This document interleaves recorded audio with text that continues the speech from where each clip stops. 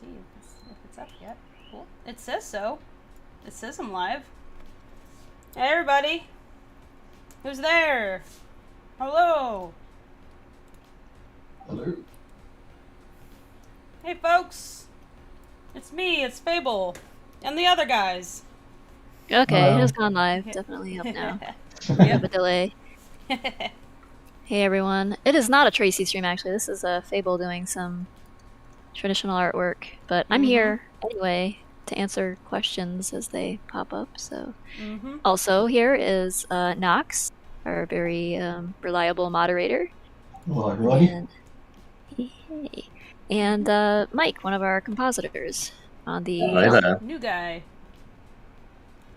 A new Mike. A different Mike. A less rowdy Mike. A British Mike. Although, I don't know. How rowdy do you get, Mike? As far as I know from all the British people that I've met, is that I think that the British are inherently rowdy. Despite the reputation of the rest of the world. Yeah, I suppose it comes down to how bad the problem is. There's the posh ones and the rowdy ones. There's you find a balance. There comes a point where you are both. Some days you are both. Is it wrong if we refer to you as Tea Mike and the other Mike as Syrup Mike? Sure. Yes, sure, yes it is. Tea Mike. Do you like tea, Mike? That'd be fine by me. I do drink a lot of tea. Same. I have a lot of loose leaf. I have a whole cabinet dedicated just to tea and coffee and dinosaurs. Okay. I went to go post about this in Lack Accord, and we've had to re-enable the old bot because the new bot is down, and the old bot automatically told the Discord about the stream. Oh. Hey, cool. Nice. Hello. Okay, making sure that chat's big enough that I can see it even with the glare on my screen, because since I'm doing Hi, Jello. I actually Hey, Jello. What's up? Hey. It's Jello. Hey, Jello Apocalypse. What's up? Hello. Hi. Hey. It's been a minute. How you doing? It's been a minute. I've been all right. Almost every time there's a ping in here, I'm doing audio work, so I can't join. But right now, I'm doing a small amount of sketches to give to someone, so I can join. Oh, wonderful! Awesome. That's Nice, fun. welcome. Guys. Yeah. Well, thank you for coming. Yeah, good to see you. Good to be. What are you up to these days, aside from sketching right now?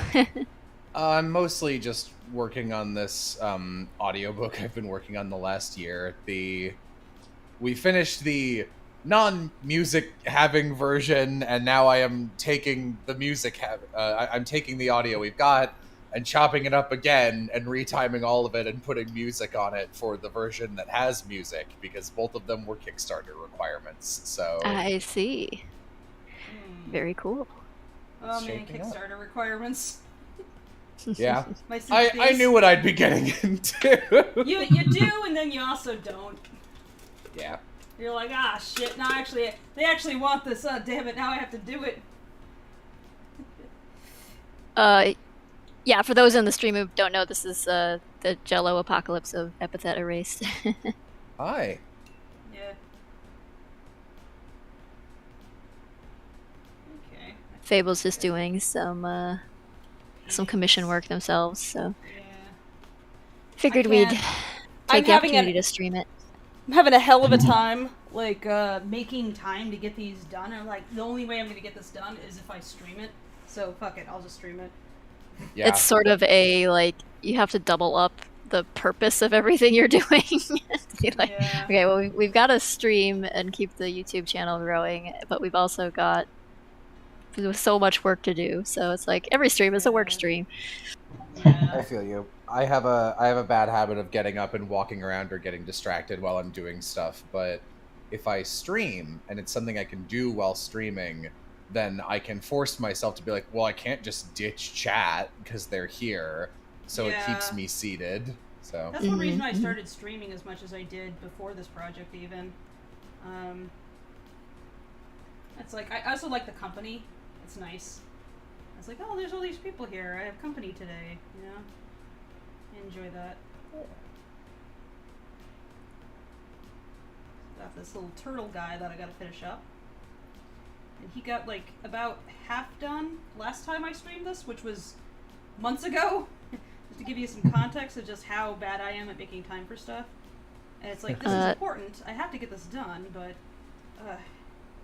Tess Salisbury says, are you guys self-taught artists, or did you do an art class or school? Both?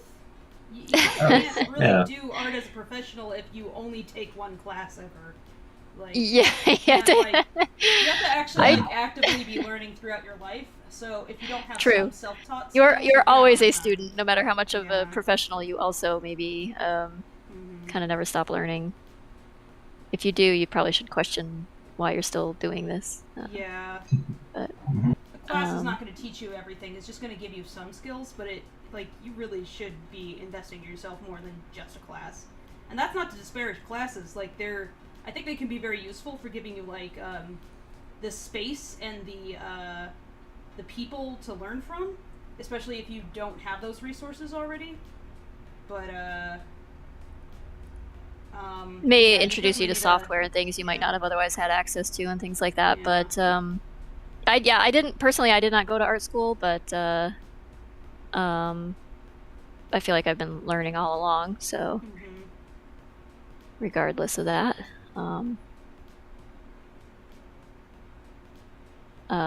I don't know, how about you, Jello?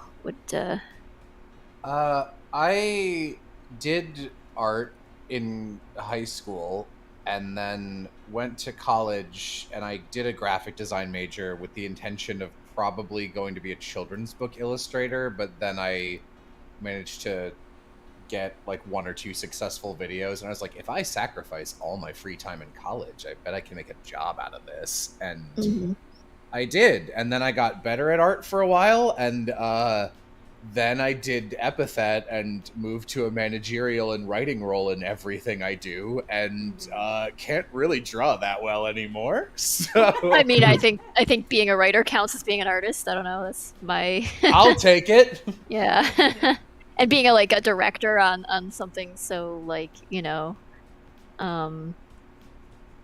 that's got such a cinematic and animation quality to it. It's it's definitely an art form as well, even as much as it is also managing people. I'm in a very interesting position art-wise, because I'm still, because I never stopped giving art feedback and critiquing because animation directing, quote unquote, but I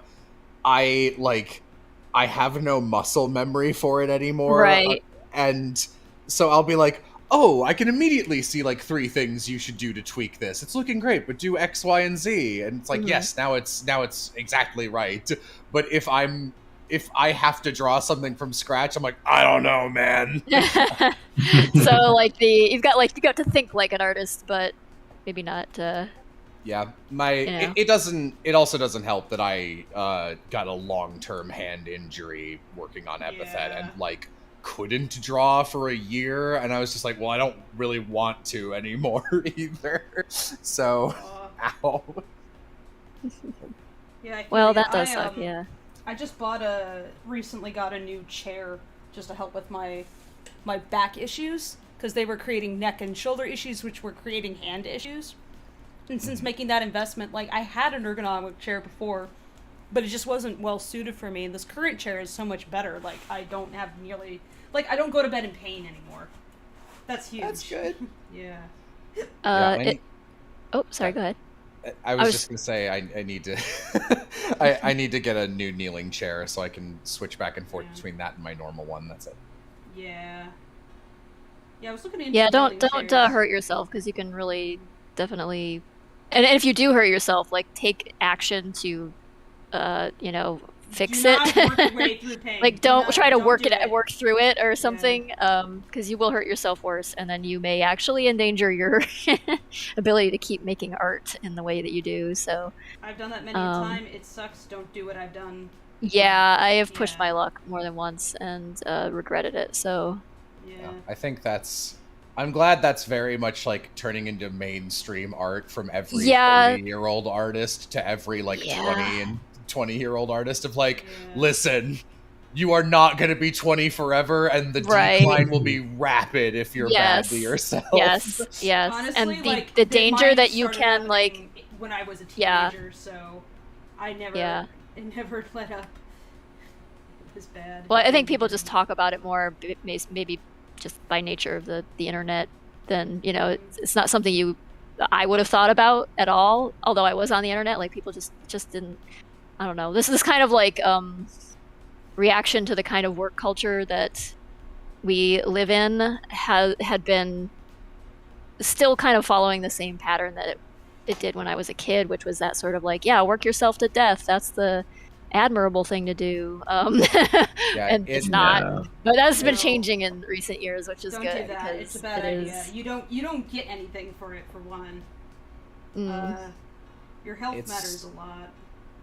It's because all websites that are popular are algorithm based, and most of them have a heavy weight towards constant scheduled uploads. Yes, yeah. Which is just not a thing you can do with any art form. You just can't. And, right. And I mean, there's the one in 1,000 person who genuinely is just no, this is my healthy output rate and I just enjoy doing this. But for every one of that guy there's 100 more people who are yeah, I think I can do that. And it's no, you are burning yourself out over a huge period of time, and it's going to take so much longer than you think to recover and if you are trying to survive on energy drinks and things like that, this is something I did for a long time, you're going to regret it. Oh, you're going to regret it later. All of the health problems that's going to cause you, and it's just, don't do that. But it was very much a culture of brag about how little sleep you got and how much work you did. When I was working in the game industry and stuff, that thing people do. It's that attitude. Teachers. Tell me, it's I'd be what happens if you're sick though? What happens? You have a deadline. What happens if you're sick? What happens if you end up in the hospital?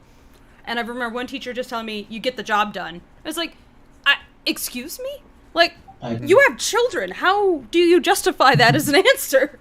It's you gotta get the job done, but also you need to teach people how to stand up for themselves. Be hey, I can't make the deadline. I'm dying. You actually have to teach students how to set boundaries, and a lot of schools don't. And I think that's very disappointing. In fact, one of the very first freelance gigs I got, when I was a young adult, was a children's book illustration thing. And I was in the midst of doing that, or I was coming up on my deadline, and I had a nearly deadly asthma attack. I had to go to the hospital for. And then I was going to miss my deadline. There just was no way around it, and I was panicking about that on top of also just wheezing my way through life, and on all kinds of medication and prednisone and things to try to get my feet back underneath me.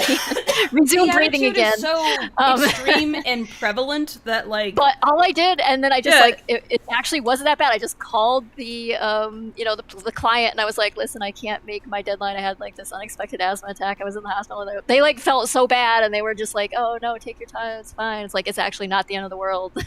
Usually if you can explain yourself, you can it's not. If a client's gonna be mad at you because you were in the hospital, I almost died. Sorry. Dude, the number of times that I've had crew members come to me and be "Hi, so sorry, so my country is at war right now, and everything is exploding around me. I'm trying to flee my country. So I'm gonna be a little late on my delivery, and I'm seriously, don't worry about it. It's not worth it." You can sense that they're afraid to even tell you this because they're worried that So and if you think that's an exaggeration, like, oh, man, it's really not. The number of times I've had people be like, sorry, one of my parents died. I'll get the work to you next week. And I'm like, you can turn it in now and go grieve. Because, it's what just the fuck, like, man, it's lesson, fine. I'll give you your money. Go take care of yourself. That's horrifying. Go. The lesson is please. Don't injure yourself, but also don't do that thing where you become so embarrassed and like ashamed or something like that you can't get something done because of circumstances out of your control. Like communicate. Don't just like shut down and then like hide and like that actually would do more damage to you professionally it's much worse to not isolate yourself. Than to just be like, look, this is what happened and I'm gonna be late, I'm sorry. One no is worth more than 1,000 maybes. Like if you're just like, hey, here's what's up, because like I have had artists and other people I've worked with just be like, oh yeah, I can do it, like out of a fear of disappointing me. And it's like I'm happy lucky enough that I get to work for myself most of the time, and I get to set deadlines. I have not earned this level of self-sacrifice from you, and honestly, nobody should unless they're like a close family member of yours. Please prioritize yourself over me. I'm not that important, trust me. Like, I'm not that important. This is not that important. Please take care of yourself.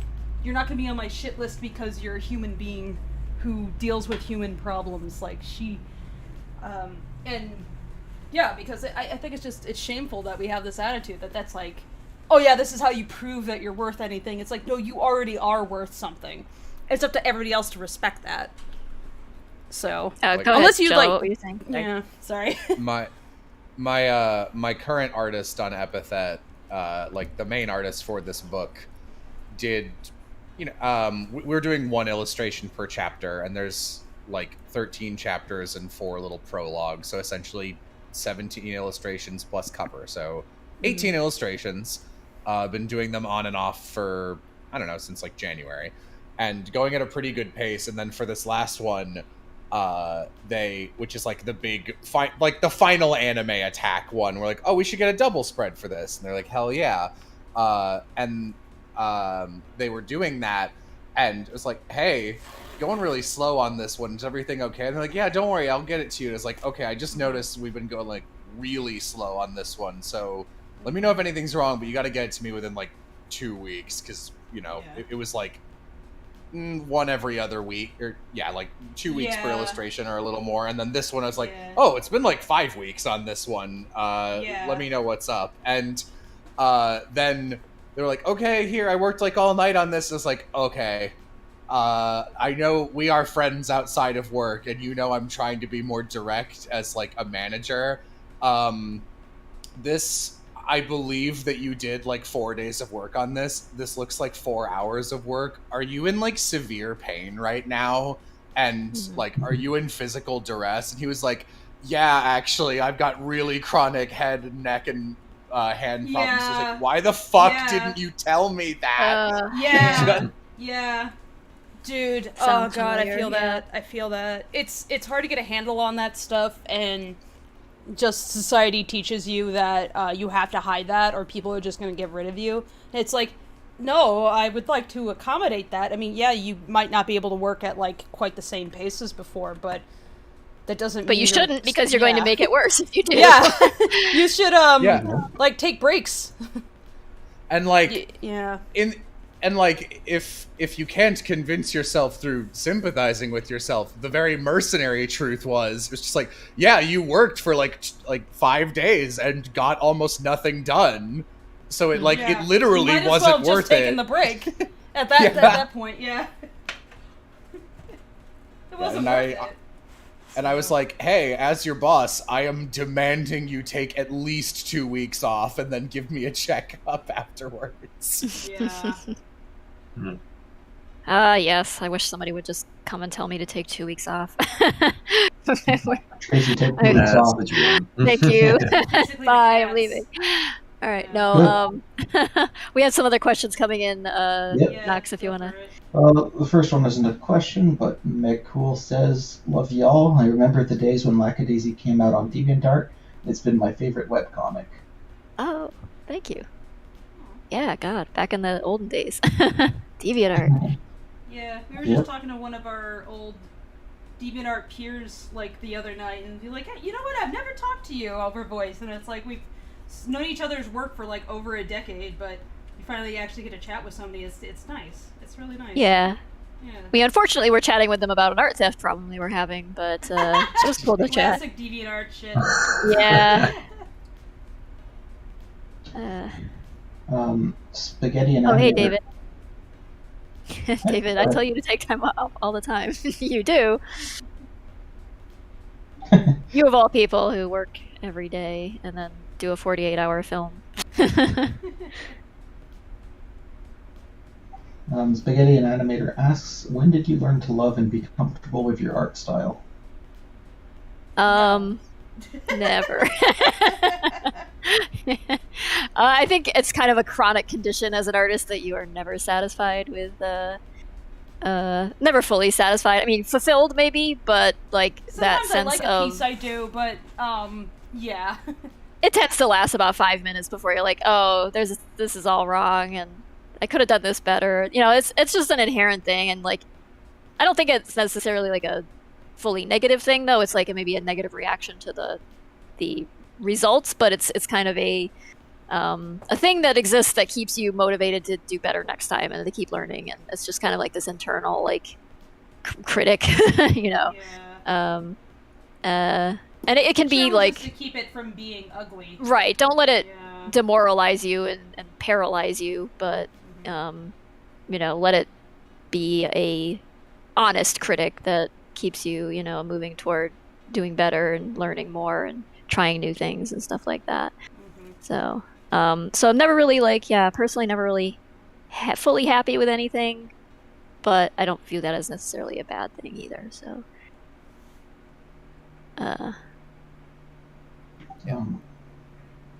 go ahead if you have something to say. Nothing more. Go ahead if Jello. Go ahead. Yeah, just a little bit. I think genuinely dissatisfaction with your work occasionally is good, because that usually means I don't remember what the term for this is. There's a great chart that goes around a lot of like this illusion that you're getting worse at something, but it's actually because you're getting better at perceiving what is good and bad about something, you're like a profession that you're doing. So as you get better at seeing that, which will happen faster than you can improve, you will think you're getting worse. And if you, I can't imagine, like if I was ever totally satisfied with my art for like a year, I'd be like, uh-oh, I might just not be improving anymore, to be honest. Right. Or you've lost the eye for like, you know, that is certainly something I've heard too. And I think it holds true given my experience, is that your sense of what is good and your understanding of good composition and good staging and good color, use of color, good, you know, use of values, and all of that sort of stuff, like good anatomy, good form, you know, all this like a good sense of motion, any of those things, like all of that, that stuff that you learn along the way and pick up, like your mind understands what's good and not great faster than you are able to reproduce that. And so your brain will be ahead of your own ability generally, and so you'll always feel a little bit behind where your sense of what is good is, and you know. But it just keeps you, it's like a carrot on a stick. It keeps you running toward, you know. Yeah. I'd be curious to see what your opinion on this is, since you're like a professional webcomic person. But like I always, and I see webcomic artists do this sometimes. And while like I understand the impulse, I always feel like, I guess I would say deep pity whenever someone's like, yeah, I've been like working on this for like 5 years, and it's like, you know, you can see the art improvement, it looks great. And someone will go like, I'm gonna redo my first chapter in my new art style. It's like, dude, honey. I had to promise myself when I started my comic, I said, I am not allowed to redo anything unless what I'm fixing is a typo. Yeah, I determined a long time ago. Be flawed. Just allow it to be flawed and accept that. Yeah, I couldn't do that because I feel like in some ways I kind of like the fact that it progresses over time, and you can kind of see the art grow and see it become more colorful along the way, where it starts out like fully sepia toned and everything. And that's accidental, but people ask me all the time, like, "Oh, that's such a neat thing you did." I was like, "Yeah, I totally did that on purpose." Yeah, no, I remember literally like being also on DeviantArt, being a lot younger and being like, "Wow, Lackey Daisy's really cool," and like the first couple strips and like pages that had extra color, I was like, "Oh fuck, I didn't even know that this could look better than it does, and it's looking better." Shit. Oh yeah. no. Yep. That said, like, I've definitely like felt the urge to be like, I could just redraw this and do such a better job of it. Like, I have had to reformat, like, especially volume 1 over and over again so many times, both for book layouts and you know, mobile format and things like that for like Webtoon, and fix it, touch it up, and things like that for print and stuff. And so I've been over it so many times. It's really hard for me to look at it without cringing a lot. But I know that like it's hard enough to keep the story moving forward, to do the art I need to do like at the other end of the comic where it's, you know, the story's supposed to extend from. That I feel like it would just be a huge setback to go back and try and do, because then I'd get to the point where I'd be like, oh well, now I have to do volume 2 all over again too, because this is now not up to, you know, it would just be like a never-ending Sisyphusian. And like I've seen people just be like, hey, I'm redrawing page 1 like every like 5 or 10 years. It's like, that's cool. That's a fun little direct comparison. It's when they're like, I'm redoing a chapter. I'm like, oh. Yeah, I think like that would be a fun project to just do, like, here's the first page again if I were to draw it now. But I wouldn't want to do like the whole thing. That'd be. And I think like, I don't know, you have to. My inclination would be to change a lot of things with the pacing and the setup. So that's the other thing. Things, you'd end up rewriting a lot. Rewriting dialogue, and it would turn into a whole project. And I feel like you're better off not retreading the same old ground, but moving in a forward like direction if you can. I mean, other people may have their reasons for doing it and may be totally valid. Like, you know, maybe they feel like they truly can improve upon it and make it something, you know, that's just more worthwhile if they do it over again. That's contradictory, for instance, or like they picked it up after like a decade of leaving it alone or something. Then like or they've changed as a person and they feel like you know they need to revisit the story in a different way or something. It's totally legitimate if someone has their reasons, but I just personally feel like I should do that, and you know, but. And you can like kind of have to, or you kind of have to learn to come to grips with the fact that art is going to be flawed, and finished art is better than something that's just unfinished or not done at all. And, you know. Yeah, so. My own perfectionism trips me up so often. Like, oftentimes the reason why my commissions take so long is that I'll start them and then I have to like do something else that like keeps me fed, basically. So by the time I get back to the commission, I'm that much better at the artwork, and I'm like, well, now I have to fix everything. And inevitably, like, the amount of time that I spend fixing on things means that I have to go and, like, do the things again that, like, keep me fed. And so it's just this constant back and forth, and it becomes this thing that just is never ending. So I try not to take commissions very often because of that. But also, like, I can't take commissions that I can't do long-term. It's either it's so long-term that someone's just very patient with me, which, by the way, Kat, thank you so much for being patient with me. Or it's something that I do in the matter of, like, just one day. And there's, like, no in-between. There's zero in-between. Everything is either right now, or it ends up getting backburnered for so long because I just have too many things, like, pulling me in too many directions. And then I have, like, health issues that just getting this chair has helped, but Jesus, like, when your back is fucked up, it is really, really bad. You can't do anything. Yeah, I mean, that affects everything, so. Yeah.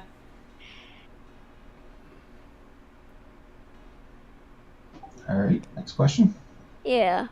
But by the way, Jello, when I try to squeeze a question in when there's a pause, if you still have something to say, don't hesitate to stop me. I just try to get them in when I can. Yep. Arthur Wolf says, how did you come across Sungwon and why did you bring him into the team? So yeah, I knew about him because he, way back when he was first starting to establish his sort of online persona and get himself going as a, you know, online creative person, he did some Lackadaisy dubs of like the mini comics. and he would do Mordecai. He did some some Victor voices as well. Like he'd do comics with the two of them and do both voices. And I think he did a Rocky as well. Yeah, like he could do any voice really. He's very versatile. But I just remember thinking like, yeah, that's pretty much Mordecai. A lot of other people would do him, but do him like give him a British accent, which that's cool if they interpret him that way. But he is actually from Brooklyn, or from Manhattan rather. So he doesn't sound quite like that. But before Manhattan was fancy. Yeah, definitely not fancy Manhattan. But yeah, so when it came time to start talking to Fable about like, okay, who do we envision, like what do these voices sound like, and do we have any actors in mind, I just kind of threw Sungwon's name out there and kind of expected like, I mean, that would be ideal, but like he's such a big deal now, I don't know that he'd be interested at all. But Fable was like, I don't think Fable knew who he was. I had no idea. I'm an idiot. So Fable, but it worked to our advantage because Fable was just like, oh, just email him. And I'm like, oh, okay, I don't know if we have to like go through an agent or something. And I was like, but I don't care. Fable just went charging in and like, hey, Sungwon, and flagged him down, and he basically he was down for it. So and I'm too much of a moron to realize that was maybe the least acceptable way to do that, but it surprises people enough that people are like, okay. But no, he genuinely was interested. He was like, oh yeah, no, I love Lackadaisy, he was extremely accommodating. So yeah. I remember am I misremembering actually? Were like at least some of these auditions open call at some point, like were there? Yeah, we did. Yeah, because I think that's how you found out about I know you auditioned for. I did audition. I remember. I think he'd already auditioned by that point, but I did throw it at him, and I was like, "Hey, that's your voice. Is this character? I remember from these dubs. You should audition for this." Yeah, I think he just became like. The auditory memory, like, just sunk in with me and I think a lot of other people, and are like, yeah, that's just his voice. I mean, so we barely had to direct him at all. I mean, he's such a professional, but he's very really fun good to work with at taking a very dry, otherwise dull voice and making it extremely funny. There's just something about his delivery where it's so dripping with disdain that it makes you laugh because you're like, oh my god, this asshole is really funny. But he's nothing like Mordecai, by the way. He's like, totally, he is not. I mean, he can be a very dry guy, and he only killed like that one dude. Fella, but he's just that one. But he is not Mordecai. Oh, thank God. We have had a lot of jokes about accidentally casting the characters as themselves, but thank God they're not too close, because otherwise Sungwon would be impossible to work with, and God forbid Mike was any worse. There's a super chat for you, Tracy. Oh, from John GDDR5. What do you guys study to be able to draw comics, design, and invent characters? I've been trying to study artists and animators, but it's not clear. First of all, thank you for the super chat. That's really helpful. We put all that money toward the film. What do we study? I mean, kind of. The studying is kind of, in part, just like reading and enjoying other comics. I think you kind of learn as you're doing that, and you just if you're like inherently just, taking in what you're reading and looking at, you're kind of taking influence from those things, even whether it's deliberate or just on a subconscious level. Like you just absorb, techniques and ways of doing things. So I'd say like just find the comics you enjoy, and then like maybe go back and look at them again with an eye toward like what is this doing that I actually like, what's drawing me to this, and what can I learn from it. What are the panel arrangements that work in like how is it doing camera angles, and what's the staging look like, and how are they doing speech bubbles, or that and that sort of thing. But I mean, character design is kind of a whole other like art form that, of course, is woven into doing comics. But inventing characters, that's a tricky one. I think the easiest thing for me for inventing characters is think of people you know and how you would, like... Think of people you know. Them? Yeah, reinterpret them. Just, like, be like, okay, like, what if I was to write my uncle? Mm-hmm. Like, who is my uncle, picking up pieces of that? And obviously you're not doing a one-to-one translation, but the differences are where you have a unique character. And oftentimes it's like pieces of yourself also that you're reinterpreting in different ways. You're like mix-matching them with different stuff. I think that's why you see a lot of people doing like anthro/furry characters, because you can sort of just like, it's kind of a like obvious thing to do is to say, like, take an animal that somebody reminds you of, or like somebody's personality has like some traits in common with this animal, or you make associations with it, and just like draw them as that animal, or take a personality like that and interpret it into an animal character of some kind. It's a fun kind of caricature. It's a good exercise, yeah. But there's also like just sitting down and scribbling out ideas, and starting with like your idea for a character, whether it's just something you're doing for fun or whether it has a story purpose of some kind or whatever, and just make like a free association game out of it, where you're kind of like lining up shapes with personality traits and things like that, and you can kind of do the obvious things, like the sort of like more conventional sort of like, oh well, female characters are curvy and soft and have round shapes and things, or you can like take that and just like flip it on its head and try something that just like does the exact opposite of that but still conveys like femininity or something. Like just do experiments, have fun. I think ultimately whatever you do has to be something you're actually interested in. You can't just make a character to fill in a box. You have to actually be interested in who they are, because otherwise they're not going to be anything more than a cardboard cutout that just like serves a purpose and nothing more for you. Oh yeah, and, that's not really fun. Yeah. When I'm doing character creation for a story that I have some emotional investment in, I definitely am much more interested in it than if I'm doing it just because I've been tasked with it or something. It's if you understand the character and the story and the backstory, or you have some like basis on which you can relate to the character, it's definitely a much more like fulfilling task, I guess, and so you might give it more attention than you otherwise would. Not even deliberately, like, not to say that like I put less work into other things or something, but just definitely more like mentally present, I guess, as you're like rendering the character and really thinking about like what these shapes convey about it and what its overall form communicates. Some folks are asking what the character in the thumbnail is. Like, are they like, oh, is it female Zib? It's actually like this fox wolf or whatever, and they wanted her with like a Tommy gun and stuff, so I'm gonna be finishing her up after this, but I have to like redraw this Tommy gun because this log in her hands is nothing more than a stand-in. Right now it looks like a badly done bazooka, which is definitely not intentional. So I gotta fix that before I start painting. Sorry. It's just a stick with some nails in it. Yeah. He is stand-in. Since we have like a CG Tommy gun, what I might actually do is pop that up on my other screen and just like get the right angle and then just like eyeball that and just try to draw that. That's convenient. Right now I'm just kind of like doing some line work around Ket here, trying to sharpen up his details a bit.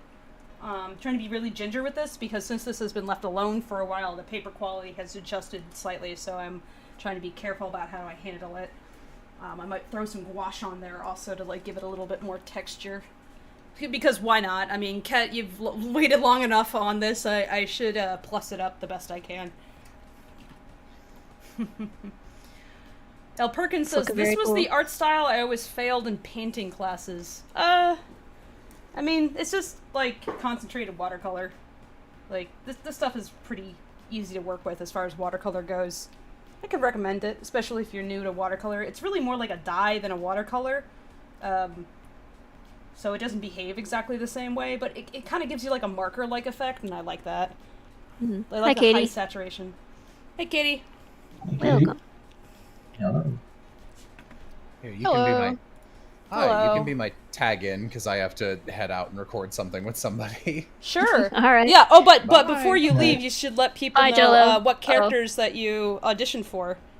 Because you said Oh, that you yeah. auditioned for some I characters, think it but was you didn't say Zib. who. I think it was Zib, actually. Yeah. I think you were actually like one of two You people were- we narrowed it down to. You for were one of Zib. our Yeah, top I was. two. I got a call back for Zib, but Yeah.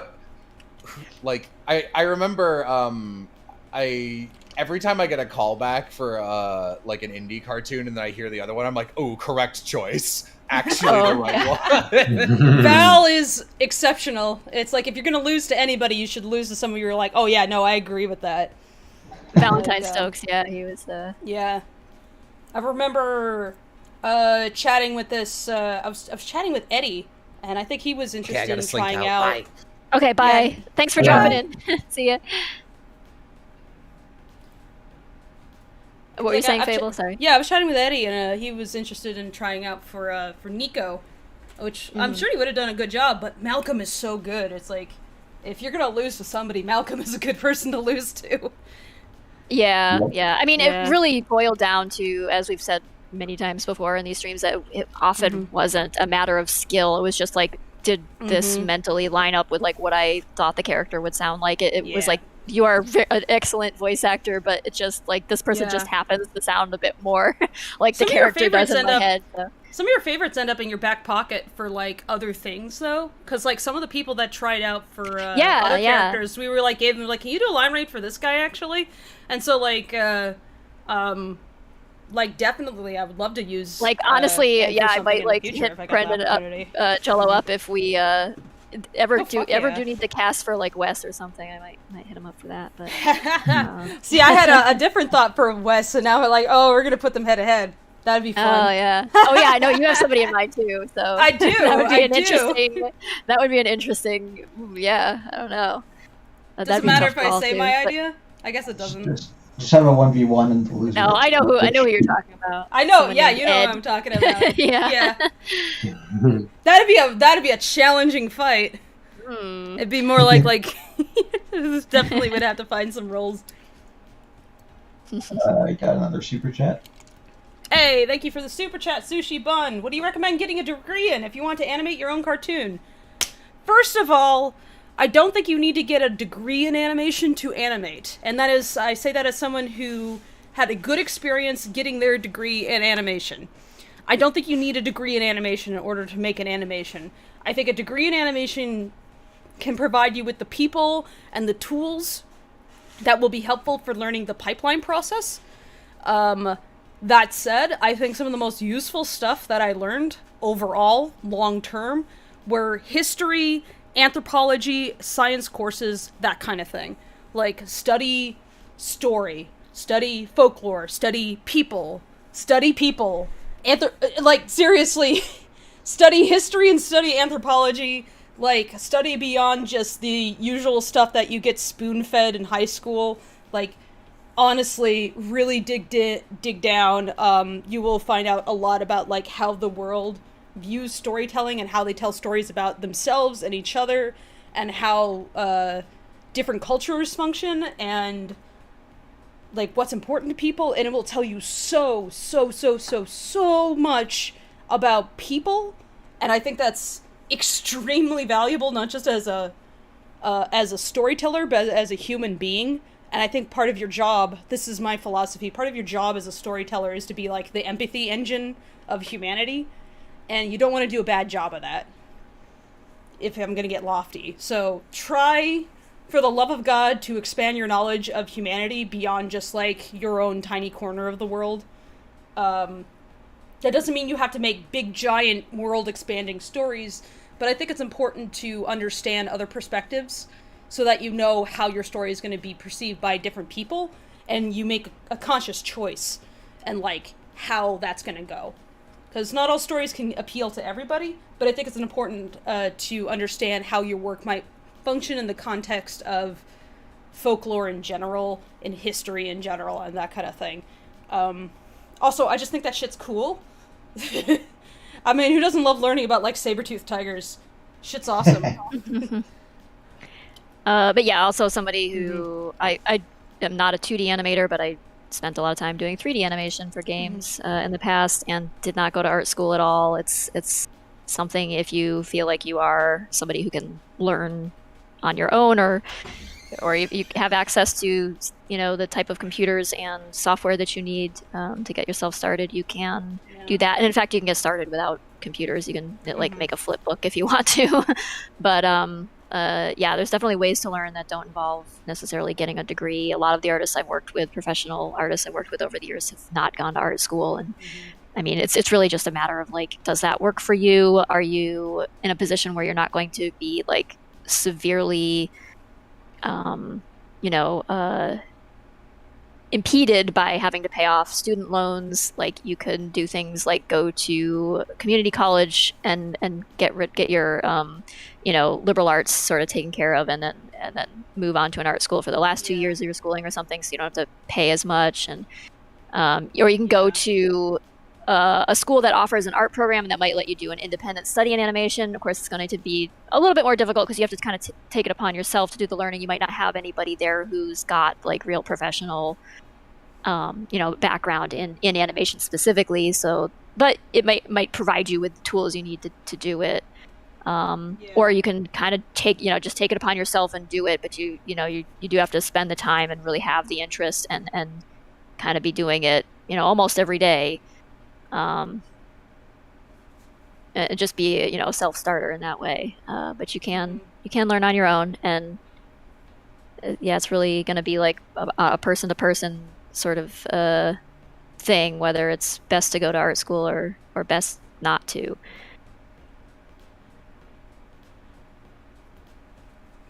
But there are paths, whichever direction you take. Becoming a professional artist there's so many different ways of doing that. I'd say that, hey, focus, damn you. Sorry. I'd say that what formal education can give you is a similar language to other people in the field. So if you're not getting a formal education, please try to learn that formal language, because otherwise communicating what people want when you're in a job is going to be more difficult if you don't know things like what is atmospheric perspective. Or what is perspective in general? Like, what does 1 point, 2 point, 3 point perspective mean? What do they mean when they say humorous? You know, that's not a joke unless it is. So that's the kind of thing that you might want to study up on. Also, it's just like terminology, because it's the shared language of making cartoons will help you make cartoons as well, once you are collaborating with other people, that is. But also it can help you in your study, because then you're like, okay, I know what this thing is called, and so I can like look inside this category of thing and like research more into that. So like as you learn more language, it opens you up to more language as well, which helps you notice also like how to pick apart when you're watching like cartoons and film and stuff, the stuff that you might want to start paying attention to. It's like how editing works, how sound design works, how pacing works, how character design works. That can all be extremely helpful. And there's a lot more tools to doing that independently now than ever before. So definitely take advantage of it. Even if you're currently in school, I would take advantage of it. Also, hey Greek. Hey. Yeah. We're currently starting to YouTube. It's nice to see you. What's this about teetotalers I keep seeing in the chat? As Lee was asking, like, I have several questions of is the word teetotaler used in Lackadaisy? Is it ever spoken in the animated pilot?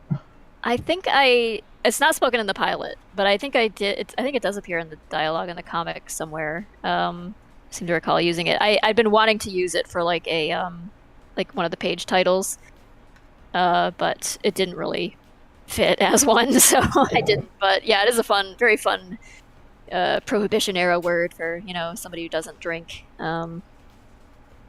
Usually refers to somebody who doesn't drink on like a moral basis, I believe, specifically. But there are not a lot of teetotalers in Lackadaisy. Although Rocky kind of is one, ironically. By kinda, what do you mean? He doesn't drink. He just doesn't. It's for the best. Yeah. He's already barely in control of his emotions. He doesn't need to loosen up at all, I think. No. Doesn't need any social lubricant. I mean, he kind of does, but not in that way. Not that way, no. He needs to relax, is what it is. Mm. If he could relax a little bit and just be confident that it's fine, buddy, you don't have to push it that hard, then maybe he would be okay, but alcohol's not going to make that happen. Give him some chamomile. Give him some warm tea and a blanket. Yeah, I'm sure Nina has tried everything. I want to see Nina's many attempts to do her version of therapy on that boy.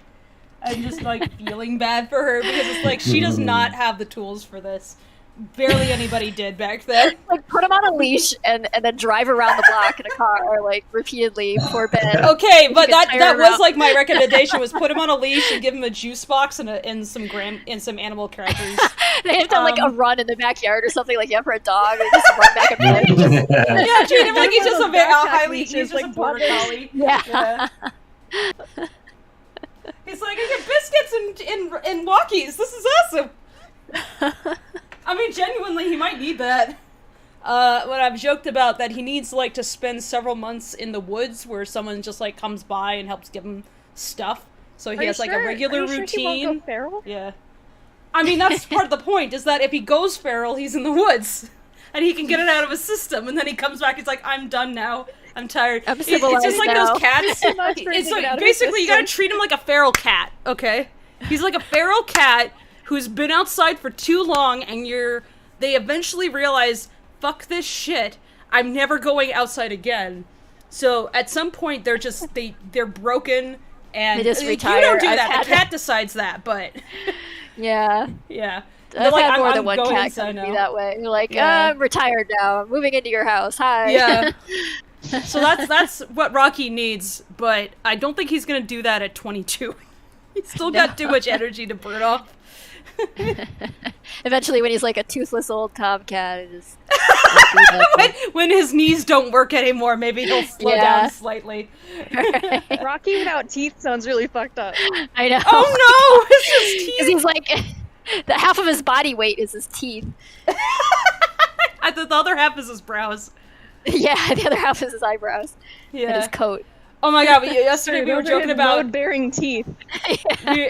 The other day we were joking about, like, them as kids, and if you put, like, woolly bears over his eyebrows, be like, look at me, I got funny eyebrows, ha ha! And then he grows up to actually have woolly bears as eyebrows. Ha ha! It was a really funny joke, yeah. You should get some dentures that make his teeth even bigger. Oh no. Sabertooth Rocky. Yes, let's go. Kare, if you have questions, you can come on stream and ask them. You don't have to ask them from chat. Kare, what are you doing? Yeah, you're welcome to come in, of course, Kare. I hope Kare knows that she's welcome in here anytime, but it's fine if you want to stay in chat too. Kare wants to know about our Lackadaisy OCs. Everybody in the stream. Everybody. I mean, I don't think I'm allowed to have OCs. I mean, they are my OCs. We talk about them enough. Let's hear about yours. Fable, you've got Piano Cat. I got Quincy, who is a joke about myself. It just started as a joke of, like, okay, so I wanted to draw myself with the characters, but it was supposed to be, like, in-universe, so what I ended up doing was I just took my Microraptor and just adapted that into a cat, and then it became a whole thing, because I was like, well, okay, what would I be doing in the 1920s? And I was just thinking about what would happen that, you know, I'd probably pursue, and, like, skills that I have that I would pursue a little differently, perhaps, especially because it's not, like, animation was not, like, a really broad medium at the time. Although, interestingly, Disney did start in Missouri. So, I like a... Yeah, well, he was... He lived part of his youth in rural Missouri. Yeah, yep. But yeah, but because of that, like, it became funny to kind of imagine then, was like, oh, what would this character be doing, like, interacting with the Lackadaisy characters, and what would justify them being around?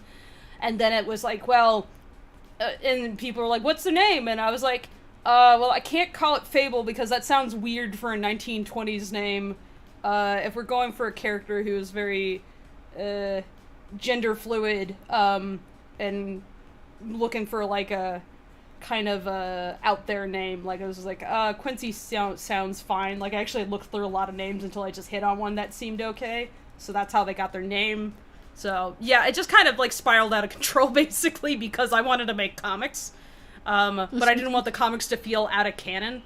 I mean, they were out of canon. They're basically fan comics, but I don't know what's a fan comic when you're also working on the project? That's a weird an official fan comic. Official quote-unquote fan comic. Yeah. One where I ran it past Tracy as I was working on it. I was like, is this right? I don't know. Yeah. It just fits into the way the mini comics are kind of just like in universe, but not necessarily true stories in universe. Like Rocky Werewolf and everything like that. I'm glad that people liked Rocky Werewolf. That's real. Oh, that actually happened. Yeah. Totally happened. That's what happens when he turns 30, by the way. Oh, okay. Just turns into a werewolf. His eyebrows reach maximum power, and he just... His eyebrows become his entire body. Yeah. The Rocky Werewolf stemmed out of working on... a joke because, we were working on the bedraggled Rocky for part of the film. Like, he had to have, like, a addition to his character sheet of him being kind of a little fucked up, and a little. I hope that's what was written on the sheet too. And he just looked fucked up. Yeah, pretty much. So he just looked like kind of shaggier, so it looked like he was like turning into a werewolf or something. So we just ran with it. And then Fable did all these like really amazing comics. Oh geez! Oh no, it's too the full funny. moon. You just have to like collect all those comics and make a post about them this October or something. Yeah. So everybody can find them in one spot. I finished the saga last October. I actually finished it. Like I had like that last comic was drawn up and everything and almost done during when I was originally doing the series back in 2020, but the trouble was I ran out of time. Yeah.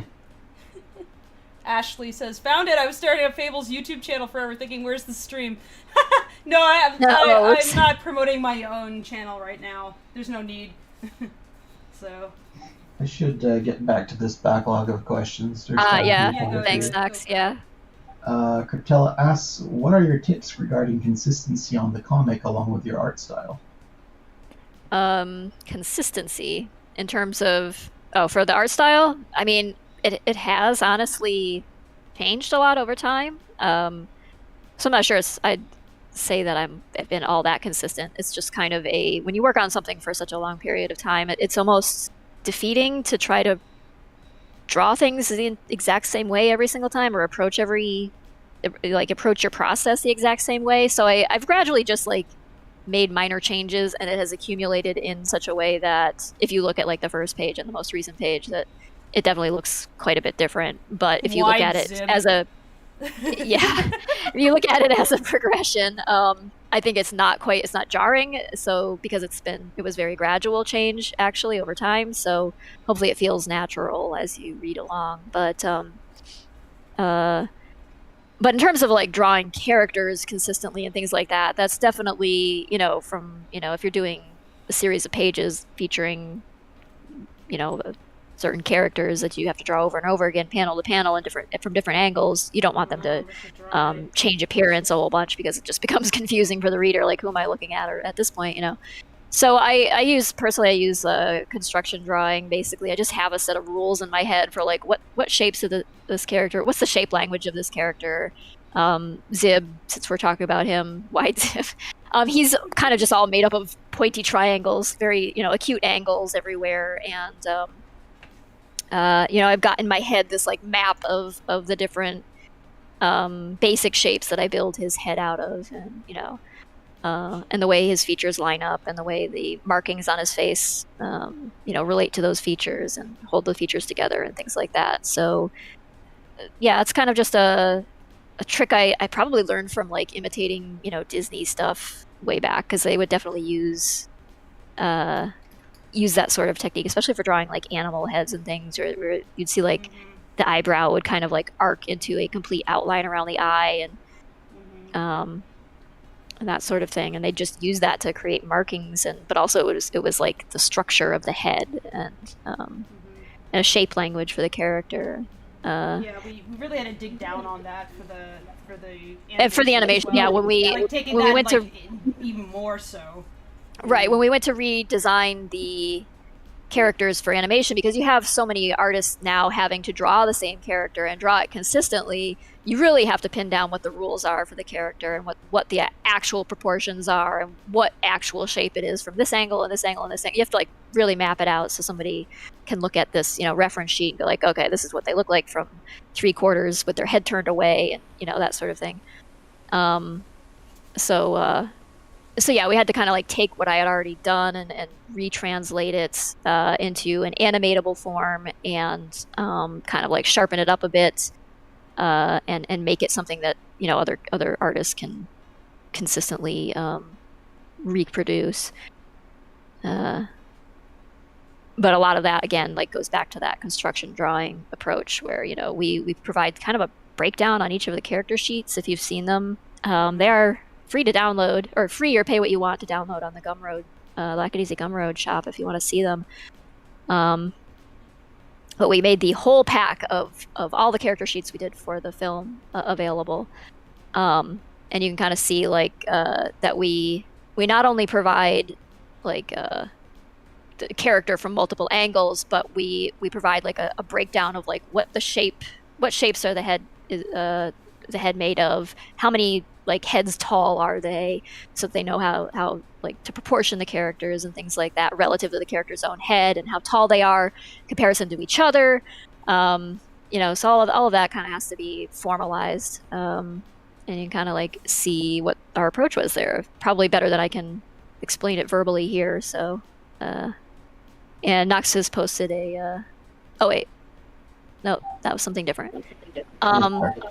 Yeah, let's post a link to the Gumroad, so if they want to find those character sheets, they can. 1 second. Thanks. Sorry about that. No worries. Sorry, there was a question about what dog breeds, so I just linked the lack of dogs. Oh, okay, that's what that was.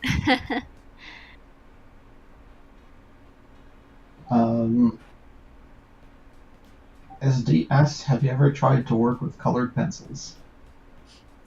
Yep. I used to do almost exclusively colored pencil and watercolor and gouache work for a long, long time. I held out on my traditional stuff until I switched over to mostly digital painting, but I still do all my like comic panel drawings in pencil. Yeah, like I used to have a big old set of Prismacolors that I really loved. I don't know, Fable, you had something to say too. Oh yeah, no, it's Prismacolors, comics, that was my go-to for a while, especially when I was on the convention circuit. But I got tired of having to lug all that stuff around, so I just started switching more to watercolor, and now I'm more into gouache because I want to work with opaque medium as far as like traditional stuff goes. I find you can kind of mix I used to do that. I used to like every piece I'd make would be like a mixture of watercolor. Like I'd do backgrounds in watercolor, and then I'd do like the characters in more opaque gouache and colored pencil. Kind of just like blend them all together. That would be good. I've been trying to do pure gouache lately, just to kind of like get a sense of the medium itself instead of being like treating it like a chalkier watercolor and just seeing what comes of it. And that's been really interesting. Just doing it more traditional style, just to experiment. I'm gonna get a lot of good things out of it. I've been doing a lot of plein air painting with that in mind. Going to the zoo. It's been pretty fun. Yep, it was fun watching you work on that at the zoo. Yeah, that's right. You went to the zoo been, it's always fun to see what you come back with like the pieces of art you post on the server. Yeah, thank you. Yeah, I enjoy sharing it.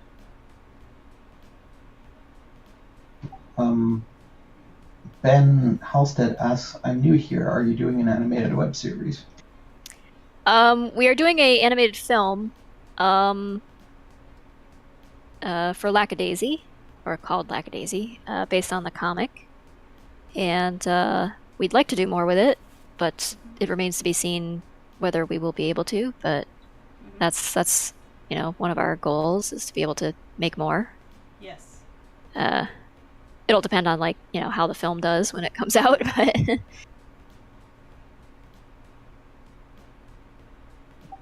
Mysterious Hawk asks, who's the most British character in your comic? Bobby very literally is British, so probably Bobby.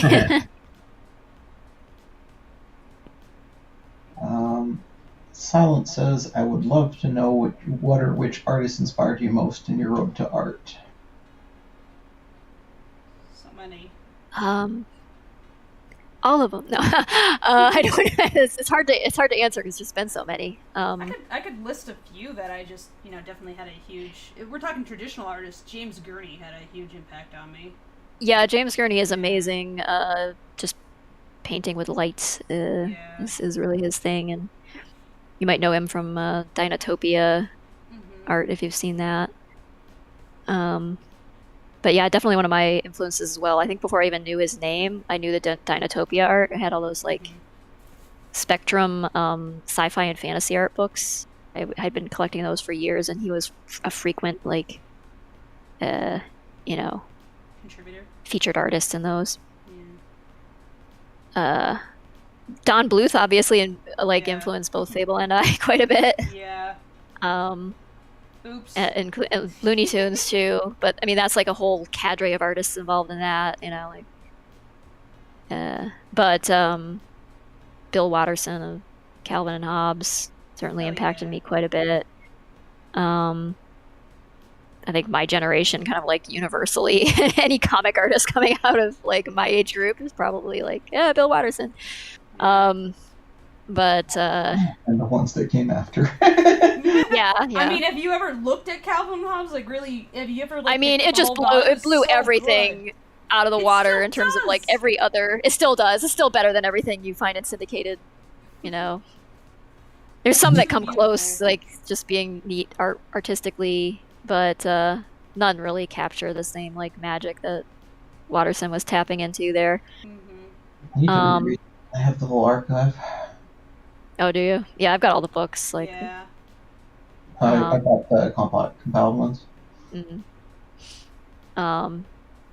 I used to be obsessed with the pre-Raphaelites for some reason. I went through a whole phase of that, trying to paint with that realism, but better than real and natural light sort of thing. I was never that good, but I definitely learned a lot trying to imitate that, I think. I am unironically really into Van Gogh's work. Not just because I like that you can see the texture. Yeah. I feel my sense of what are the things that attract me more these days are less super realistic, hyper realistic. I think we all or a lot of artists go through that phase where oh, that hyper realism, that's the epitome of art, and and now these days I'm no.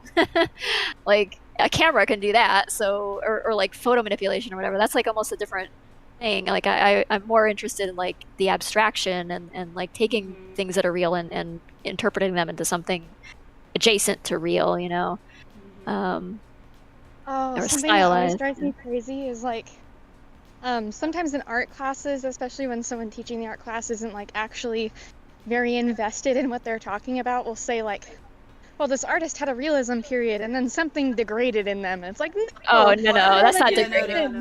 No. They built their skills, and then they decided they wanted to do something more. Yeah, it's honestly, it's you form your basis of understanding based on observing reality, and then you take that and twist it around and make fun things with it. It's you don't have to stick with, and it's not a regression to say, okay, I understand how to draw the human form, now I'm going to fuck it up for fun. That's art. That's the way that you understand that you actually know the human form, when you know it so well that you can fuck it up. Right. I think, yeah. Go ahead, sorry, Kari. Yeah, no, sorry. I do see a lot of artists that I was like grew up with, that very suddenly like went to a very realistic stage, and I kind of just stopped vibing with them because they lost like a lot of their expression, like the like pushing the dynamic of their drawings went away the moment that they decided to strictly adhere to realism. Right. Like, they went as far as a human body normally could. Right. And I was like, part of like, the fun. It's still cool. Yeah. Yeah, it's like technically impressive still, but it's like, but where's the artist in this? It's like if it looks photoreal, or it looks, so true to life. It's like, but where's the artist's, personality in this? Whereas like it's so like it's all just technical skill at that point. And while that may be admirable in its own way, and I certainly wouldn't discount it as being like not art or something. I think it absolutely is. It's just a different kind of art. And I feel like I've like as I've matured as an artist, I've grown more appreciative of art that doesn't take quite so literal an approach to everything, and feel like abstraction that comes from a place of knowledge, however, is probably the best kind of abstraction because it's informed abstraction. It's like yes, I could draw this. Well, I could draw this like as if it were a real human or animal or whatever, or I could draw a building or something like that. But I could also do something more than that you don't see in your day-to-day life, and to put some emotion or feeling into it that is in addition to I don't know. I'm just rambling at this point, but other artists with big impact. Leyendecker would take the human form, and like the way he would interpret it still would feel very realistic, but like enhanced. And a lot of that was just like his approach to his brushstrokes alone. I really like the way he kind of defines the geometry of something with some brushstrokes that he just leaves in there, even though he doesn't need to, and it makes it look sort of like unfinished and slightly messy, but that adds something to it. It's like, he can paint photorealistically, but he can also do this gestural stuff here that just like really brings it alive in some way beyond that, where it's like Norman Rockwell really wouldn't do that kind of thing. He'd go for more like these two are both from contemporaries from that like golden age of American illustrators at the turn around the 20s and 30s and turn of last century, which has certainly impacted my art a lot these days, since we were on the topic of artists who've impacted you. But like that whole era is like full of just these masterful artists who really glommed on to add art actually as a means of like really being really like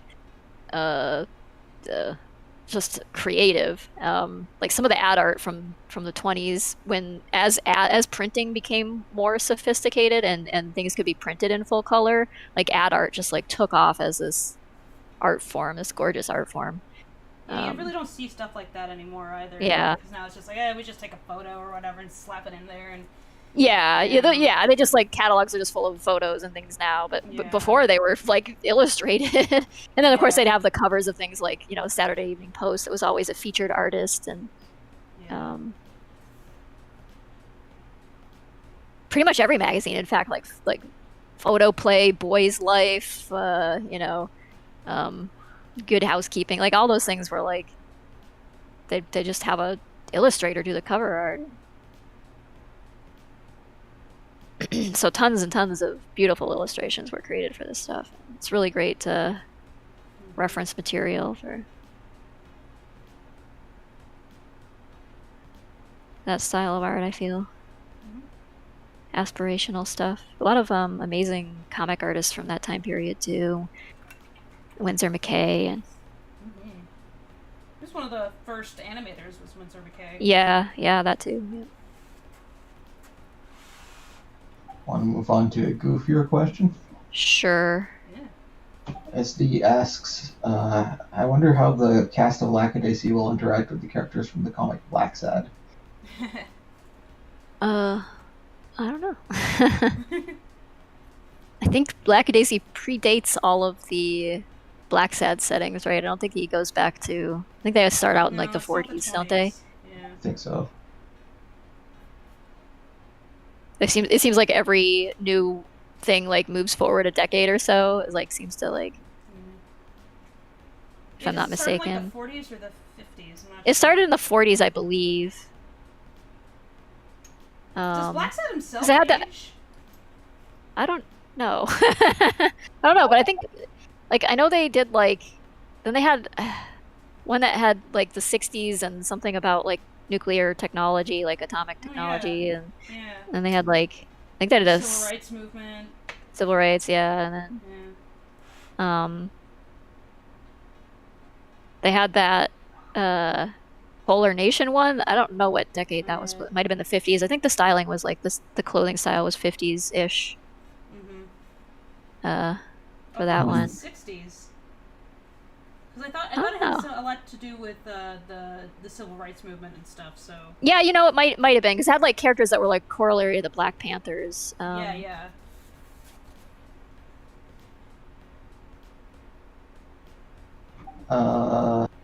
Spaghetti and Animator asks, what kind of 3D animation have you done before, Tracy? For games, you know, lots of 3D character modeling, animation, rigging, that sort of thing. The animation was generally looping stuff because, of course, it has to be pieced together into a character you control or an NPC who has, you know, scripted things that they do. Sorry, my cat's licking my face right now. But occasionally, like, the more fun stuff was to do, so you do, like, you know, sword swipes and run animations and idle animations and sitting animations and standing animations and death animations and, you know, all that stuff that goes into making a character seem like it's, you know, like, all those things have to be played, in succession to make the character seem alive, but you're kind of just doing like one little looping snippet at a time for the most part. And then of course there'd be like interstitial stuff too. So we'd do slightly more cinematic things where, like, you know, you might have like a piece of story told in the midst of something, and so you know, that was like nice head, Fable. Huh? Oh, sorry. Hi, Maya. Sorry, it's just trying to get like real up close to it. But it does like sprite animation and stuff too for other like mobile games and things. That was 2D stuff, or sometimes it was 3D and then rendered into 2D, or, you know, just like you'd model the character and pose it and then take that image and use it as raster art that you'd use as like an animation frame or whatever. Lots of different things. Yes, hi, Maya.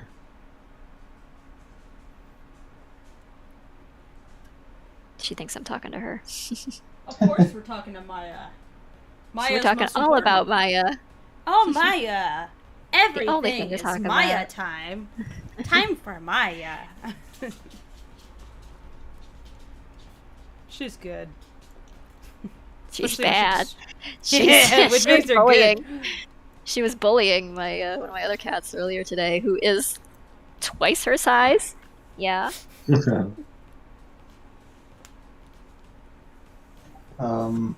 SD, actually, there's two questions here I should lump together. SD asks, as an artist, what is some financial advice you can give? And Ludum D. Rogers says, for those interested in working in Japanese animation, what financial advice do you have for those who don't want to work 18 hours a day at the worst possible pay? Don't do that. Yeah, I mean, yeah, I know there's a lot of, like, in both manga and animation, they really push the artists to the limit and don't pay them particularly well, from what I hear. Yeah, it's not healthy. I mean, as an indie art. Oh, sorry. Go ahead, Kari. Oh, sorry. I was just going to say I have endeavored into trying to get a position in Japanese animation. The positions that they handle are very different from the ones that are used in the West. Like they have keys, second keys, cleans, in-betweeners, and so on and so on. In each position, unless you're a senior, it's kind of very poorly paid, and it is like very labor intensive, and deadlines are very strict. And I wouldn't recommend it unless like it's one specific company that can and like offers better both wages and working times. If not, I think it would just be a better idea, like what I'm doing right now, is to wait and see if the industry slowly gets a bit more like livable in that regard, because as it is, it's very much overwork and low pay. So pretty as Japanese art is, unless it's a studio that you can see that the wages and times of work are very good, I think it would be better to just start off in another country. Yeah. It's like if you're gonna take their wages, then don't take them in. Don't like spend thousands and thousands and thousands of dollars and put yourself in horrible debt just to go to a place to take terrible wages. I don't think that's very helpful. Right. Especially if you're moving there, it will be impossible for you to live. You will not make it. So there are studios that do contract freelance. But you still have to know, one, the language, and two, how everything technically works, because you will be assigned into one of the pre-positions. Like either second keys are usually for the people that have more experience, so you'll be in-betweening or doing cleanups or fixes. So you can look for one of those, but I would really recommend you get the practice from other projects beforehand, because you will be asked very rigidly to follow what they can do, and they don't give a lot of explanation.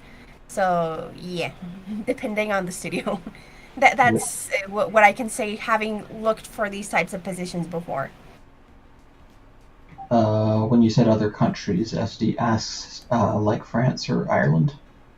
Oh, I have never worked with any French or Irish projects, so on that one I can't say much. If anybody has, maybe they can respond. I've only worked for American, Mexican, and Canadian, which are pretty good.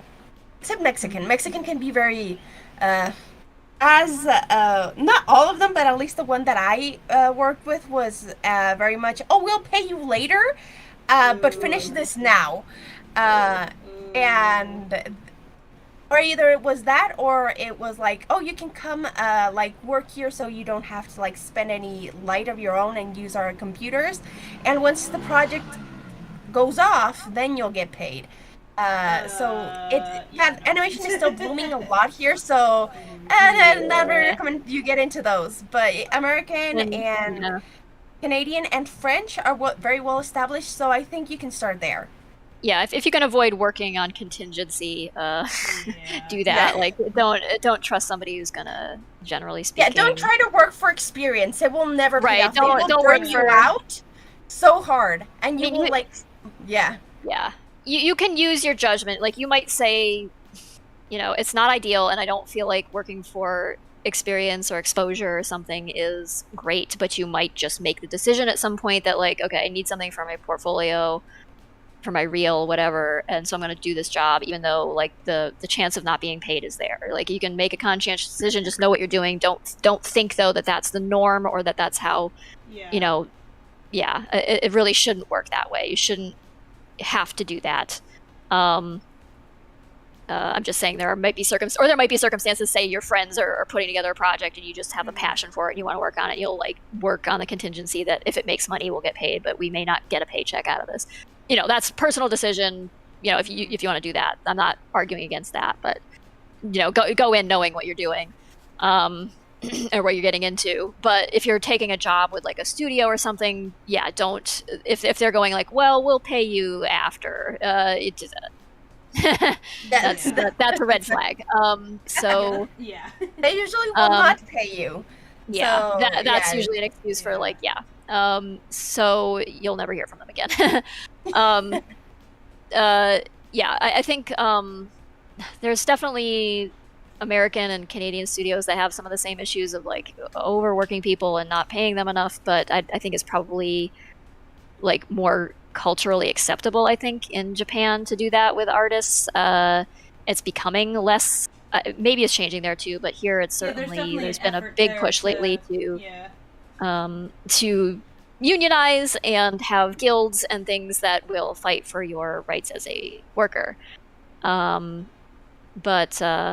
yeah, I mean, I would say you can probably find comparably quality work in like even in indie spaces if you don't want to move to Japan or something in order to, I mean, I don't know where you are located, maybe it's convenient for you to move there or what have you, but I mean, you can find indie projects. I mean, one of the things we're doing is in addition to making our own film with Lackadaisy, I mean, trying to have a more healthy like approach to work-life balance for artists. Like, we know we're not paying. I mean, this is a freelance gig. It's we try to make room for artists to do other projects along the way.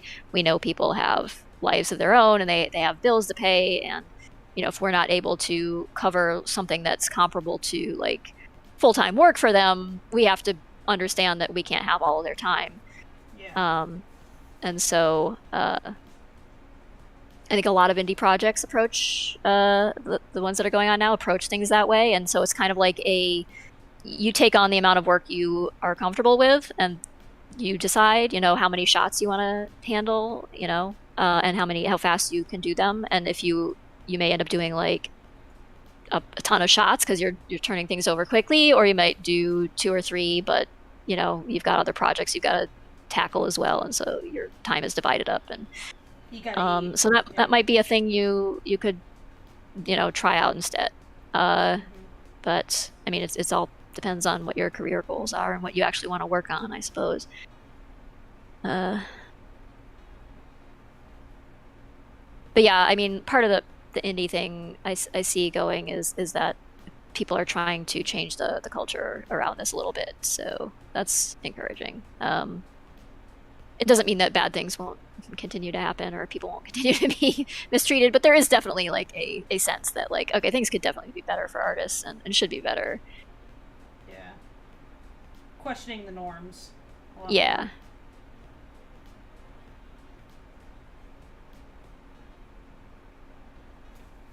But as financial artists, I mean, the part of that question was like financial advice for artists. Yep, in general. Don't quit your day job unless you can't afford to quit your day job. Right. Yeah. Live frugally, budget. Yeah.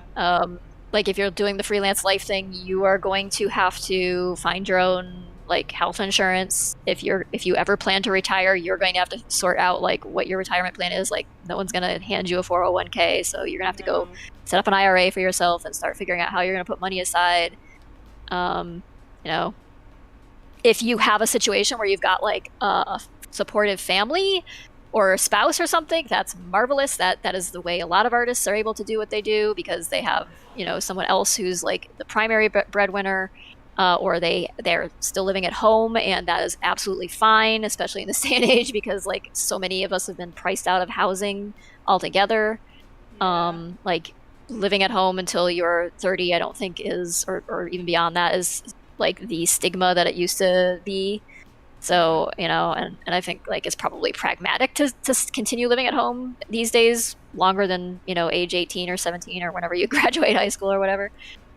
So if you can do that, like that might set you up to like find your footing as an artist. And if if you're not having to pay thousands of dollars in rent every month, that's like, you can put that money toward, the equipment and software you need, and you can start saving money so that when you do go out on your own, you have a little savings bedrock you can fall back on and not have to panic if you have like a month that goes badly and you get ill, or you have to take some time off, or you don't get as many gigs as you need.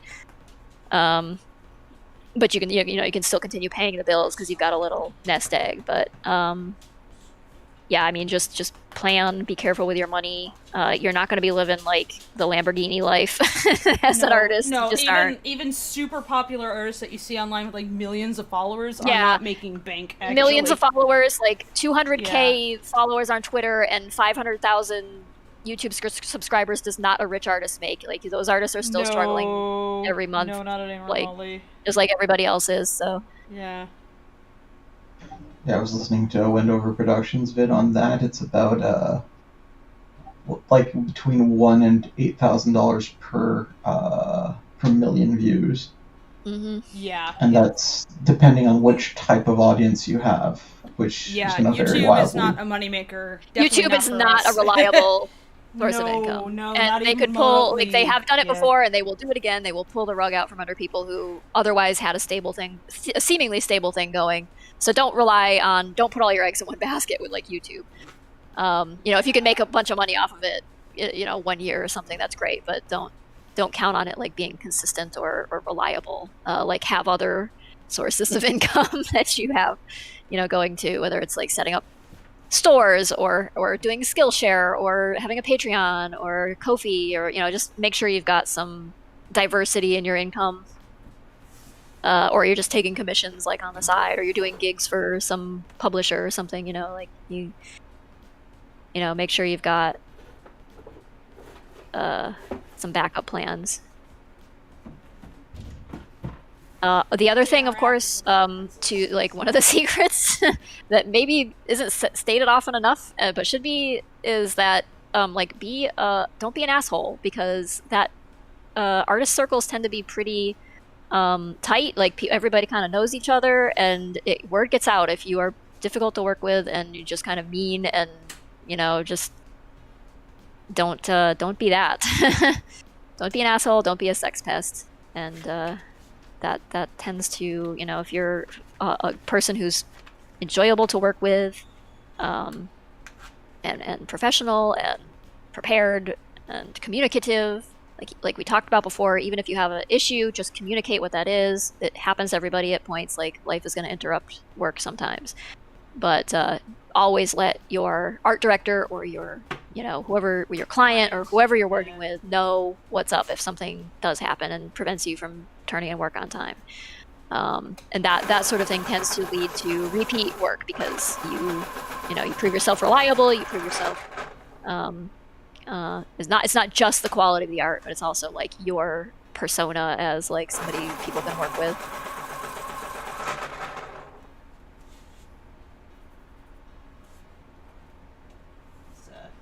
Speaking of colored pencils, I'm like, oh, TuneKid says, especially since YouTube's copyright system is broken. Yeah, that's the other thing with YouTube's like you never know when somebody might like just issue a copyright claim against something you've done and make your life momentarily hellish, because you now have to sort this out with YouTube, and it's infamously difficult to communicate with anybody there. I know there's been people having like lots of issues with YouTube deciding that their content is for kids because it's animated, even though it's explicitly not for kids, and then they they make a whole mess of things by like insisting they're going to classify it for kids because that's how they're going to get better ad revenue out of it. And it's like, but now I'm going to get. The thing is, they don't get better ad revenue. They're just tired of a strike, basically. Because I mean, like the artists are, but that's the reason I think YouTube does it is. No, they got forced to by the FTC. Yeah. No, I know that YouTube is trying to. Yeah. Right, but YouTube has to discern between for kids and not for kids because they got. Oh yeah, and they're very bad at it. Yes.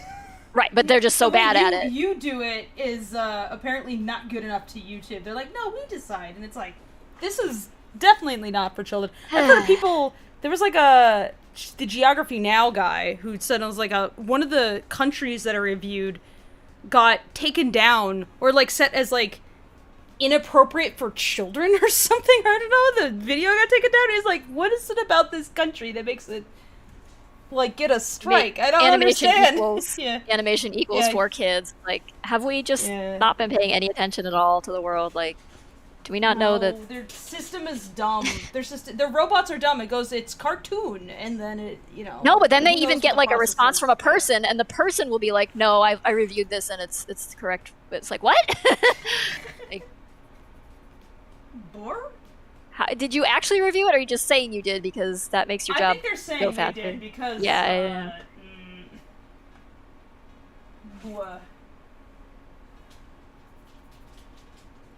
Whose hands are those? Jake Dobler says that's Fable.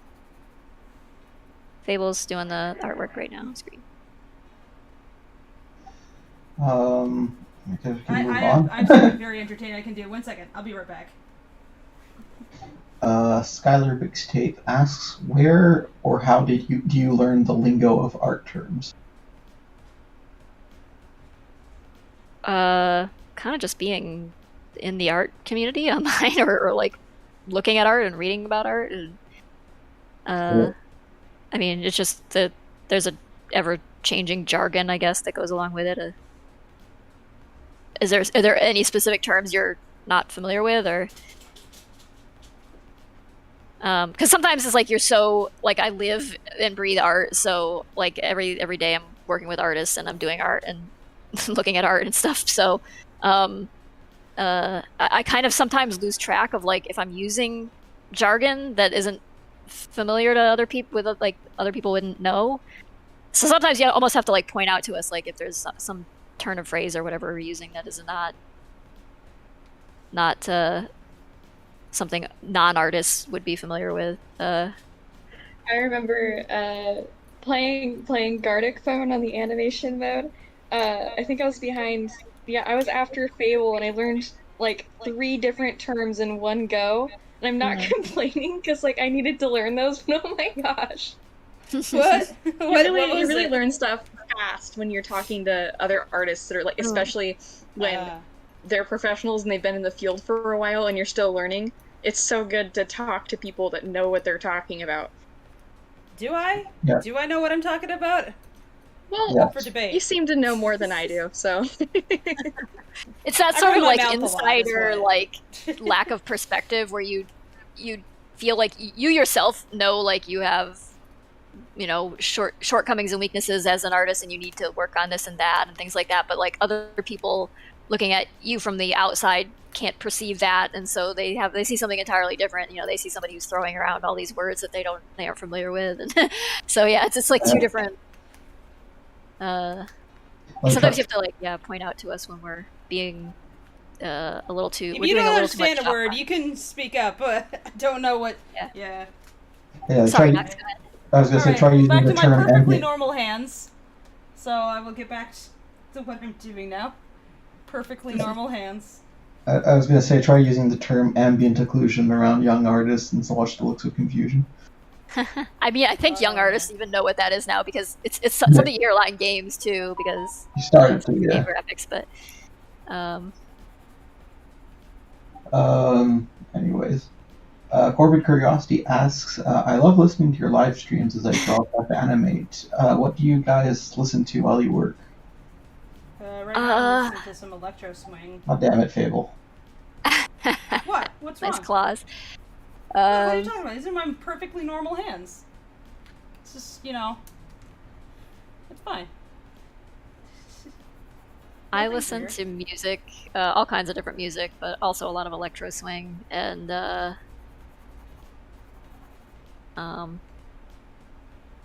sometimes podcasts, and history, usually like history and like medical anomaly stuff, and like things about plagues and pandemics, and I watch Let's Plays or I just like put them on in the background and kind of like try to absorb what I can because I want to play games a lot, but I don't have time for them, so I have to live vicariously. Yeah, me too. There's so many games that I'm like a fan of, but I've never actually even interacted with them at all whatsoever. Same. Yep. Like, oh, I love that game, as if I played it. I've only seen I only watched somebody else play it. And sat here feeling bad for myself. Yeah, I kind of I like to listen to streamers, but I kind of shot myself in the foot in that I kept hanging out in the streams. I made friends with all the streamers I listened to, and now I have too many streams to keep on top of. Oh no. Sorry. Yeah, Well, we appreciate you giving your time for this one. So I would not give my time for this one. It's always fun. Scratch gently, yes. Sorry? What? The responses to what's on the video. Scratch gently. I don't know if you guys are watching the video at all. Yeah. Spaghettian Animator asks, is Rocky Ia canonically an escape artist?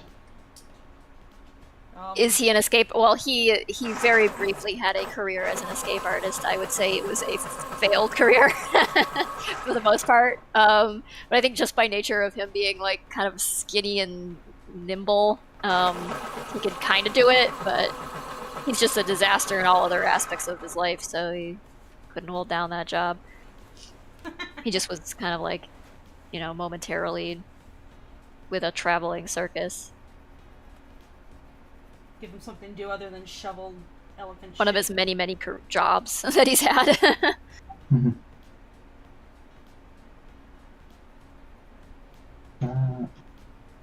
SD asks, you've probably asked her this in another stream before, but will there be a reference to Walt Disney's first studio, Laugh-O-Gram Studios in Lackadaisy? Probably not directly to that, but I actually have pondered maybe referencing Felix the Cat, which was not Disney, of course, but was actually the first TV broadcast, I believe, was in 1927, and it was of a like a sculpture of Felix the Cat on the turntable, just spinning around. It was like a test broadcast. But yeah, like they had like very early like prototype television at that time, and they actually aired something on TV for the very first time. Yeah, they just put up of course, TVs didn't really end up in. Head. Yeah. Whoop. Yeah. Felix the Guy. That's the problem. Is like you can't call it Felix the Cat because it's just like a little bit fourth wall breaking. I don't know. A little bit. Yeah. So that's just that's the trouble with it. In the context of Lackadaisy, but yeah, of course, televisions didn't end up in anybody's homes until like the late 40s, I think. So the 20s was. Oh, sorry. Go ahead. No, go ahead. Finish. Okay, I was just gonna say the 20s was much more the era of the radio, like the golden age of radio, and well, I mean, it kind of began in the 20s, and the golden age was maybe in the 30s, but yeah.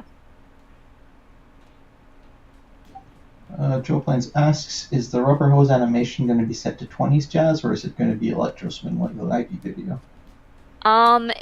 It's going to be electro swing, but because of the timing of it, you can probably set it to a lot of different types of jazz. You can probably set it to old jazz, and it would seem to move along with it. We kind of like timed it in that way, so it'll match up to the beat to a lot of different things, actually.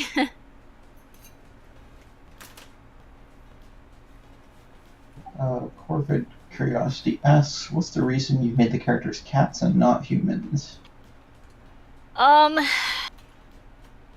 I don't know. I mean, I felt like I wanted to do something different. I like drawing animals and animal characters. I like cats. I felt like cats were kind of like naturals as gangster personalities in many ways. That kind of like combination of like, God, you're such an asshole, but you're so charming. What the fuck? I like the added like expressiveness that I could get from a cat shape with like the very big eyes, the big ears, big mobile ears, and like the tail, like just like things you can kind of they're like you can like recreate a human expression pretty easily on a cat proportioned face because the proportions aren't all that different. But then you can also like have these added like little appendages that even intensify expressions even more. So I don't know, I just like really like that as a tool for communicating character emotion and, you know, making expressions and gestures. And I kind of felt like it was it just created this or added this sort of like levity and just like created this like degree of separation from the story itself, even though it's historically set and everything. I think it just kind of needed that. Like, I think it'd be a much more serious and darker toned thing overall if it was human characters. Like, I don't think I could get away with it being like kind of cute and funny, even though they're murdering each other and things. It'd just be a different sort of thing, a different feeling sort of story. You know, like there's Boardwalk Empire, there's Peaky Blinders, and like and there's The Godfather, and there's Goodfellas, and there's all these things that like, and The Sopranos, and that have human characters, and we all know how those feel. And I think I just wanted something that was a gangster story but felt a bit different. I don't know.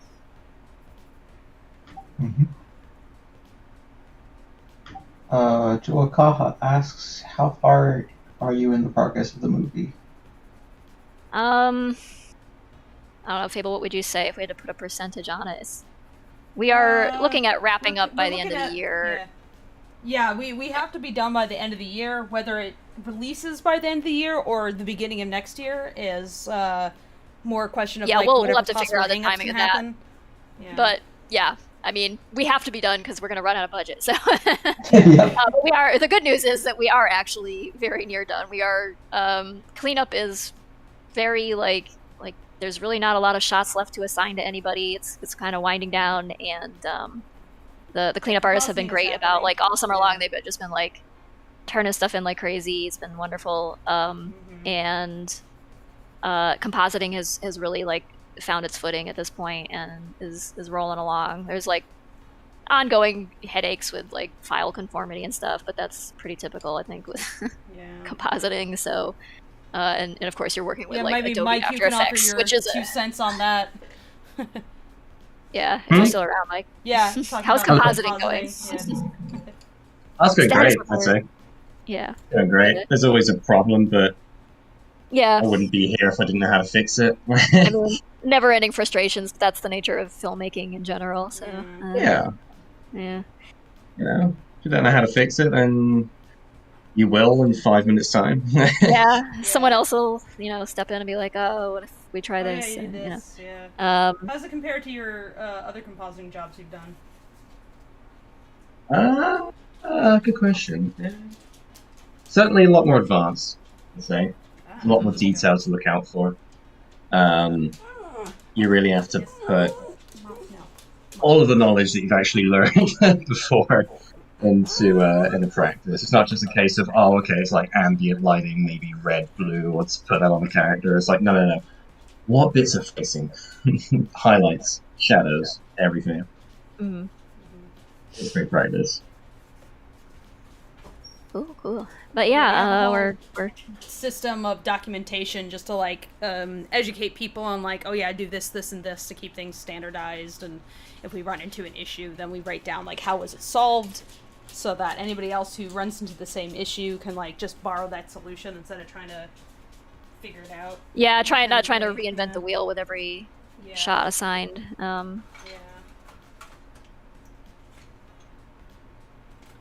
Yeah, everything's kept modular.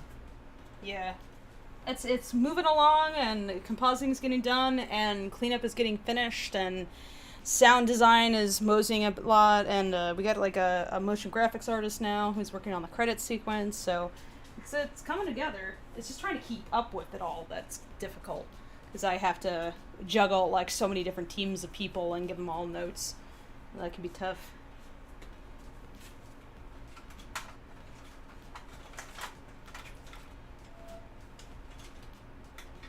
Spaghetti and Animator asks, have you watched the Cuphead Season 2 show yet? Yet. No. We should watch that on the server at some point, though. Yeah. Guys, I keep missing when you guys stream things. Or do that. Oh, yeah, we were watching, there's a new cat documentary on Netflix, so we were watching that the other night.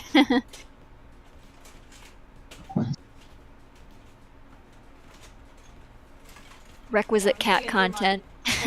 It's research.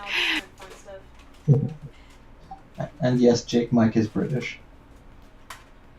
Yeah, we have a crew all over the world working on the film. So I think our newest compositor is in Peru. Yeah, I've got people in Australia. We got an Australian guy working on the credits sequence, and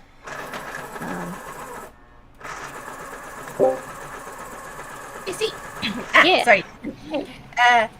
Question for both Praise and Fable. Since I was in the chat to ask questions, but then Knox snitched on me, so I came here to ask the questions here. What do you like, find who's your like favorite cleanup artist? No. You flustered me, Fable. I was going to ask, are the specific, like, directing this project and from your previous experiences, what have you learned from having to do this? What are the go-tos and absolutely avoids you would give to an aspiring, like, director of a project? Because, like, I do see the struggle that you both have to do for correcting, attending, doing shots of your own in some cases for you, Fable. So what things would you recommend to others, like, to that would like to start a project, like, let's say similarly or maybe smaller, but would like to keep up the quality of the project? Well, first of all, don't make anything as huge as what I'm doing here. don't do that, especially if it's your first thing. I mean, yeah. Oh God, yeah. Like, I would say make something only about as ambitious as like 30 seconds to a minute. Like, don't do anything huge initially. You're gonna have a hard time. You just will have a hard time no matter what. So don't make it worse than you think, because ultimately you're gonna probably stretch your own abilities throughout the project. And test your own patience. So try not to set yourself up to fail by making it like a 10-minute production. Just try like 30 seconds or like a minute. Because then even if it does go to shit, it's fine. It's only like 30 seconds or a minute long. It's not a big deal. You can always expand on it, after yeah. if you find your footing. Yeah. But like if it's like your first time directing something, like go in with a small team. Do something you can do with a small team of people and not. Yeah, like just like a handful of people that it's easy to communicate between them. Prepare to delegate tasks. That's important. But also, like, your job as a director is often to problem solve. Like, you have an idea of what everything is supposed to look like, but you're also like the problem solver because there's going to be problems. So don't be afraid of that and be like, oh no, I failed. Whenever a problem happens, be like, okay, how do I fix that? And everything's a puzzle. So just take it as its own challenge. Not just a problem solver, but a communicator. Like, you have to be able to communicate with people and make yourself easy to communicate with. You're gonna have a hard time.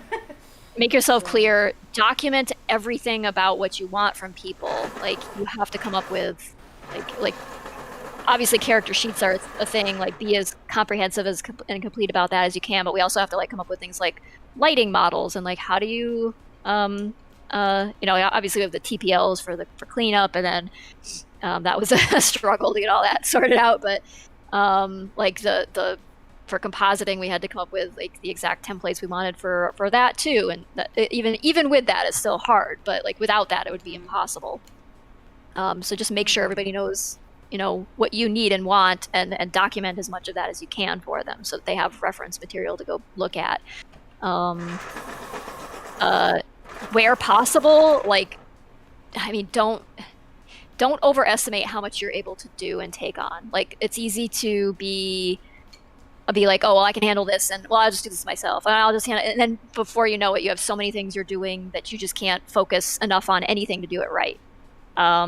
And so you do need help. You will need like other people. Like, we had to bring on a project manager partway through because it just became so much for Fable to try to keep on top of like every hunting people down constantly to get work when you have done, 20 people on like, the crew, that's one thing, but when you have 60 people on the crew and you need like animation the week is spent chasing people down and making sure you need somebody who's going to be on top of scheduling and setting deadlines.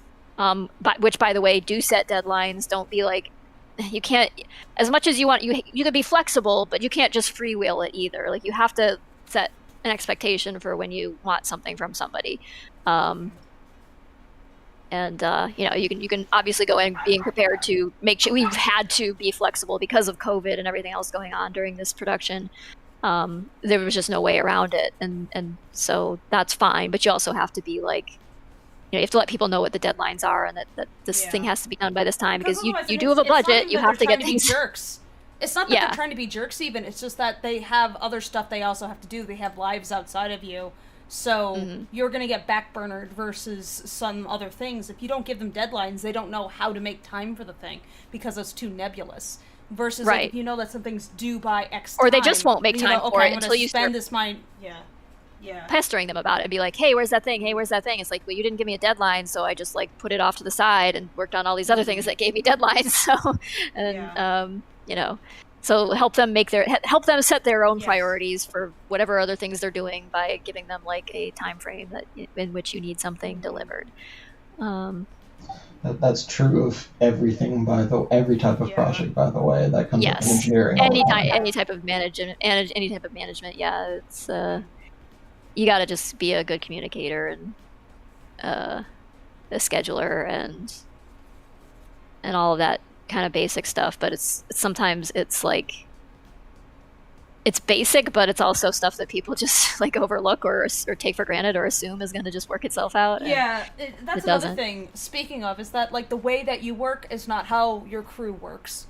Like, you might work a certain way. There might be a couple people who work similarly to you, but you're dealing with a team of people, and the bigger that team, the more diverse, like, everybody's approach is going to be. So you need to be flexible in how you communicate with people to find, like, the best way to communicate with them about what you need from them. And that's going to include, like, when they're figuring out scheduling, that's one reason why you set a schedule, is so that they can figure out how to, like, work that in around everything else that they got to do. And that way also they can say, hey, that's unreasonable, or I need more time, or maybe, no, I can get that done sooner. And that increases the level of communication. Speaking of, like, having some sort of, like, regularly scheduled meeting time is also really important to maintain team cohesion, because you could give everybody everything else, but there's just something about human psychology where if you don't meet with people on the regular, it just doesn't occupy as much as your brain space, and like that reminder is not quite there. And it's a good idea to give people like a time and a place where they can talk to everybody else on the team, see how everybody's doing, just it creates a sense of figure out like what they're doing, like that, how it stitches into everybody else's work.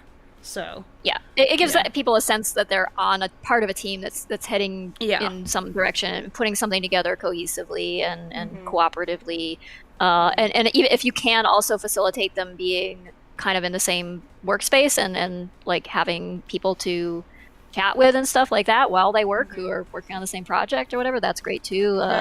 We're doing a virtual studio sort of thing, and so like we have voice channels that are just like open all the time for people to hop into, and just to chat we chat and work and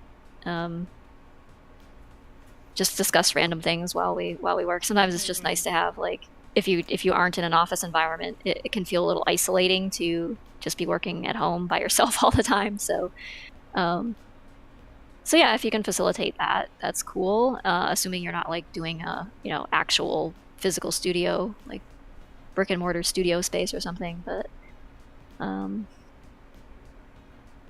I mean, there's so many ins and outs to it, and you will learn things along the way, learn those lessons, and act on your new understanding and learning. Don't just like let something ride because that's the way you set it up, even if it's not working for you. Like, you can change things, and we've had to make adjustments and things along the way. As we've learned, one thing isn't really working out so well. If we do it this way, maybe that'll fix it. So we try it, and lo and behold, that actually like smoothed things out a bit. So don't get so attached to your original plan that you're unwilling to make changes in the interest of the project as a whole. That's like, also don't be like I'll manage my team by being a jerk. Like, nobody's really motivated by their boss being an asshole. Like, I don't know where people get that idea. I was like, that makes me just want to, like, leave. Don't be a jerk. Yeah. Yeah.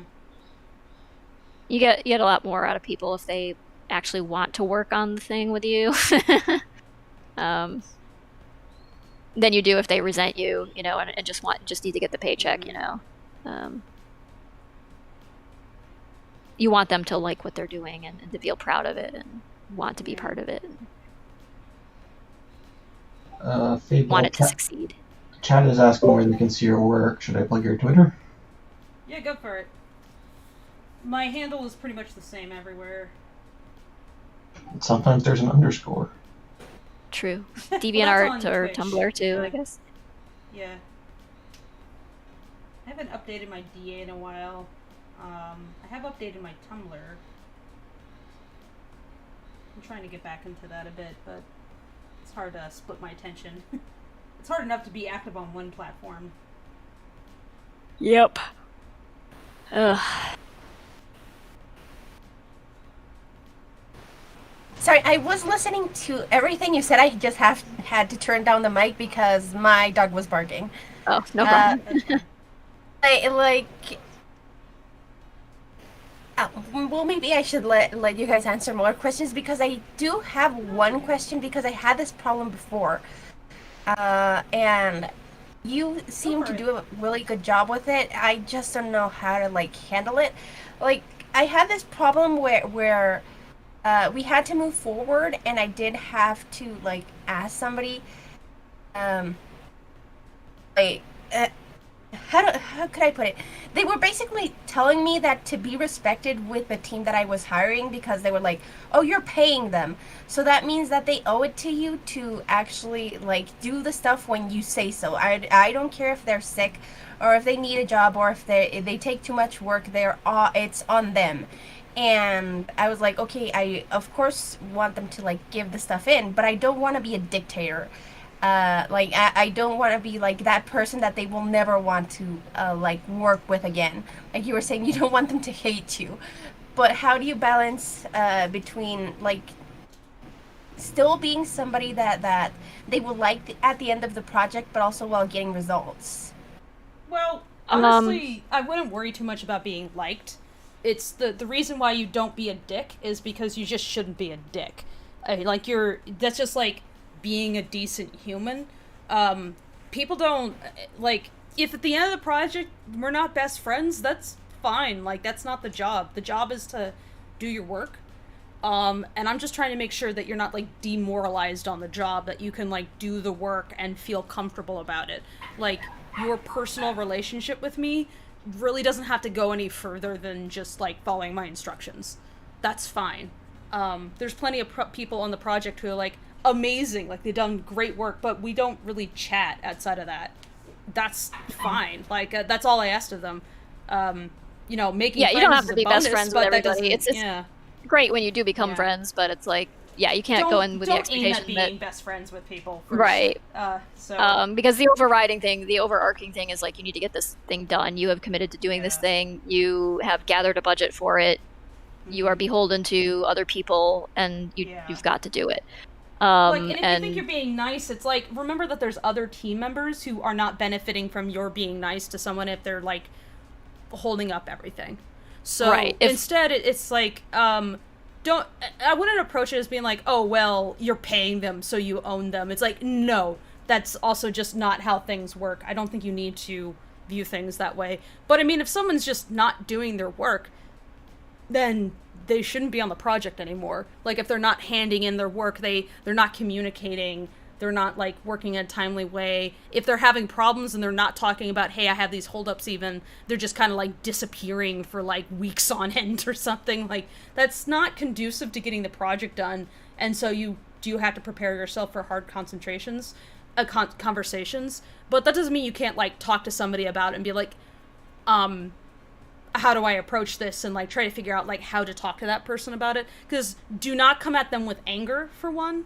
I wouldn't recommend that. Like, because you never know what's going on with somebody. Thing. Like, yeah, they might be going through, they might have a depression, or they might have been sick with COVID or something, or they might have lost a family member, or they might be going through a divorce. You never know. So don't, like, go, charging in and being like, hey, where's the thing you owe me? Like, don't you make can it personal. Do not make it personal. Just don't. You can be nice about it while also just being firm. You know, you can be like, well, you know, I'm so sorry you're dealing with this. Like, I can just like, would you like me to reassign your shot to somebody else? Like, if you can't deal with it right now, it's fine.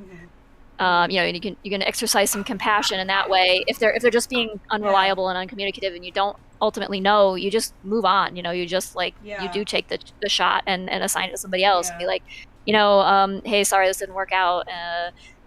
We need the shot. We needed the shot like 3 weeks ago, so we're gonna have to just like, you know, take this and give this to somebody else. So you know, but thanks for what you did, and pay them for the work they did, and no more than that. Always and pay like, people. Never not pay people. Do pay people, because it's not worth the bad battle blood that's going to happen if you decide to, I'm going to punish you by withholding your paycheck. It's like, don't do that. Yeah, that's You're not not their cool mom. for so many reasons. I mean, it can not only turn an ugly bad blood and make you look like an unreliable employer to other people, but it will also make your crew members suspicious of you, and you don't want that It just to makes you happen. look sketchy and makes you look cruel and questionable and shady and all those things, and it also can turn into a like, you know, legal liability after the fact. So that is super illegal here. yeah. The way don't I do mean, that. So don't take it personally. Your goal is to get the project done. Don't like come at any conflict as like the neutral person who's just, I'm looking for solutions. What is the solution to the problem? You know, gives people give people the opportunity to be like, I can't do this anymore, and let them be able to back out gracefully. But sometimes you need to have hard conversations, and you have to have enough spine.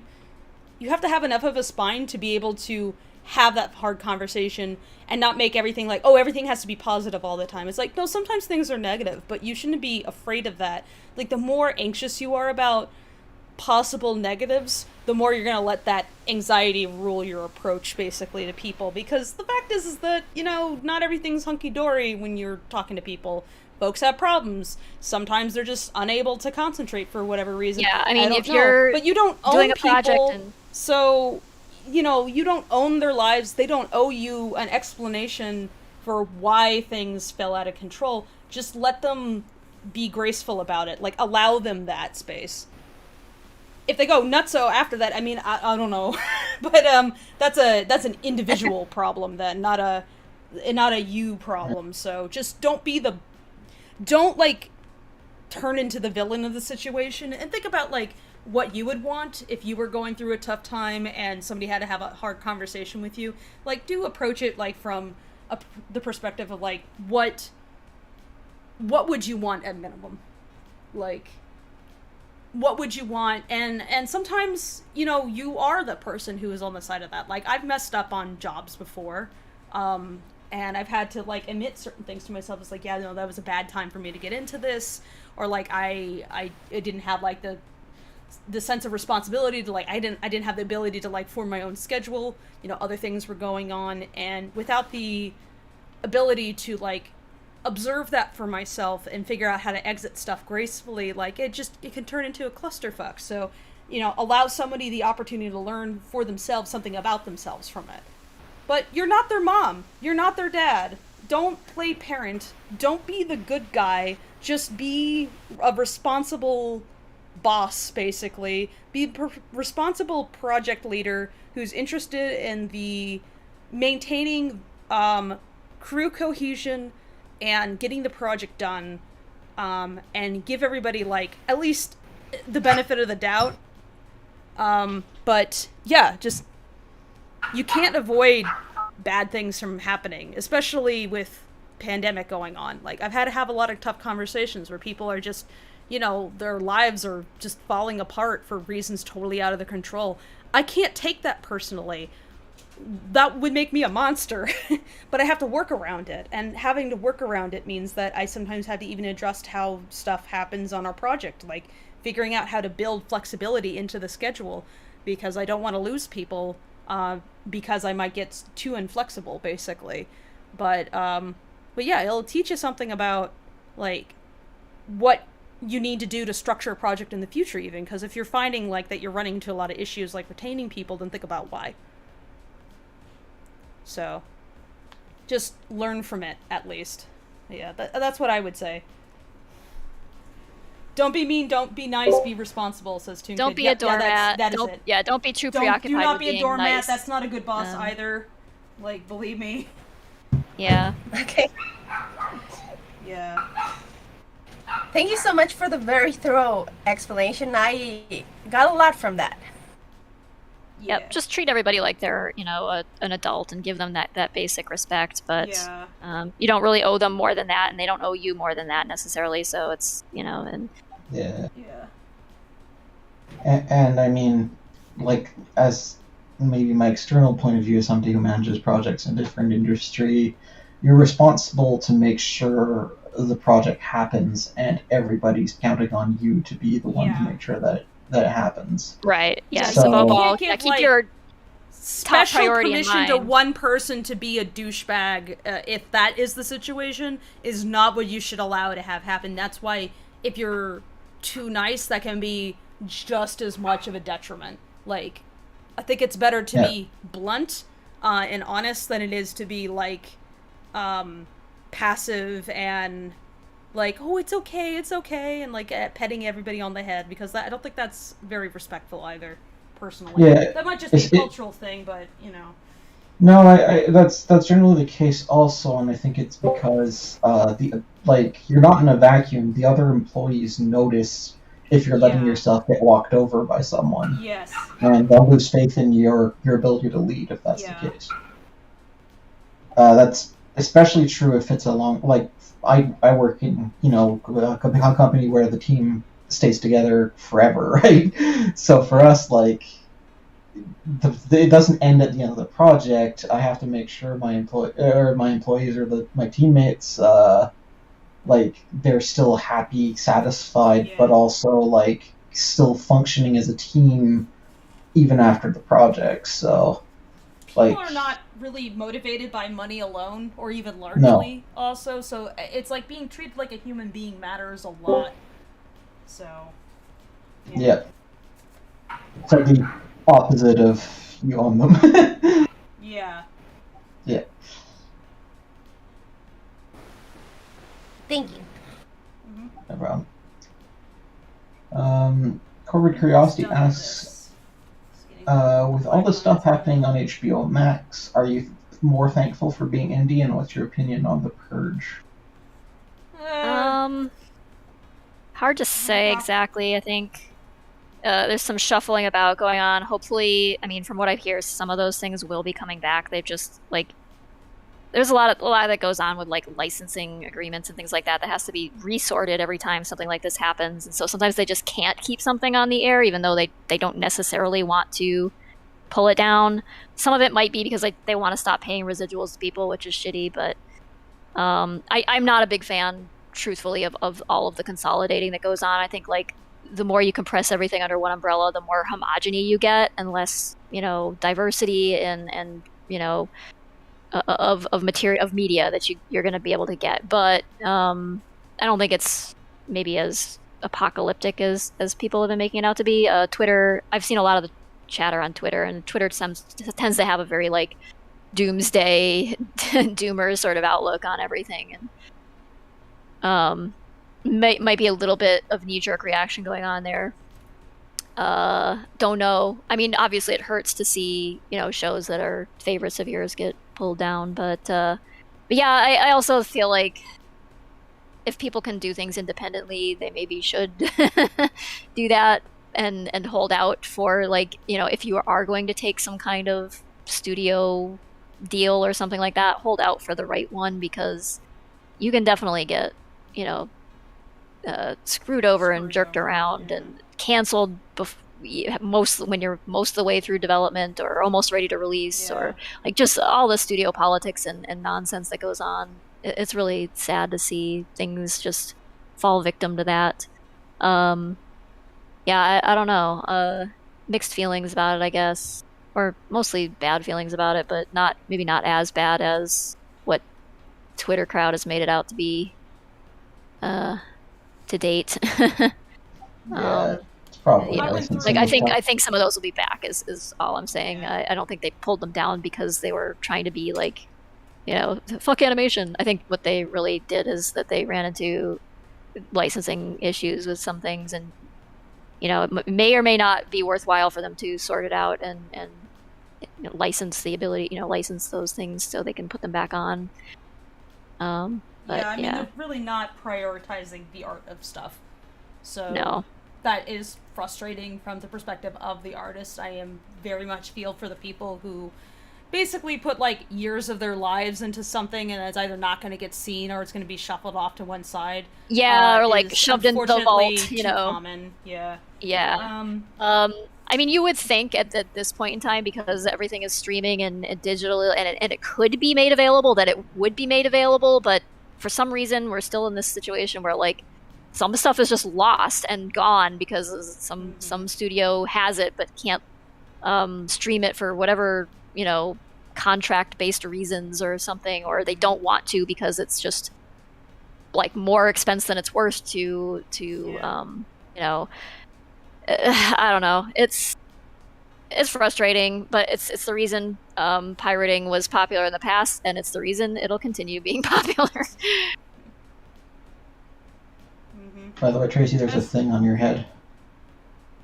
Oh, yeah. Oh, no. Hello. Hey, what? it's a newt. Whoa. Hey, welcome. Hello, Newt. The slimy one has arrived. I can offer my perspective Sorry, as someone your who's hair been could in just the... use a bit of product. Don't mind me. Yeah. Yeah, Tracy's in need of some conditioner. Thank you Need so some much. style and You're so shine. kind. Yeah. Thank you. The cats are not doing a good It's- job. It's a step above using chicken grease. So Yeah. It's like chicken grease, but with more neurotoxin. We've got a my few people favorite. in chat. How many people do we have in That chat explains right the now? numbness. Yeah. it keeps your scalp from being itchy. I can offer my perspective as someone who's been in the industry for like over a decade now on the current goings on. This is not the first time this kind of thing has happened. Although the scale is kind of big just because there's just that many more cartoons now. This happens more often than you think. It doesn't mean that animation is over or that's it for Warner Animation or that everything's dying or anything like that. Like, even if Warner up and disappeared, it would still not be as apocalyptic as when the recession happened. And I exited college in 2010 and there was nothing. It was a wasteland for work. It was awful. That was bad. That was really bad. I'd say that there's still plenty of work out there to be had. It's just really, really frustrating what's going on. And yeah, it's a consequence of monopolies and such. It is people at the top for whom animation is really not their priority at all. And unfortunately, major companies like this, it rarely is. Yeah. So, yeah, I mean, basically, Bye, Hank. I also would say that pirates are an important cultural resource, so, yeah, don't discount them. Yeah. Yar. Yo-ho, Blackbeard. Yeah. Artificial Almost done with this Idiot cat. asks, "Hey, Lacquer Crew, what did you? What is something you learned about live streaming that you didn't know before?" I learned that streaming is basically pitching for hours at a time. Yeah. Yeah. No other comment on why we know that.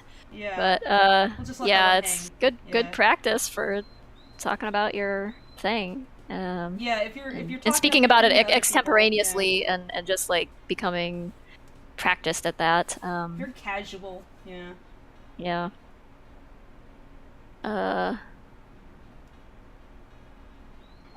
Johaka asks, "Tracy, what are you working on at the moment?" I am poking at I had a couple of patrons, not unrelated, ask me. One asked like about drawing paw hands, and one asked about drawing hands. And so I'm just kind of like writing some notes down so I can maybe make a little mini tutorial for them. Oh yeah, we had For to patrons. like, talk about that with our animators and cleanup artists quite a bit. Be like, this is how this character does their hands. Their hands are really more like paws most of the time. This character is more like hands. you know, Yeah. how we simplified the shape of the hands to make it more appealing. Yeah. Yeah. And with all that, hands never stop being difficult to draw. However, they can also be fun and very expressive. So I love drawing hands. They're so expressive. There's like as much detail and anatomy in the hands as all the rest of the body combined. So they're very challenging, but they're so emotive. People talking with their hands. I love drawing hands sometimes. It can be fun. Hands for, are, you know, when they're holding things. yeah. Hands are the waggy tail of the soul. The face of the arm.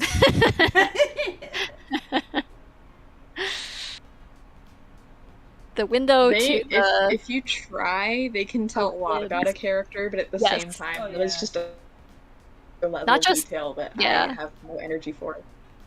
Yeah. Not just their, like, the motions and gestures that they make, but also, like, just the shape of them and how craggy or smooth and soft or animal-like they might be, or... Yeah, you can have a lot of fun with hands.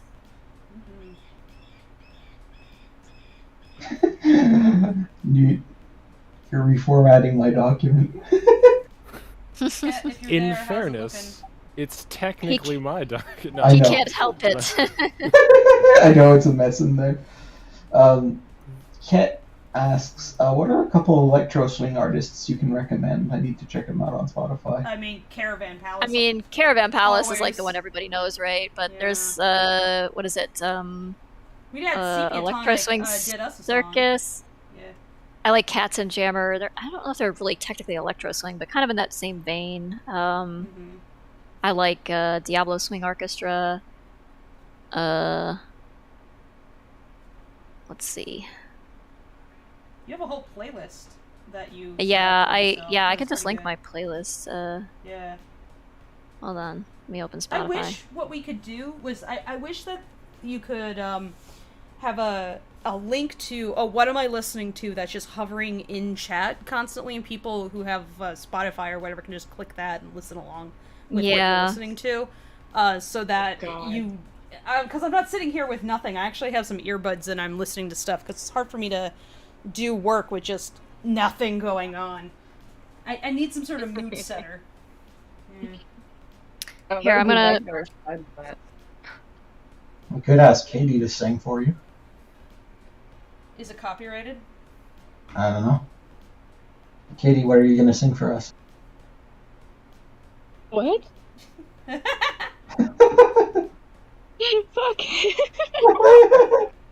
Well, come on, you got the microphone. I was in choir, but that was like junior high, okay? That's more reason than I was. Go for it. No! There are a few songs that I've saved that are like my favorite from the Lackadaisy playlist. Oh yeah. I did not realize I liked bluegrass that much. Yeah, bluegrass is great. Yeah. I've been listening to a lot of Baby No Money lately and trying to sing that. Very catchy. Let's see if I can find the lyrics it's like anything. It's like rap for self-depreciating people. I think that's called Bo Burnham. A little bit, yeah. I mean, I'd say Bo Burnham's fun and all, but Baby No Money really, really slaps. He's fun. It's like it's a bit gender fluid and self-deprecating and a little bit Weird Al-ish in some ways, I guess, and also very like catchy. So yeah, it's pretty fun. I will say unironically and no shit. Baby No Money. Okay, here's some Baby No Money. I was gonna say unironically and no shame. I've been listening to a lot of Kesha. Cool. Fun. Let's see G. here if I can do some Baby No Money, but I'm is a bop. Yeah. This isn't going to be good, but I want to do it because now you got me interested in doing something dumb. So.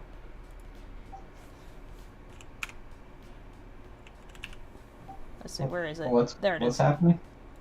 I'll just like Baby No Money. I'll say some lyrics from this. I think that actually might be a copyright thing. No, I mean, well, I can say a bit, like not singing it. Okay. Yeah. Bad boy, you and can I'm just read a lyric. Yeah, you can read it. Yeah. Bad boy, and I'm quite slick. See me doing numbers, and I'm getting rich. I'm a baby boy, need the cute shit, laced it. Don't tempt me with a broomstick. I'm a nut quick, then I dip quick. Pick my gold teeth with a diamond-crusted toothpick. I'm a rich one, finessing with the coupon, moving to the futon. Why is she trying to taste it? It really... It's got a fun beat. It's got like, what was it that like Buzz Bumble or something like that? It does. It sounds like Buck Bumble. Buck Bumble. It sounds like the opening screen of Buck Bumble. Oh God! It's got that whole. It has a similar beat to it. I don't know. Yeah. It's very like appealing, and it makes you upset that it's so appealing. Like, stop that. Yeah.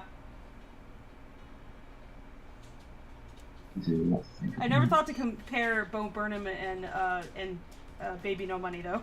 I think they kind of sing about slightly different things. Yeah, different vibe, but I guess very different vibe. I just, as soon as you said rap, but it's self-depreciating, I was like, oh, so it's Bo. Well, there's just, I guess there are multiple ways to do that, which is cool. So. Yeah. Acquired a lizard. Yeah, it has a huge sense of humor about itself, basically. Yeah. How is the king doing? He's doing okay. He's been pretty skittish lately for some reason. He's probably just overwhelmed. Oh. He's getting big, though. I mean, he's still tiny, but he's getting bigger. He's gonna turn into a larger pancake. Big old oval. Yeah. Yeah. Is he a beard? Little pancake. Yeah. Started calling my chicken. I started calling Easily Pancake because when she gets into an egg mode, she just like gets flat. She's like, I sit, I become flat. I'm like, oh, you pancake. Squish. Pancake and squishy. Tenmir wants to know, did you use watercolor then finish with colored pencils? Yeah, this is some liquid concentrated watercolor, which is more or less a dye, really. Colored pencil, some sumi ink, and I think I'm going to come in with a little bit of gouache just to pull out some of the white and make it stand out a bit. And I don't know. This is about done, and then I'm going to move on to the next one.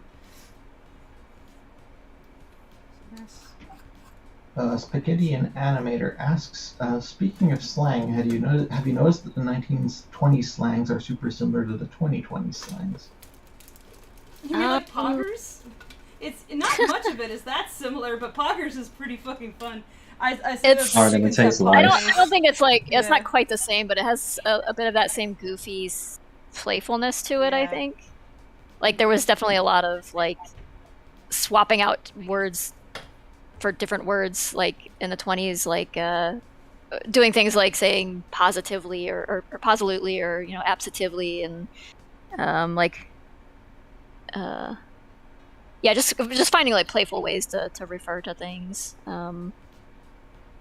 Like there's also like a lot of like AAVE, that vernacular, like black vernacular that was like coming into popular culture, and like that's definitely like a huge thing now. Like a lot of like a lot of language that people think of as like, oh, that's like internet slang is actually like black vernacular. So. Yeah, a lot of what jazz culture was black culture, and it was very popular, Yeah. And definitely influenced the slang that people were using, Mm-hmm.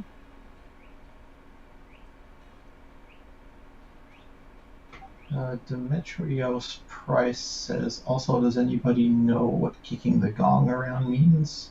It means... I think it's taking drugs. Yeah, I think it specifically refers to opium use.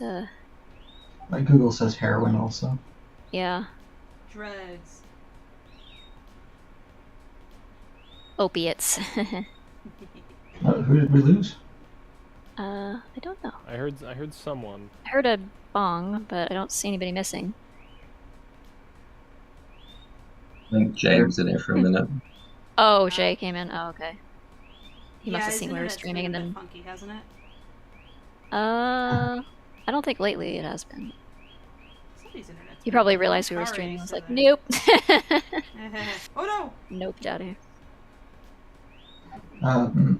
Speaking of, thank you, stalkers in chat, for sitting around listening. I know you don't want to participate, but I appreciate your company nonetheless. And participate in public conversation. I know we have plenty of chat. It's cool of you to hang out. Offline. Yeah. I think the term is lurkers, not stalkers. Lurkers, stalkers, you know. Thank you, creepy guy in the window. It's nice to have you. All those peeping toms out there. Thanks for joining us. Literal peeping toms is a bunch of cats going outside my window. There's so many cats looking outside my window lately. Yeah. Nah, straight up, I'm one of those people who, like, after bathing or something and walking in and my cat is staring at me, like, covering up awkwardly because I'm like, sir? Privacy, please? Dwight's curious. Have you no sense of decency? No. Nah, straight up, when he wants pets, Dwight will just flop over full spread eagle. He has no decency. You've got a super chat, Tracy. Oh, hey, thank you, Egyptian Princess, for the $5. Could I use the Old Man River monologue for theater auditions? Yeah, I mean, yeah, as long as you're not using it for some commercial reason, it's just to audition for a part. Yeah, go for it. Also, thank you for I can ask just to be the creepy guy in the window. What are you auditioning for? Oh, yeah. And to address, while you're hopefully typing out a response to that, thank you for texting me back on Patreon for purchasing Volume 1 and 2. Yes, I know I need to get back to you about that. You asked something about signed posters and things, too. I need to write you a message to let you know how to get one of those. Oh yeah, the posters. You sent those off to Spike. Yeah, Spike will have them soon. Yeah. So we have posters available in the Gumroad store. They don't come signed. They are fulfilled by Printful, and so they don't actually end up in my hands or in the hands of any of like the voice actors or anything. However, we did do a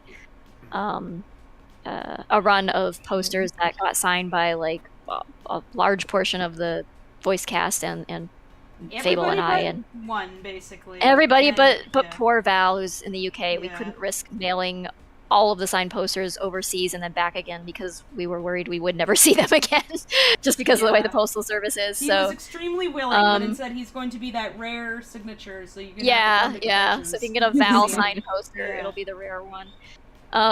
But you sure he'd sign it, or would he like kiss it with lipstick on or something? I mean, give him some lipstick. I bet he would. I will send him some lipstick. Knowing Val, he would do it.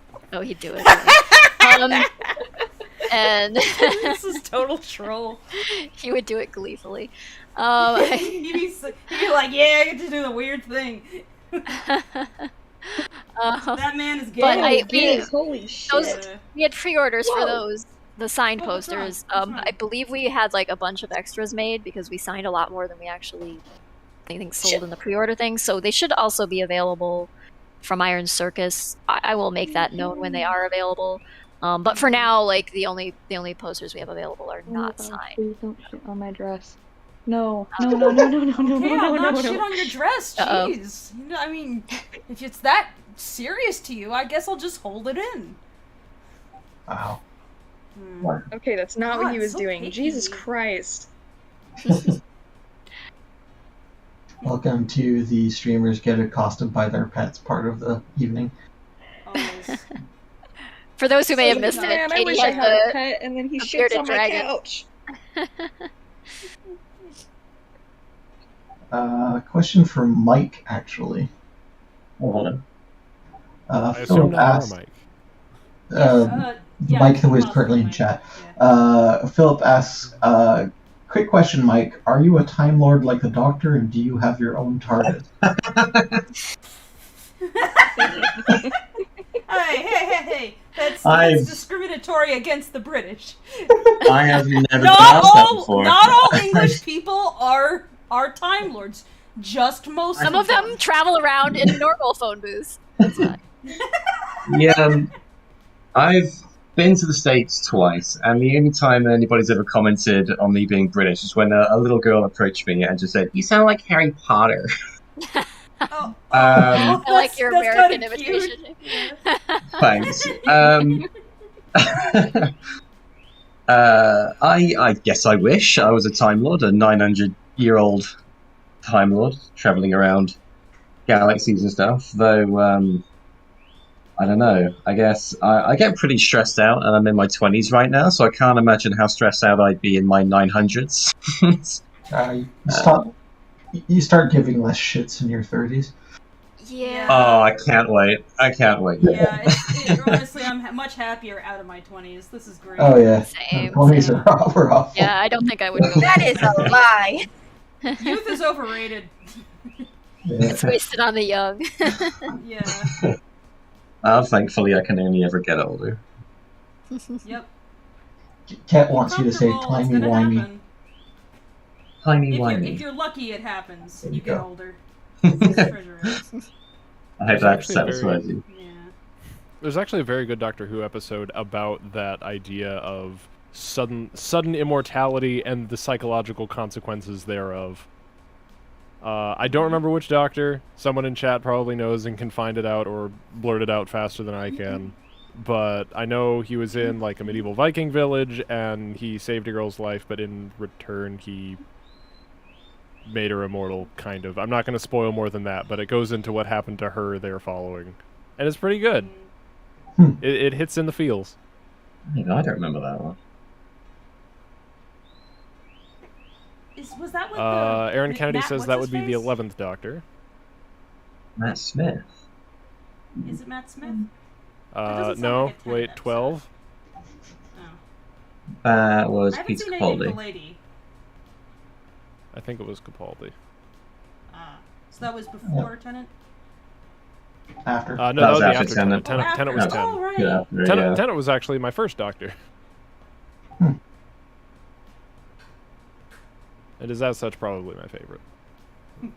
I like Tennant, but I like Matt because he actually reminds me a lot of one of my friends. I have a buddy who's like very like that. Yeah, a really nice energy to it. I like the terrible, brutal deconstructions of the showrunner of 11 and 12, but Okay. Yeah. Oh wait. Okay, the episode is literally called The Immortal Girl. It's from Series 9, came out in 2015. Okay, I think this is done now. Yeah, I don't know, I would just recommend watching that episode. It's a good episode. It's very poignant. What are you doing? Joaka asked a question that I do not understand, which is, so you had to only draw hands, and I don't know what they're referring to. Oh, they might have been Tracy, yeah. I mentioned, someone asked what I was doing, and I said I was making some kind of mini tutorial about drawing hands and paw hands. Ah, cool. Because some people had asked about it. I don't know what the question means. I also do not know. So you only had to draw hands? No, I mean I draw other things too. I have lots of other patron art to do, and she drinks and she draws things. If I drank when I was trying to draw things, I would not draw many things because then I just fall asleep. What would it take? I lose all my motor skills and I fall asleep. I'm thinking, what would it take for us to have a well-scheduled and curated like art stream, but all of us are a drink and draw? Are significantly inebriated. I mean, we've done that. I think we did that once before. We haven't done it in a while though. We haven't. We did do one of those once. I think we did one drink and draw. Okay, I guess we could schedule another one of those, but we'd have to like. For make sure it's when we don't have a bunch of stuff going on. We'd have to like. What are folks doing Labor Day weekend? It's like 3 weeks away, 3 or 4 weeks. I think it's closer than that, right? Because it's like September. Next weekend's the last weekend of August, right? And then it's let's see. Hold on, by the power of 2 calendar. Weeks. Okay, it's one. Calendar man, go. It's 2 weekends away. Calendar Man is actually a Batman villain. You do read. So a drink and draw. I don't know if you're fucking for with me Labor or not, Day because weekend. I'm not. He's actually a thing. He's a Batman villain. Because of course. Yeah, some people have been asking if we can get the voice actors to join us, or some of them, or one of them. So we might Yeah, I guess we could maybe... We have so many fucking VA Ash is requests from years busy of at the lack of moment. I know. Ash is right now doing like practically daily streams, preparing for her right, move, Ash is very busy. We probably can't bug her, but maybe Jason, maybe Val, maybe Brad, or Jason and Val both seem like one in now. It's just that like sorry. Val's schedule kind of changed. Like he used to come, but it would always be like very late at night for him, but now he's doing like regular day job sort of stuff, so it's harder for him to join us. But if we give him some forewarning, maybe we could ask him. But really? yeah, I mean, well, we can just ask around and see if any of them are available. But we could do a drink and draw with or without them, I guess. I guess we just have to like poke the crew too and see if anybody wants to do that, but with the caveat that you must still drink responsibly. If I'm there, I would have to be designated driver and not. Yeah, we need somebody to be like somebody to be at the wheel without like. Yeah. Yeah. Well, I mean, don't have it be me. I want to sit down with the absinthe. Yeah, I'll be completely honest. Since moving to Kentucky, which is literally bourbon country, there was a law until 2016 saying no bourbon in the world or in the U.S. could be called bourbon if it was not brewed in Kentucky. That was changed for a couple of reasons, but I have not restocked my liquor cabinet. And I say that I sound like such a fucking alcoholic saying that, but well, I guess now you have an excuse. In a responsible manner, I really need to go get some alcohol other than like Angry Orchard. I need to go get some Parrot Bay and some Bacardi and etc. but I did pick up some nice wine.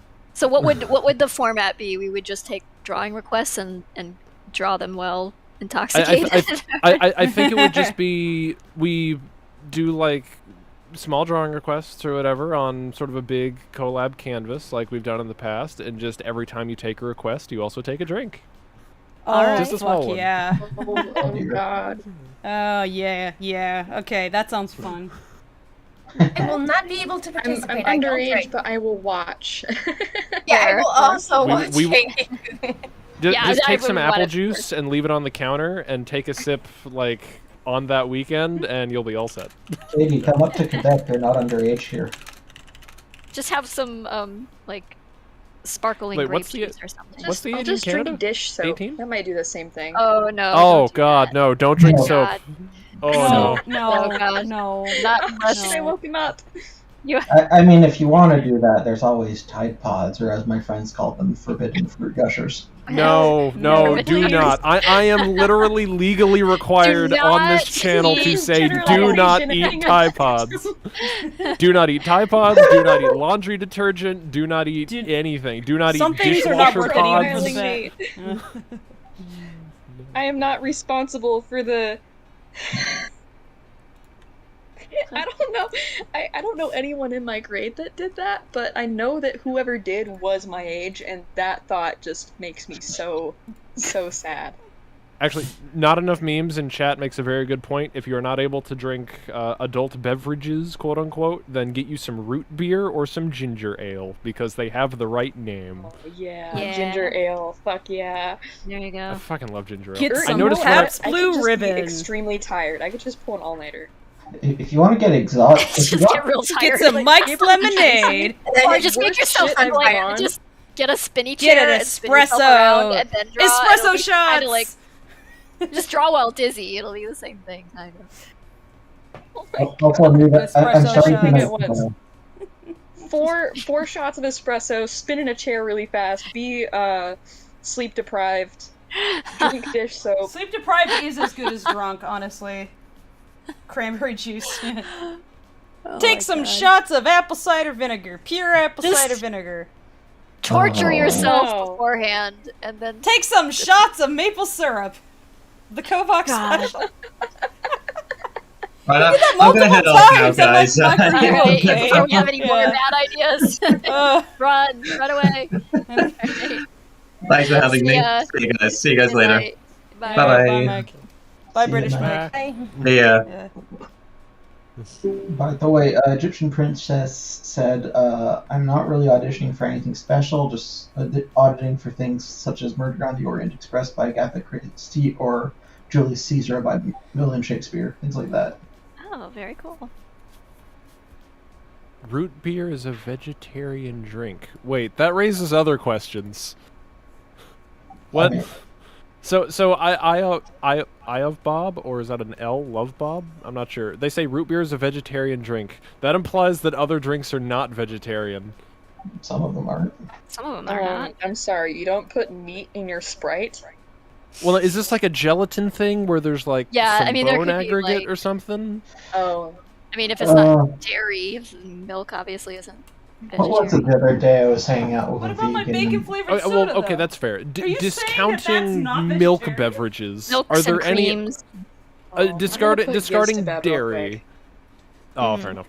I think- Discarding milk. Are there other like sodas or alcohols that are not vegetarian? Because that's alarming. I don't. Carbonated beef broth. I mean, I Okay, feel but like you well, don't but pour the, yourself a nice the glass flour of beef was. broth and then take Some it. people How do many actually. spiders are They allowed drink to be it in your if root they're- beer?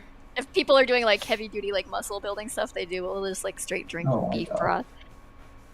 Crack an egg But, into it, down it like a shot. Yeah. Yummy. I did hear some. There is actually there is. I think whiskey. The old fashions I think actually have like raw egg in them. Not necessarily. Old fashions, because I've had old. There are fashions some with never been alcoholic egg in drinks there. that do incorporate Yeah, like There are. raw There's egg. like a beer flip or something. Tequila with I've the had a worm. beer flip.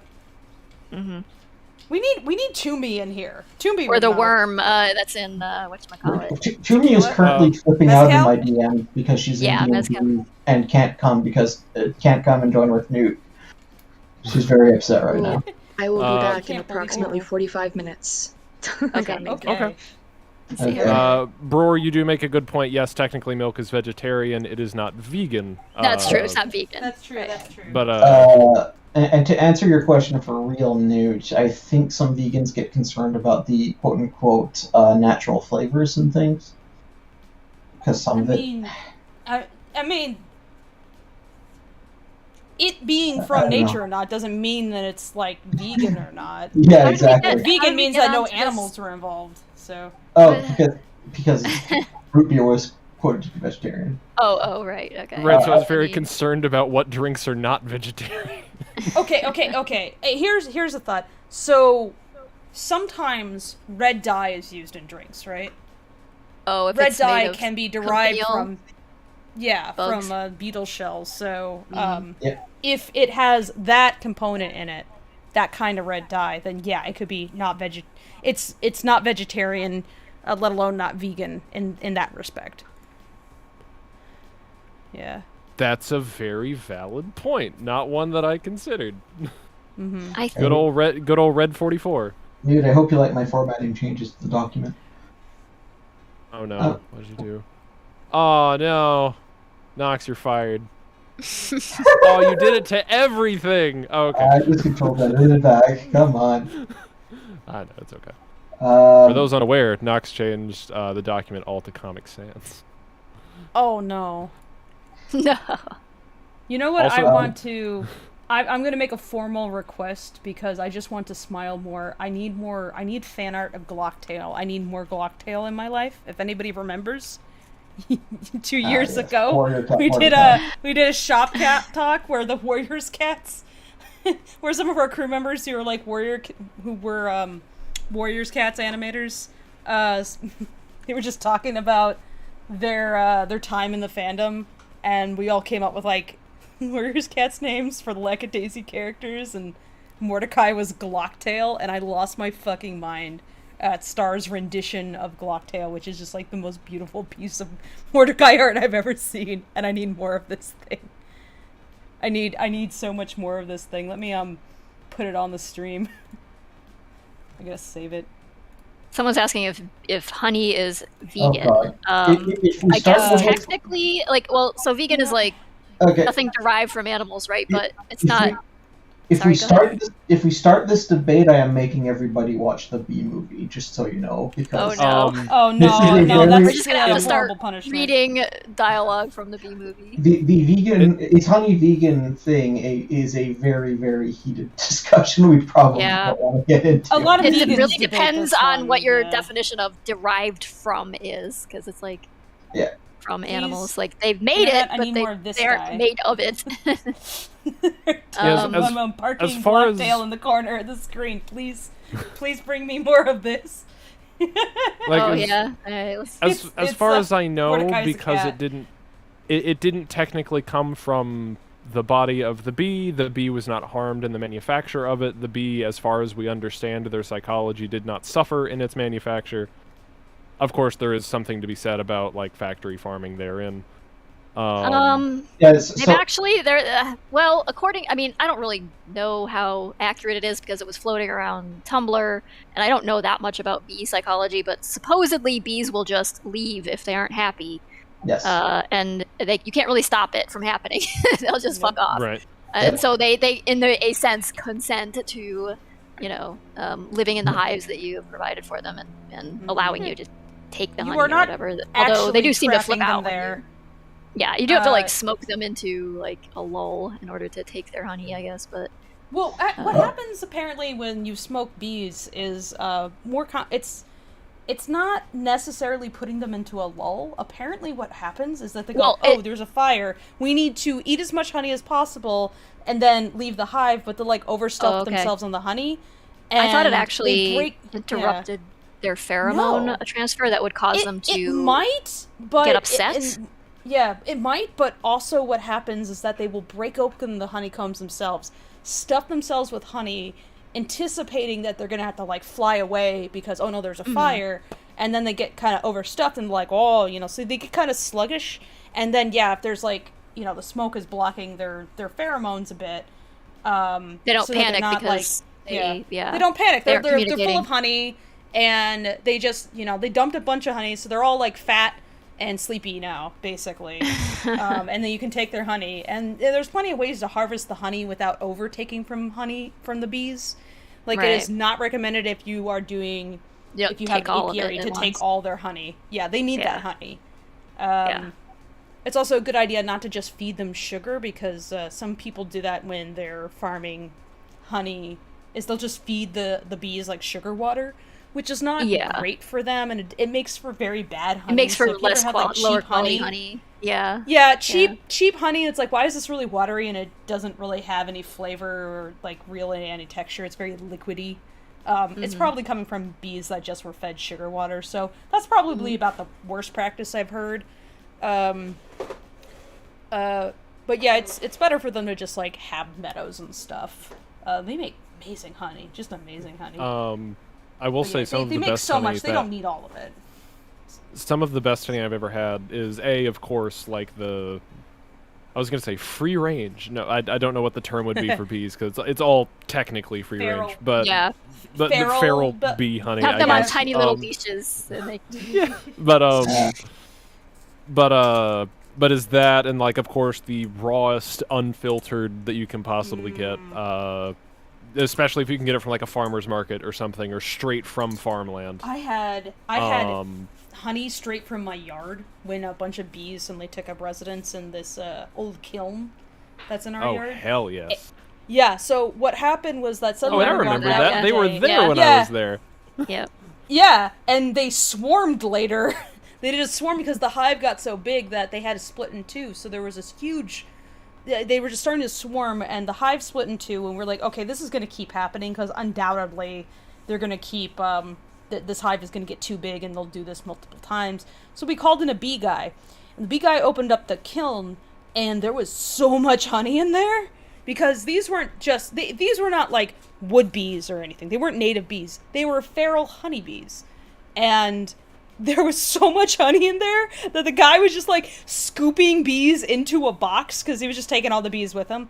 And we were like, hey, if we give you some jars, can you just, like, put some of the honey in there? And he was like, sure. That was some of the best honey I've ever had. Yeah. It was all, like, from flowers in our yard and stuff. It was great.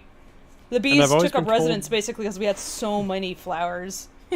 And I've always been told that you should always try and specifically eat honey local to your area because it's better for you, or something. It can evidently help with pollen allergies. I don't know how true that is, but honestly, it just tastes better. Also.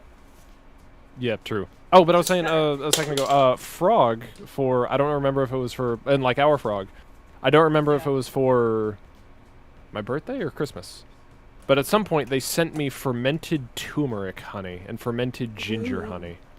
Oh, no. That sounds so good. And let me just say, I only broke that stuff out when I was feeling ill, and I really wanted something that was very good and, like, was super soothing. And oh my god, I've never had honey go down smoother, like, a good glass of bourbon or something. I don't know how to put it. It was very good.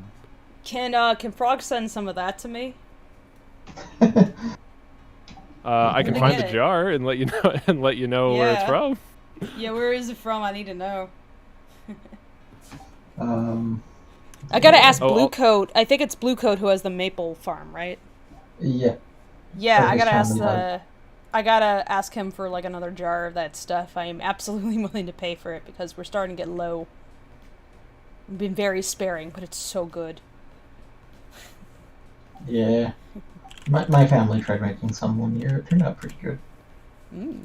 Also, I was there when you got these commissions, and I know that this isn't Zib, but man, the face kind of looks like Zib at this stage.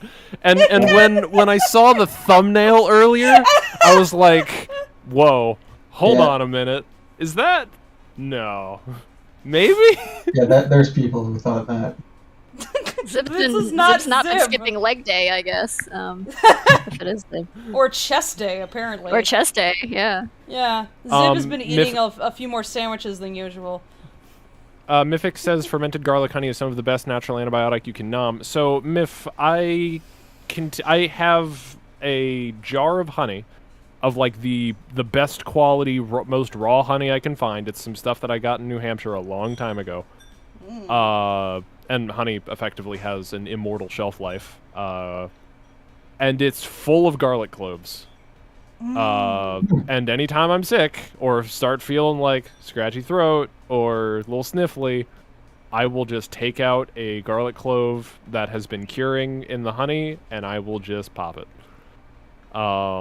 Because, I mean, I'm not one for, like, herbal medicine or things like that, or crystal therapy, and like, not to talk shit of any of those. But whatever brings you peace and health, by all means. But it like, just chemically, like, straight up, there is sound proven science behind those two things being natural antibiotics. Yep. Look at all of the medicine of ancient Egypt. And just a note, like, herbals, like, I've gotten into fights with somebody. I'm gonna remind people this is not a medical stream, so don't take this as medical advice. We are not medical professionals. Yes. Please don't. Please go to a doctor if you have an infection. Please. Do not shove cloves of garlic into your open wounds. Do not eat as an alternative to drinking garlic alcohol. and honey will not cure COVID. It will not have the same effect. It will not have desirable effects. Yes. No. It'll clean you up, that's for sure. The desirable effect will be, that's delicious, because it breaks up water molecule bonds, and what happens when that happens is on one hand, diarrhea. it'll clean you out. On the other hand, it'll fuck up your gut bacteria, so don't do it. Do not drink bleach. I mean, do not inject bleach. Do not rub bleach into your skin. Windex will not cure the plague. Please. Oh, well, you've clearly never seen my Big Fat Greek Wedding. Oh, well. Windex. Just Windex it. Just open your mouth. No, don't take that seriously. Don't Windex it.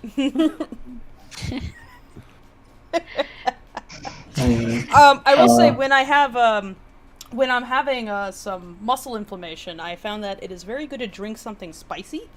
So if you have like a gingery, peppery tea, like a really strong Thai, and you put like some chai, excuse me, you put some like peppercorns in there, and some like fresh ginger and a bit of cayenne pepper. There's something about this, like, heating up your body like that really helps with, like, making your muscles relax. I think that's one reason why people go into saunas, to help heal. Just, like, releases some tension. It's great. I will it's say also good for just clearing your sinuses out. God, yeah. Oh man, that's why I love spicy Vindaloo shit. when I have a cold. Oh, it's so good. Oh God, I've had chai tea, like real chai tea, from a nice, authentic place that'll knock your socks off one time. Oh. And it's when I ordered it, I wasn't prepared for it. I was just, it was when I was traveling and I was about to get on a flight. And I was just like, oh, chai tea. I love tea. I'll get some tea. And I got some tea with, I don't even remember what I got. It was some just rice dish or something. But I just got the tea, and I just, like, took a sip, and it was a punch in the face that I was not mentally prepared for. It was delicious, but I was not prepared for spicy tea. Yeah, I mean, the spice combination you'll get in different places can be quite different with chai, but, I mean, chai just means tea, but, the chai that, I mean, it's usually a mix of Indian and British, ideas of tea preparation. I used to drink a cayenne apple cider vinegar and lemon juice concoction. Yeah, I heard that's like considered one of those like, that's like one of those Hollywood diets, quote unquote diets, when you want to like, I don't know, when celebrities are trying to do unadvisable things like lose a bunch of weight before a premiere or something, or filming something. I don't know. They'll like go on one of those like cayenne maple syrup and water diets or whatever. But maybe as like something that you append to your otherwise like food-based diet, it might actually be like cleansing or good, or I don't know. Newt, you read the next question because I don't know how this came up. But quick before that does, my sister works at LinkedIn and just like followed me on LinkedIn, and I sent her a message being like, "Make me CEO of Disney. I want 5 yachts." She can do that, right? She works at LinkedIn. They can make all your job dreams come true, right? Would you really want to be the CEO of Disney, though? I mean, that just... No. Well, maybe.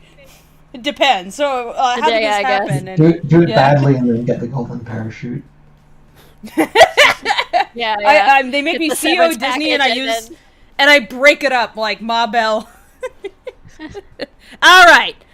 Everything's spinning off. What's the justification? No justification. Everything's spinning off. Mickey Mouse is public domain. Package and launch your own animation studio with it. Goodbye.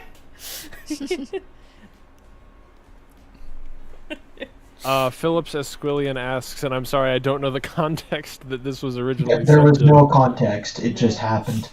Oh, fair enough. Is Nox the scariest of us? What? I'm sure. gonna. Nox might be one of the most Machiavellian of us, but I would definitely have to. You sure about that? But, well, no, but I'm not. I'm gonna say I can't vote myself on that one. But I mean, you know better than most of people that the weakness jokes are just jokes. But see, I categorize the weaknesses genuinely. I'd say between all of us in call at the moment, Fable's probably the scariest. I agree wholeheartedly. They got teeth and they'll go for the kneecaps. I'm really short, so I have a very strong, concentrated Napoleon complex. So I'm gonna take your eyes out with a sewing needle. Oh, I meant to say a knitting needle. A sewing needle is not alarming. No, I meant to say like a crochet needle. that's not gonna make a big splash. It'll just deflate. That's not as much fun. Ew. I want it to be really, really splashy. I need to observe. Here, I got hold this camera while I take your eyes out. I need to put it in slow-mo mode while we do that. It's a research. Remember, kids, the only difference between science and screwing around is writing it down. Not Enough Meme says, Fable can bring back Owl House. Now I'll just be like, hey, Alex Hirsch, here's like $1 billion. What do you want to do? No, I'm not going to censor you. But with cats. Bring back Owl House, but make it gayer. I need more gay, please. We're going full rainbow, folks. Owl House was so Let's good. go. Owl House is very good.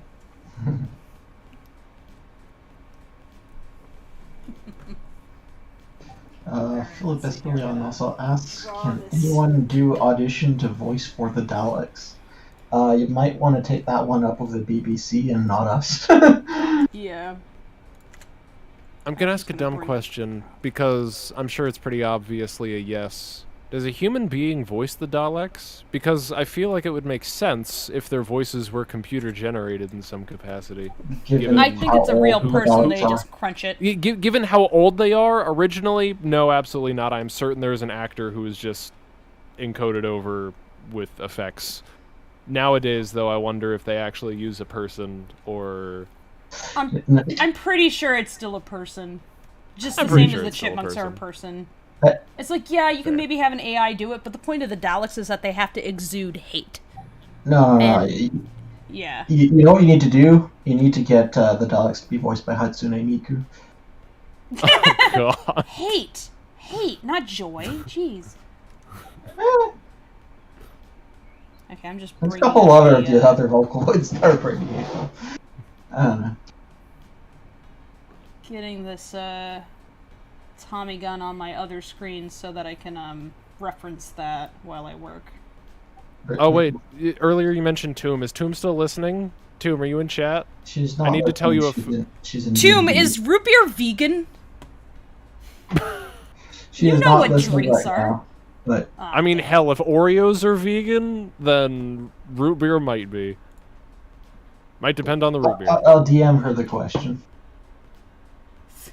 Oh, it's fine. It was a food crime that I committed tonight, and I just wanted her opinion.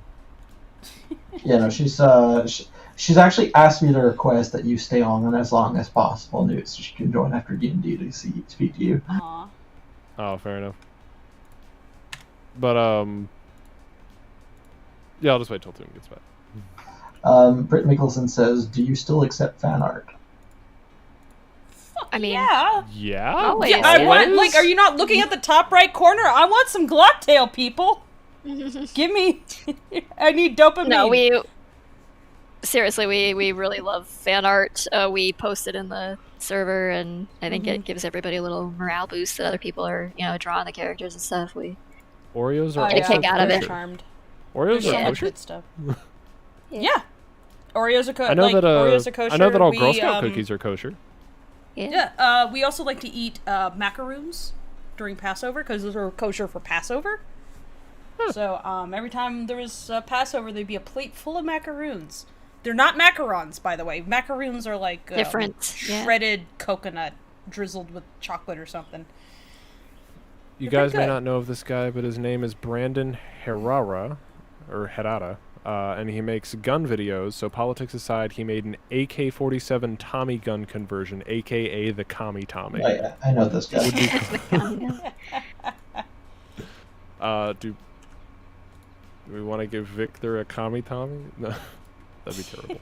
He's currently developing a AK that fires larger bullets. Oh God! Wait, so if you, actually, you know who this guy is? He's the guy that was in the in the William Osmond slapping a gun on top of a robot. Yes, video? he's the gun guy. He's that guy. Okay. Was he the robot that pisses guy? No, that's Michael Reeves. No, buddy of that guy.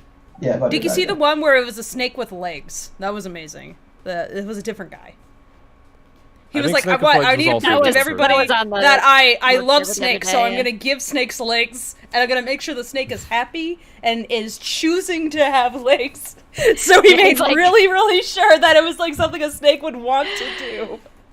Do you think snakes want their legs back? Or at least, that was the joke. Because evolution made a mistake a long, long time ago. And we put so much research into giving legs to like other animals that have lost their legs. Why not snakes? And he made like this tube with motorized lizard legs.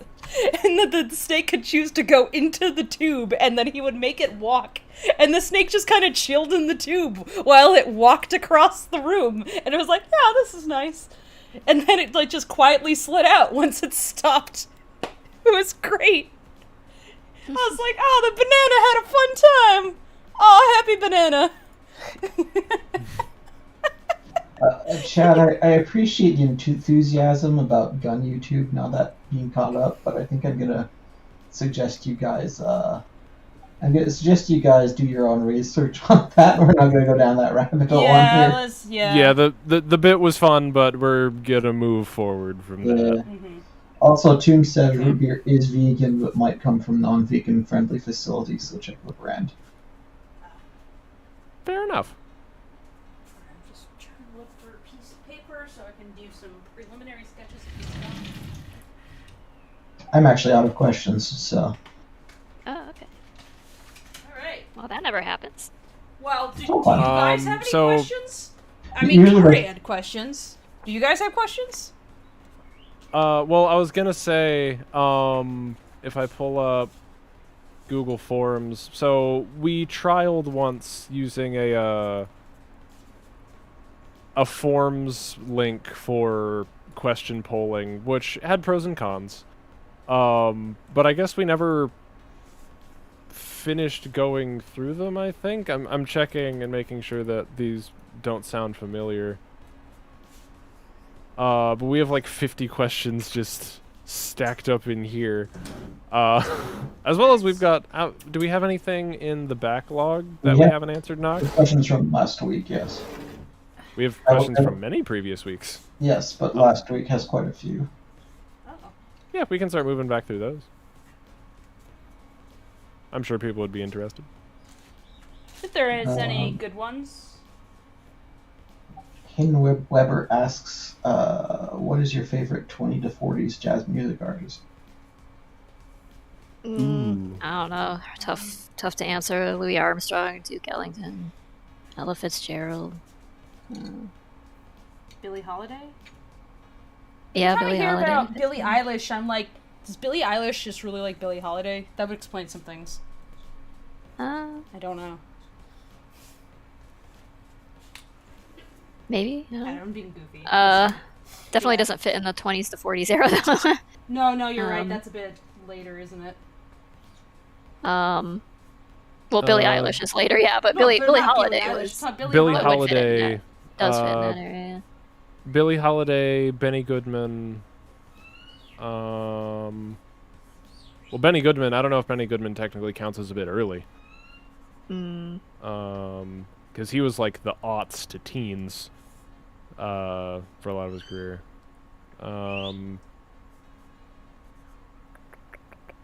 Frank Sinatra? Jelly Roll Morton. Jelly Roll Morton was good. King Oliver. Frankie Trombauer. Thelonious Big Monk. Spiderbeck. Yeah, bird. Joe Venuti. Django Reinhardt. Yeah, lots of good stuff. Yeah. Alright, we got a few questions now, so I guess we'll move back to those. Yeah. Love Bob asks, will Lackadaisy be a TV series or just one video? I don't know. I mean, it'd be great if it was a series. If we could continue onward and make a series out of it, that we would love to do that. But that remains to be seen. That requires a level of funding that you just can't really realistically raise on Kickstarter. So we'd have to find another way of doing that. But it'll be a film to start with, and if we can do more, we will. Yeah, we'll see what happens. Just bait Elon into making it thinking it's an ego thing.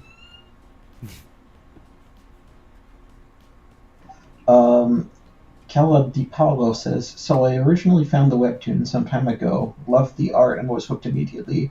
And I was wondering if there was a storyline it was following, and if the animated film will follow a similar one.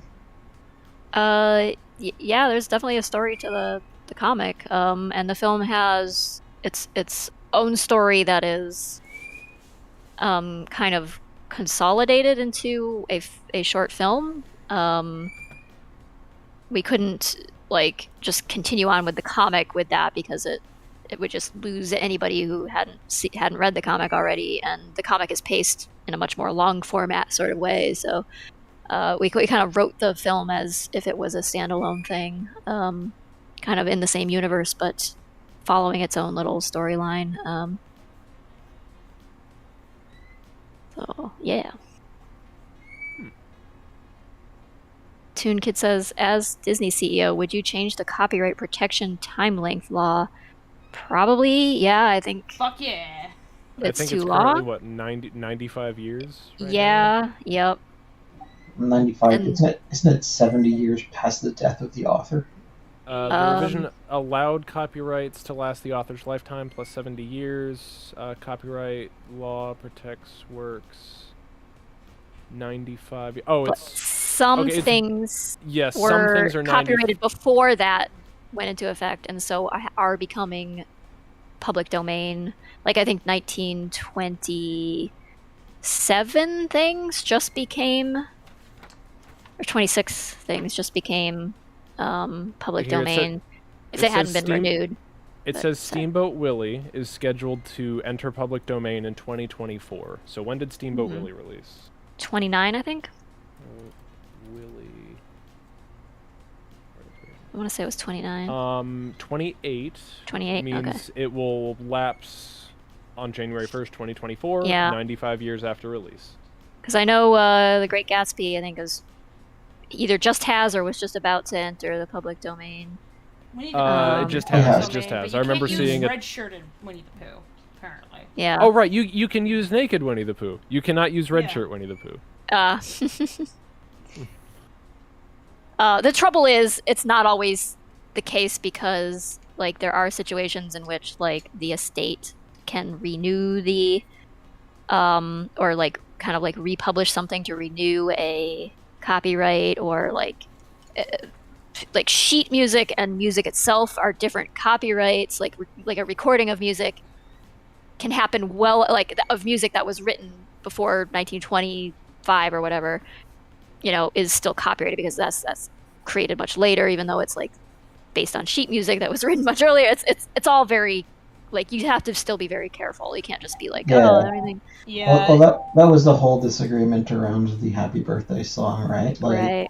Yeah. People thought it was copyrighted, but really it's just specific recording that was copyrighted. Right. And somebody was making bank off of that. Yeah. It's convoluted, and it's convoluted even before the internet came along. And now that we have the internet, it's just like all the more like, what? It should be simplified. I think it should be a shorter term. But yeah, like, it's all been like fucked around with by Disney lawyers, so basically deciding what they want to happen, and what's convenient for them, and so yeah, we're just stuck with that. I need to go find out what happened with the Top Gun copyright, because that was fucked up. Oh, I don't know anything about that. The license. So there's a weird clause in copyright that after 35 years. The author or the author's family can cancel any licenses they have emitted if they make a statement about it, as a kind of way to, or 25 years maybe, as a way of pulling back any bad deals they got out of. And the family of the author of the Top Gun screenplay did that. And that took into effect while they were making Top Gun. So theoretically they released that movie illegally recently. Oh my god! Like the new one? Yes. So that's like a whole thing, and there's a lawsuit going on for that. Oh wow! Which I haven't actually watched yet, but I need to. I've heard great things. Yeah, I've heard it's a fun watch, but I'm just trying to practice drawing. I mean, in fairness, I've heard it's an absolutely dumb movie, but it's not a movie you watch for the plot. It's a movie you watch for cool fighter jets. Nobody watches it for any other reason than because it is a dumb very movie. homoerotic basketball game. Yeah. Volleyball? I thought it was volleyball. Well, it was volleyball in the first movie. I was told it's volleyball in the first movie. I was told it's basketball in the second movie. Wow. I mean, homoeroticism certainly sells even better nowadays. Did it ever not really sell? It definitely. I was like, am I supposed to disagree with that? I mean, gladiator movies and things were a whole thing for a long time. That's fair. And wrestling movies and like, it's definitely been there. It's just like that we've acknowledged that it's homoerotic is the difference. Jake Dalbert asks, what if Miss M would have another boyfriend? What if? I mean... Depending on who you ask, and that being specifically Rocky, it's Rocky. I'm not sure he'd have the balls to even claim to be her boyfriend. Yeah. Demetrios maybe aspirationally, but even then, that's questionable. I don't think he knows really what I don't think he's quite after romance per se with Mitzi. It's more he's after him. Please hug me and tell me it's okay. Yeah, he wants head pats. Yeah. Approval. Which, man, vocalizing that's sad. not he wants to be needed, and she's emblematic of this place that he wants to be, and you know. Yeah. Demetrios Price says, random note, what's the point of calling root beer if it doesn't actually use the original additive that it had in the past? I used to know this, I don't remember. I mean, Coca-Cola is still called Coca-Cola, so... And there ain't no Coke in it. Unless someone's getting creative with the recipe one day in the factory. I mean, you could, Guess you could add your own, but... Yeah, you have to mix it yourself nowadays. This is not what I thought. God damn. This is not what I thought at all. In 1875, Charles Elmer introduced the first commercial brand of what is now known as root beer, named Hires Root Beer. Hires initially wanted the name to be Root Tea, but chose root beer to make the beverage more attractive to Pennsylvanian coal miners. Interesting. And to fight against local sarsaparilla producers. The great sarsaparilla root beer war. Yeah. Oh wait. I have had quote unquote authentic sarsaparilla. Shit's good. Sarsaparilla is good. Yeah, I like sarsaparilla. It's not so common these days. But... when I went to go to Lisa's to get her to sign the posters, I had joked with her. I was like, "Yeah, I could bring some sarsaparilla," and she's like, "I'm definitely cultured enough to know what that is." And I was like, "I'll actually bring you sarsaparilla. How about it?" Like, no joke. So I went way out of my way to go find like the only sarsaparilla I could in town because my favorite soda shop closed down. Aww. Yeah, got her some sarsaparilla. She liked it. Sorry, Hubert. Well, I'm going to ask the next question, unless you got something to say. I was just going to say there was a question that came up in chat, and yeah, you added it to the list. I didn't want to break Q too much, but I wanted to... I don't know if we can say. Actually, what's the question? To Cool Chill's question, not sure if this has been answered, but are Fable and Lackadaisy, adding you, Tracy, voice actors as well? I don't know how much I can answer that question. I do have a voice cameo in the against my will. I didn't know if that was allowed to be known or not. Well, you can look. Well, I won't say what it is, but you guys can listen for it, and if you spot it, then or happen to hear it, then Tracy is in the Lackadaisy short. Briefly. You guys made me. They made me. I didn't want to do it. I did. I insisted. I was like, you have to be Tracy. Tracy, I'm sure you're going to be very compelling as the owl. Yes. Yes, we had Tracy like stand across the room and then run screaming towards the microphone. Flapping my arms as if they were wings. Yeah. Method acting. Yeah, got really into character. I almost jumped off the roof, but they talked me out of that. You saw a cool mouse. Yeah. We're like, Tracy, you're not actually a cat, damn it! Or an owl. Or an owl. Yeah. Son of a bitch. Why not? Kalevzi Paolo says, what is your favorite vehicle depiction you've drawn?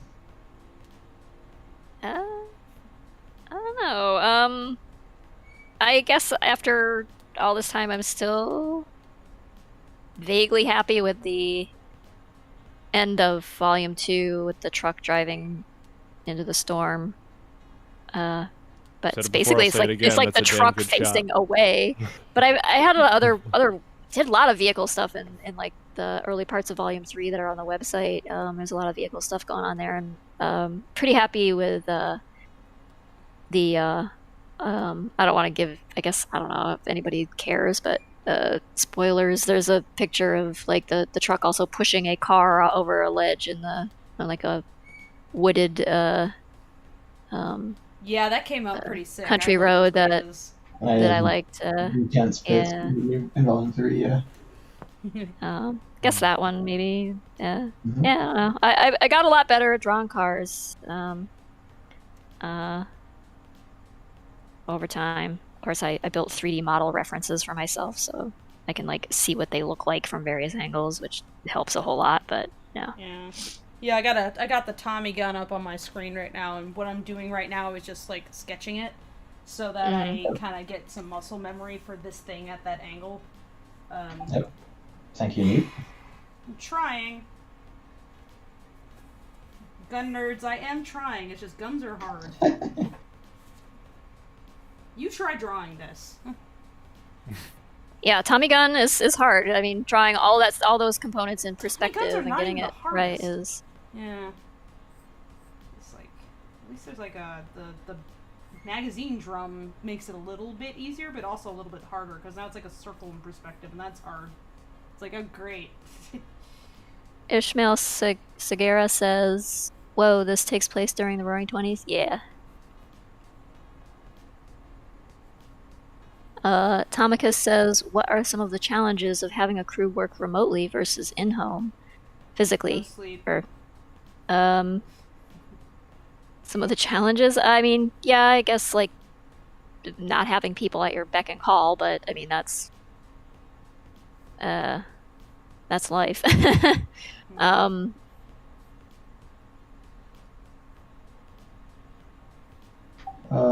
Sometimes communication can be a little tricky.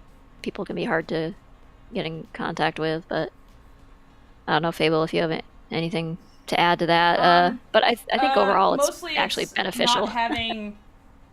Mostly probably the difficulty is just like not having off hours. That too, and sometimes lacking that sense of team,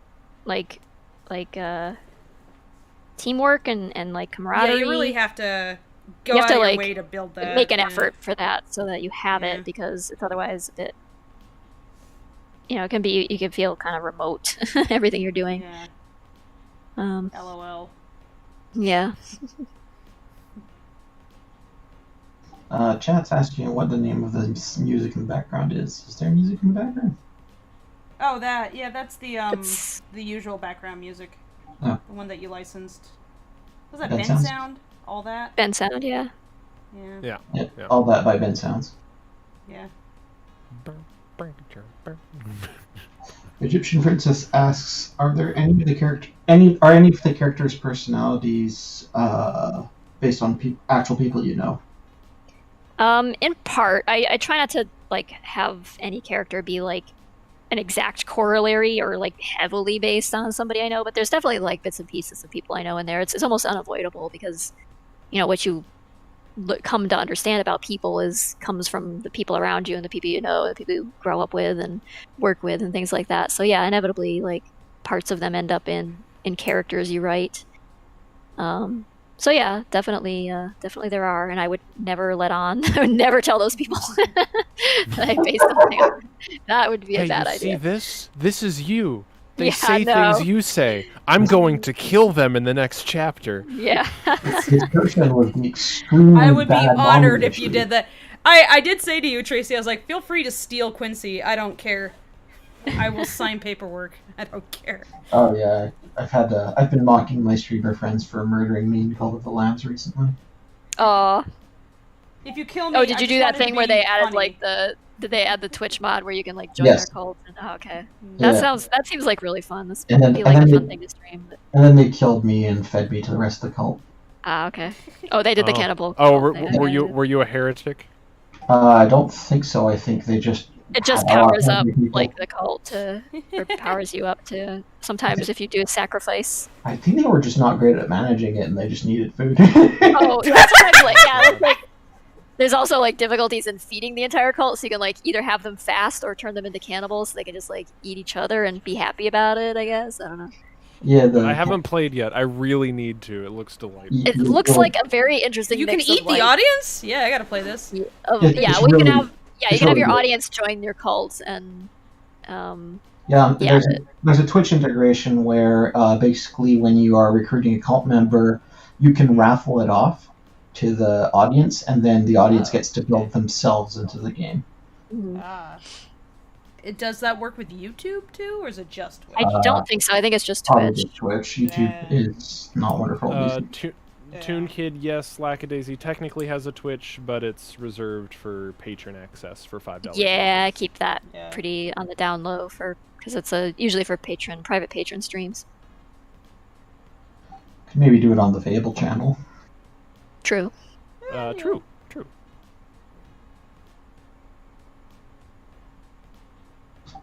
Is there a cat cult in Lackadaisy? I mean, there's a cult. I mean, just because it's basically the We've world. seen what the Savoirs are up to. So there are cults. And they're technically not. And I guess there are cats in cults. I don't know that they have any. They're not a cannibal cult, but no, they're having fun. Yeah. There are religious figures with a propensity for murder. They're proactive. Yeah. What was that, Fable? I said they're proactive. Yeah. Noberto Sanchez asks, have you guys seen Primal? Yeah, we were watching some of it last night, actually. Yeah, I guess on show the more server. It's super good. Yeah, it is very good. I haven't caught up with the latest season at all, but I need to. Very pretty. I like that sort of like just visual storytelling where there's almost no dialogue. Or apparently in there are some parts that have like some language that is spoken, but I haven't gotten to that yet. So. Ismail's asking if this is going to be a YouTube original, like if you can only watch it on YouTube. We'll it's going up on probably it'll go up on YouTube, but it may be in other places too. I don't know yet.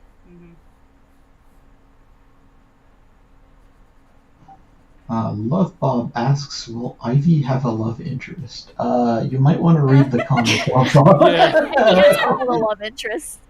She mentions like powered the last on love 3 interest. at some point. She's proactive. Yeah. Everybody needs a hobby. Okay, no, she's not that bad.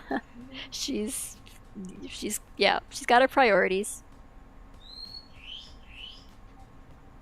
Demetrios Price says, wait a minute, so how exactly is it the cats actually grip anything within the universe? Do their claws dig in, or is it just especially made for cats within the confines of the universe?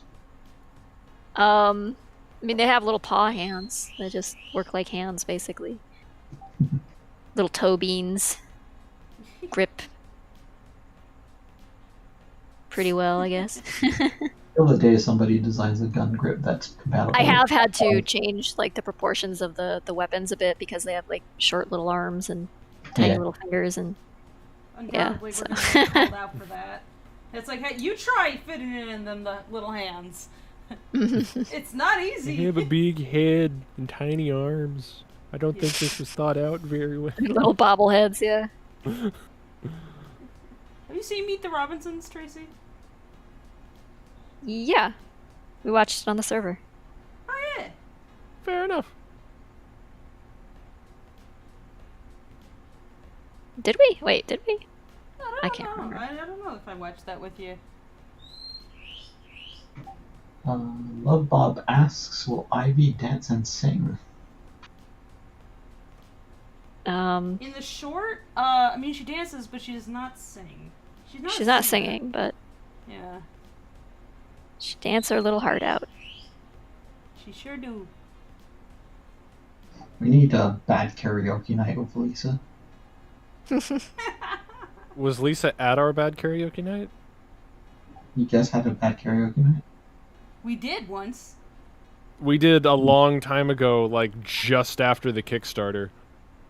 Yeah. It was terrible and awesome. Oh yeah, and like nothing would sync up because it was so bad. The more people you have in like Discord voice chat, the more like out of sync it is. Like that's when we take advantage of that every time we have to sing happy birthday to anybody. It sounds like some kind of like. Yeah. Oh yeah, guys! If you ever are there on Tracy's birthday, it is a time. Yeah. Sai is actually a robot on our server who serves up music. Yeah.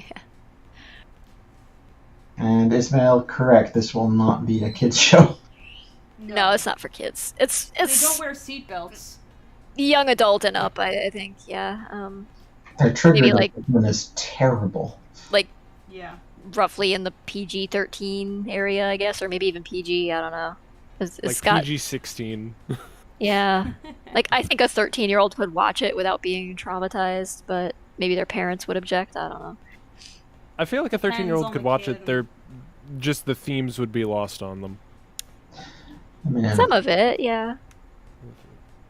I guess it depends on the 13-year-old. There's no accounting for like some people are just I mean, not trying to be a prude.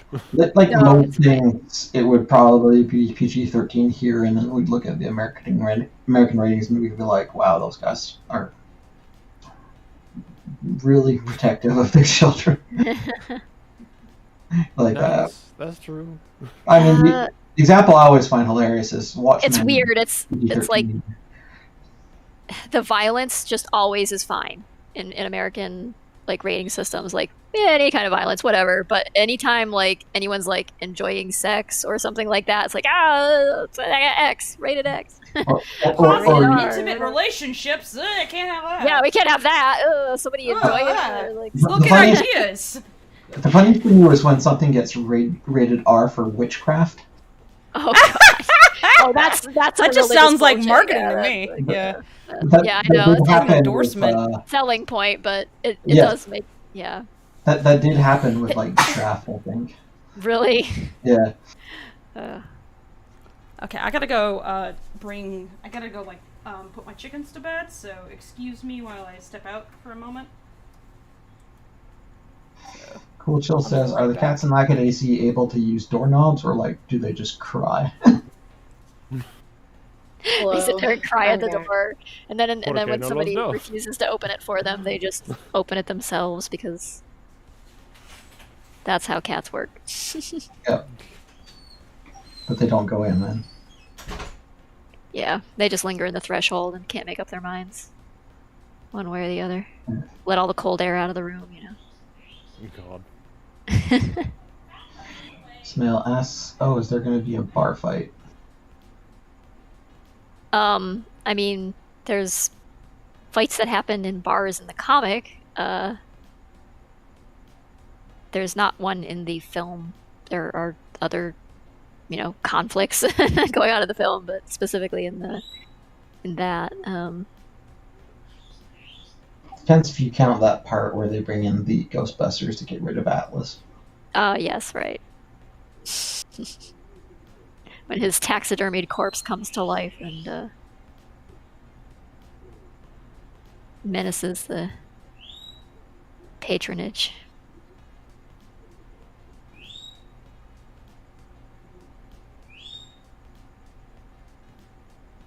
There's a different kind of fight, but I can't tell you what kind of fight it is because that would be spoilers. It takes place in a place that's more interesting than a bar, I feel. And that is all you get to know, you two. Yeah.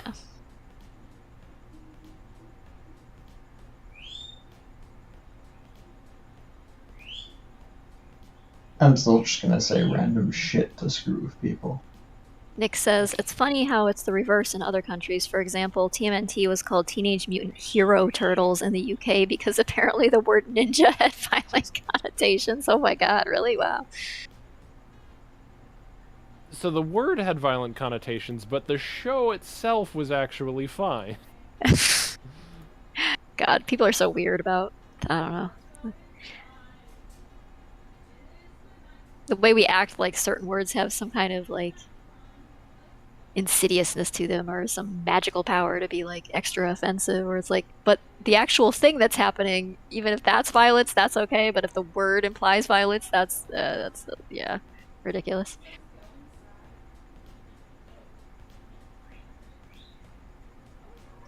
Rocky's hand. We do have a bit of a joke in the film that about like a cat paw reaching under a door thing. Is it a slap fight? No. Well, no.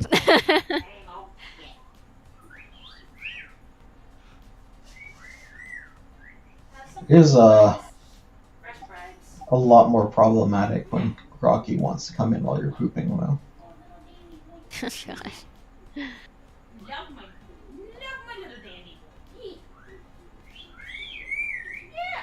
John P says, but show one boob, you're done. Yeah.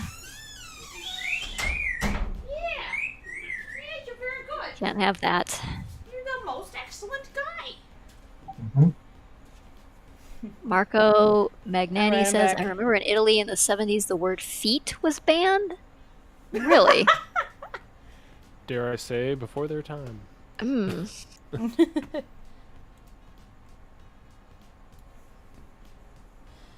I'm back. I kissed every bird. Well, no, the girls were up in a corner. I could not reach them with my smoochies. But they knew that I was smooching them in spirit. Aw. Good. The chickens, however, I definitely molested them. They're like, oh, look how fat you are. You're in bed. And they're like, bah, bah, bah, bah. It's like, ah. They're so good and fat. That chickens.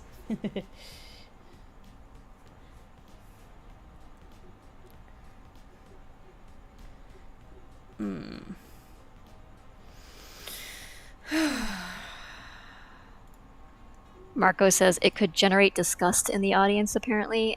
I kind of suspect it has something to do with something else, but... Okay. Maybe it was the person who banned it who had certain feelings. Yeah. Yeah. The word feet gave them funny feelings, and they had to... Oh, Jesus. They couldn't handle it. Oh, I zoned out for a second. What the fuck is going on? Apparently in You know, cinema, or in like movie titles or something, like the word feet was outlawed in, like, in Italy. It's Quentin Tarantino's fault. Yeah. And apparently, like, I think Fable missed the part where we were talking about how Teenage Mutant Ninja Turtles had to be called Teenage Mutant Hero Turtles in the UK. Because ninja had violent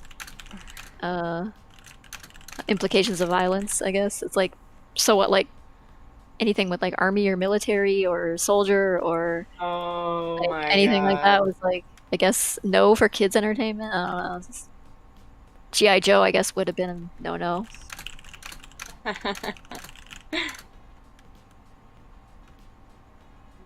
I'm still kind of obsessed with the origin of GI because, like, it has nothing to do with... It just means general issue. General issue Joe. Yep. Basic old Joe. Sounds like the sort of thing. Basic cannon fodder Joe. How many guys were named John back then? The amount of guys named Joe, Johnny, Jack, those are all from the same name. Yep.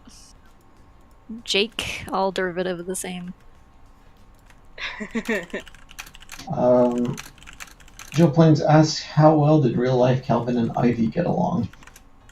Oh, they got along pretty well. They weren't super bonded or anything, but Calvin would let Ivy get closer to him than most other cats. He was a bit standoffish with cats. He was so very, very, like, very baby and very focused on people. Also temperamental. So he'd be like extremely soft baby one minute, and then the next he'd be like losing his mind over something. Especially if people laughed around him. Like, he hated people laughing. Oh my god, he'd lose his shit. I need to have Candy in one of these streams sometime to, like, tell Calvin stories. Summon Candy, then. No, I'll leave her alone tonight, but... It's a good time when Candy's here. Yeah. Yeah.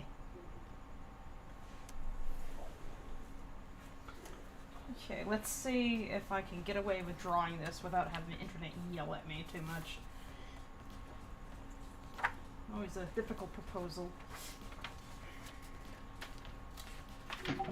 Just for my own plans of how much longer I stay up, how much longer were you planning on streaming today? Why? It's up to Fable. I need to just get these things done. That's more or less my goal. At least I got Ket's thing done. That was the ultimate goal. But I would like to at least get this rolling. If I could get the gun sketched in, that would be nice. But if you gotta go at any point, Nox, just go that's for totally it. fine. Nox, we understand you have a life and a bedtime and things. So I'm still good for a while. I'm just asking. Okay. Okay. Maybe at least for an hour or two. At some point I gotta eat food. I think I can't avoid that one, despite my wishes otherwise.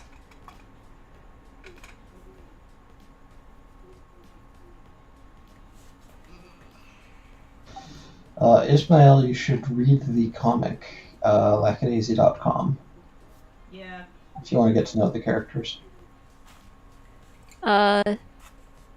Yeah, and there's a character page even there if you want just like an overview of them.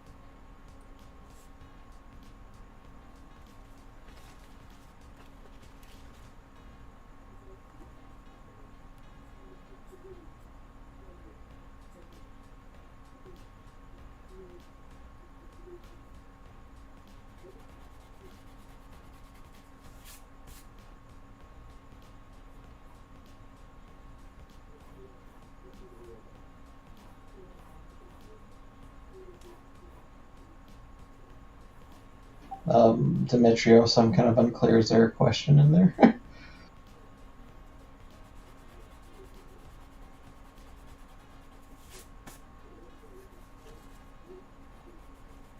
Demetrios says, so if IRL Kelvin had a Thompson submachine gun without your problem and was seemingly able to hold and had the IQ of the cat from Stray without being a problem.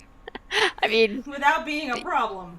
You I'm sure it would be a problem. I mean, all of that sounds like a problem for everybody else, but the cat maybe. Would IRL? I guess eventually it'd be a problem for the cat too when he ran out of ammo, or it jammed up. But this is an actual cat with a Tommy gun. That gun is about the size of the cat. It would be like that. Have you heard of the game Squirrel with a Gun they're working on? It would be like that. Yeah, Squirrel with a gun. Welcome back, Kari. Hey, Kari. Cat with a gun. That's just an awesome. Isn't that the pitch? That's just the Lackadaisy subtitle, I guess. Standing upright in a suit. Alternate title. With a gun. Yeah, that's our pitch. Yeah, that's the pitch. All the money, please.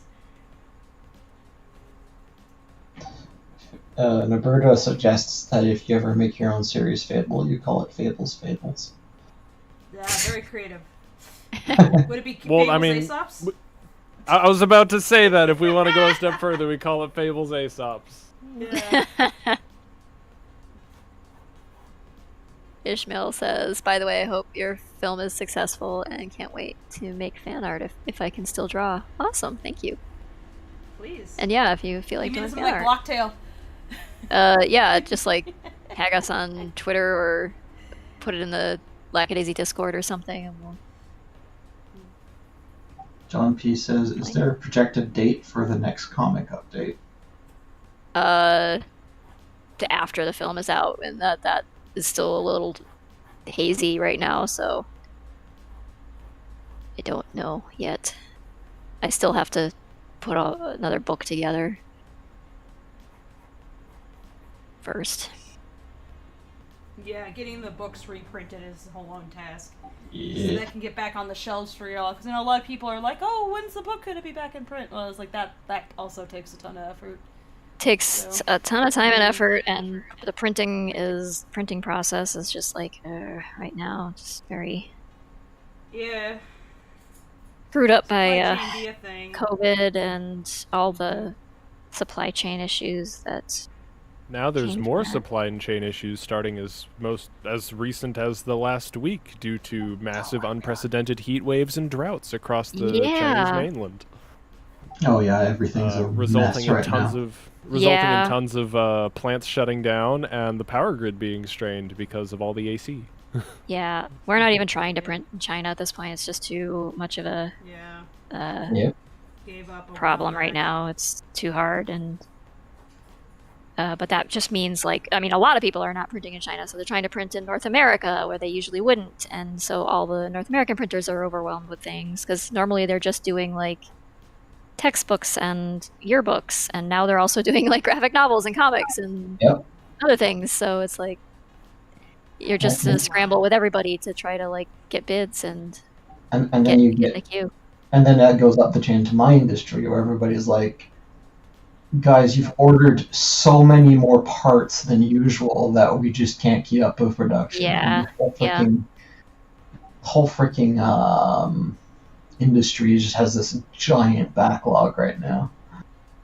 Okay, so this might make some people frustrated given this like context. I found out recently when I was figuring out how to like place large purchase part orders. So for context, I'm a mechanical engineer for Toyota, and relatively newly so, and I have to place large purchase orders for like certain purchase parts from certain companies or whatever. But I was told by one of my supervisors, they're like, yeah, we once made a design for a robot for one of the facilities in Mexico, but after we got full fabrication approval and design approval and everything, and then Toyota changed their mind after production started and needed something redesigned, although we already put in all the parts orders. So now for the last 7 years, there's been one plant in Mexico somewhere producing parts for a robot that has never been built, and it all just goes to some unknown warehouse where it sits in storage. It just goes to that warehouse in Indiana and Raiders of the Lost Ark or something. It is such a waste. And they're like, we have tried over and over to tell this manufacturing building to stop making these parts, and no one ever stops. They just keep making it. So we just gave up after like 4 years. Conundrum. What are they expecting to get? Why are they making it at this point? They could just take the money and do something else. Why are they doing this? Why? Like cryptids of the machine world. It's just building some kind of... This is some paperclip shit, is what it is. Yeah. Yep. I mean, as you guys experience with the lack of cube, that happens. Yeah.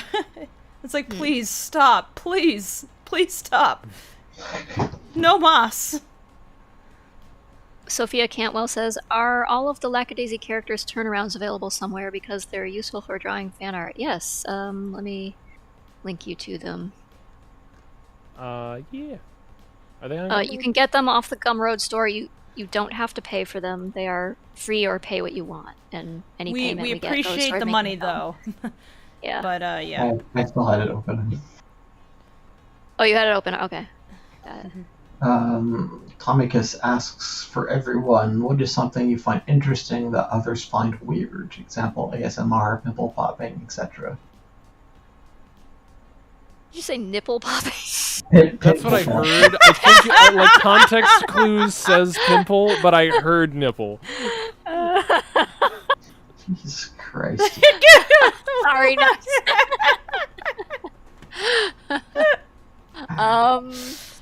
To quote, I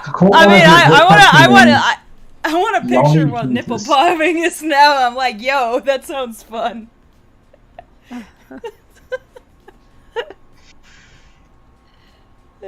I don't know, like, what counts as... I like documentaries about bones and death and pandemics and diseases. Does that count? I don't know. Yeah. Tracy lives the life of maximum happiness, as you can all tell. I mean, I don't watch it, like, I'm not, like dressed in, like, goth clothes or anything watching it, because I'm just fascinated by that aspect of history, I guess. I don't know. Like bone detectives. I get it. I was also really into the Great Depression and like the Dust Bowl and stuff like that. Yeah. Yeah. I really like giant World War II ecological documentaries. disaster. Yeah. Yeah. Definitely watched a lot of those back when the History Channel was all World War II stuff. Yeah, it literally did nothing but World War II. That was crazy. Yeah. Now it's all just reality show garbage. I don't. Now it's fucking Not Pawn quite Stars. reality. Yeah. We took several family photos this summer. I don't know if they're gonna get developed or anything, but we took several family photos of me and each of my brothers doing the Pawn Stars pose.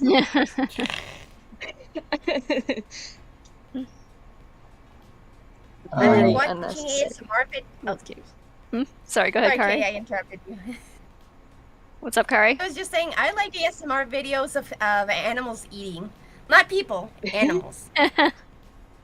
Yeah, when people eat, it makes me angry, but I like watching videos of possums eating bananas Yeah, I or can something. watch any animal eat anything messily, but people doing that just grosses me out. I don't know why. I find it gross too. I was gonna say, not to shame anyone, but the mukbang thing and stuff, no. I No. can't with that. I Nah. just gonna get grossed out. Cool if you like it, but Speaking of mukbangs, if anybody wants to feed the streamer, do you consider a donation to my Ko-fi? That's the last time I'll say that.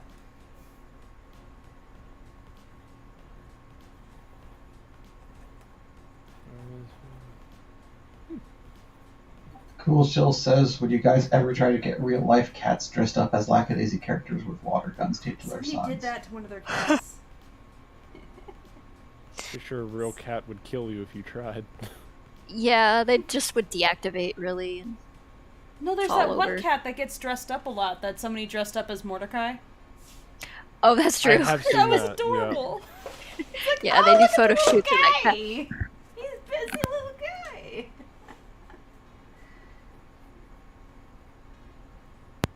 I can't remember his name off the top of my head, but I've retweeted it a number of times. What's his name? I can't think of it. I do not remember.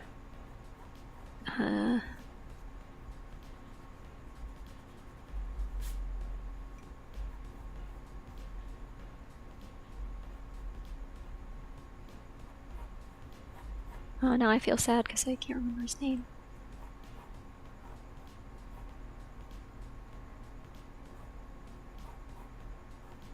I have the pictures though on my hard drive, but I wasn't smart enough to give it the name of the Twitter channel that it came from. I think they also posted on Instagram. Yeah, I've seen them pop up on Tumblr too. Here, I'll put one of them in streaming chat. Fable wants to show the chat what we're talking about since they asked. Oh, I guess. Oh, yeah, that'd be interrupting Fable drawings. Never mind.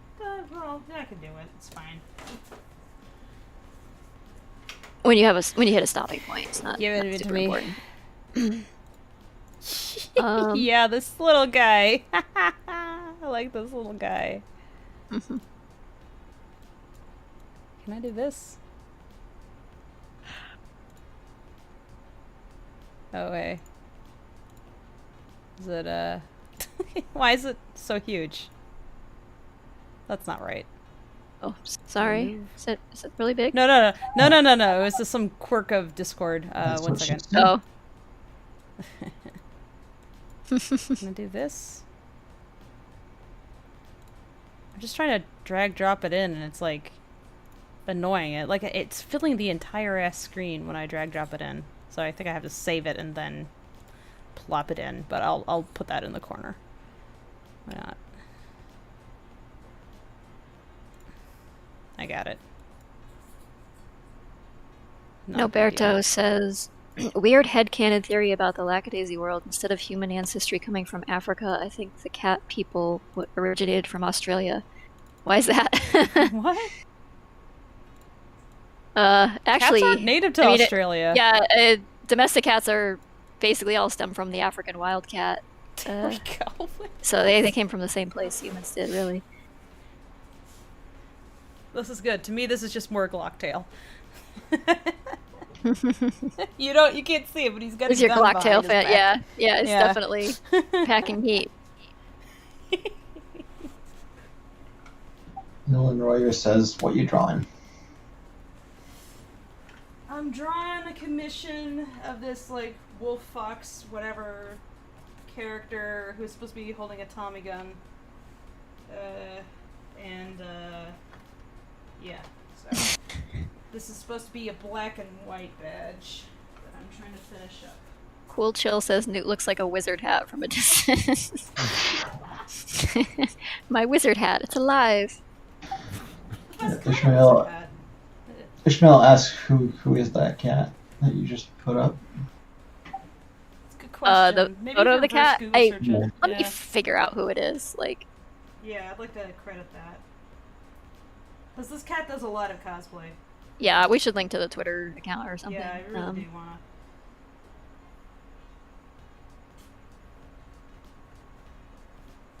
It's...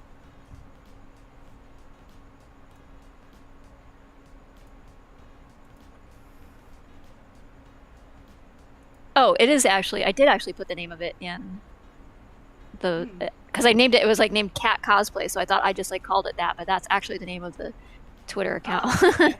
Yeah, link to it in the chat. There it is. Do me a favor. It is called Cat Cosplay, and the name of the cat, though, is... I don't know. Someone should name their cat, I don't know. I'm sure that there Several are. situations. Is he on second? But it's almost always the same, like, tuxedo cat who's very chill about being dressed up. This is comfy. He's comfortable. As any number of anime characters. Does that mean that Mordecai is officially an anime? Well, he is on that. Ivy is. Yeah. Oh, here he is as a displacer beast. I like that. That's pretty freaking cute.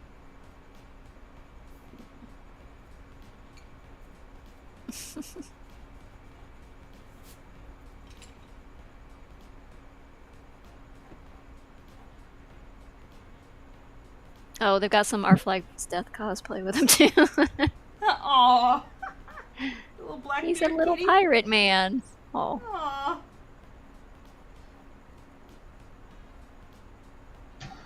Okay, Daisy says, "I say Australia because I think the whole species should originate from a tough and hardy ancestor species.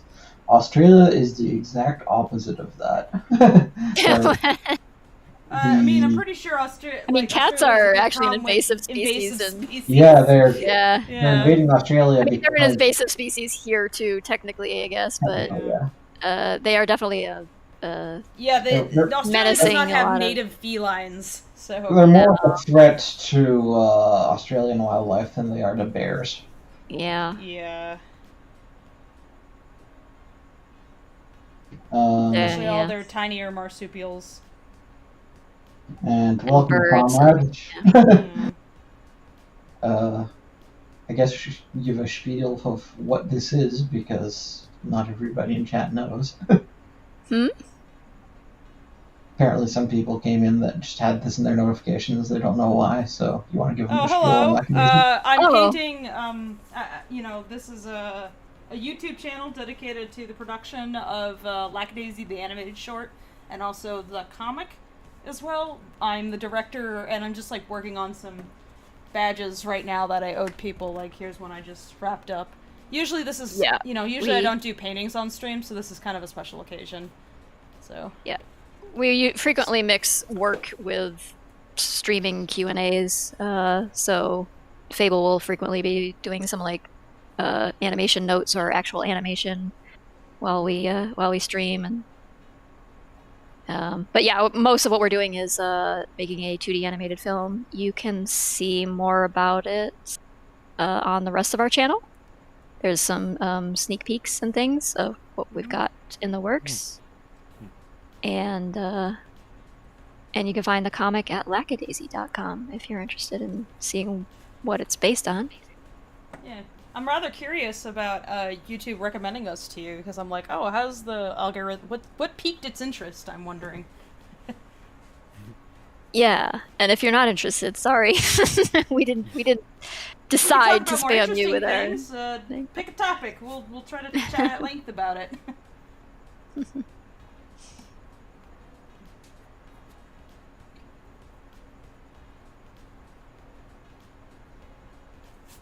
What's the most YouTubey thing that we've done? We fed the channel with like Minecraft.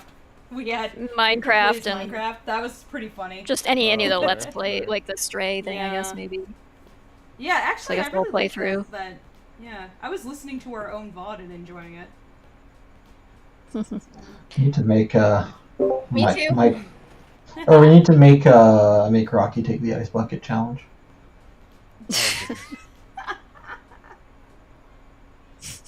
So what would we do? We would get like Mike on microphone and have him do it. Just draw it. Character. Draw it. I'm sure you have enough be real of you just leap screaming. off a four-story building into a bucket of ice. Exactly. It's like a whole like kiddie pool of ice because he has to top everybody else. It's like that's not good enough. Everybody's doing that. Do something more impressive. It has to be a death-defying act of. Yeah. Well, enough to Foxy, get people to pay attention. Foxy plays, if Mordecai's an anime, then he is an unenthusiastic Meow to Seraphina and Nicosia and Rocket. You missed that cursed drawing I did. I don't know if you remember me drawing Mitzi, Wick, and Rocky as Team Rocket. I do. It was very cursed. Was Rocky Meow? Yes. Yeah. I think that was Brad requested it in like a chat or something. Of course Brad would request that. Brad is the person who plays Wick. Wick is a character who's like this geology nerd with a lot of money who operates a quarry. He's also Professor Anime, apparently. Oh yeah, that. Yeah. We filled the whole stream with just JoJo talk thanks to him and Val. JoJo and Evangelion was just like. You guys need to clip out the Evangelion bit and make an I know, we need to make a clip of it. We do. Pair it with that that one thing from Always Sunny with the was it like Pepe Sylvia? Yeah. I think Brad would at a drop of a hat be like, "Hey Brad, you want to do another anime stream?" And he'd be like, "I was hoping you'd ask." He had a lot of fun. Oh, he'd totally do it. Yeah. We could bait Val into doing it again too. I mean, those guys seem down for whatever. It's just you guys need to ask them in a way that's respectful as their employer, I guess. I'm asking respectfully. I want to ask disrespectfully, be like, "Hey bitch, get in the stream." I mean, yeah. That would probably work on Val, let's be real. That would. It'd work on Brad too. Probably. They'd be like, "LOL, okay." That might work on Mike. You're like, "Oh, okay." No, they're all good sports. We appreciate them. They are all very good sports. Nobody is a bad sport.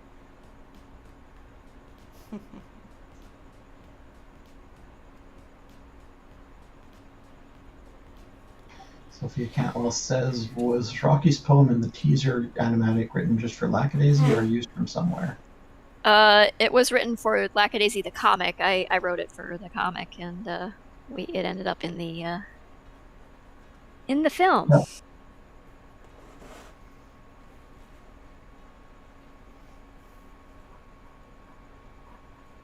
It's only a very small part of the film, though. It's not all poetry, in case anyone's concerned.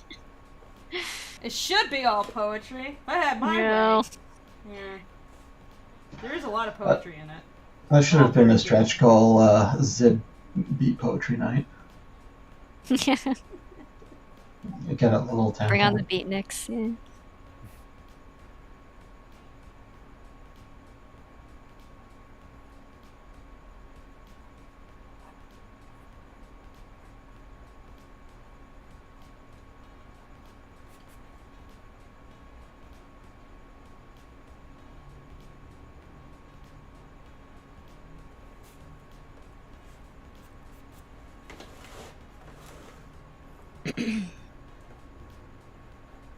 shoot. I apologize. Everyone, I do gotta bounce. I have a separate call that I said I'd be on, and the person finally got back in touch with me. Great. Okay. Good news. Good night, Newt. Thanks for dropping in. I was glad to have you. Nice to hear you're still alive. Tell Dwight I said hi. He is currently asleep in his little tent to my right. Oh, baby. Oh, baby. Devin, take care. Bye. Yeah. Bye.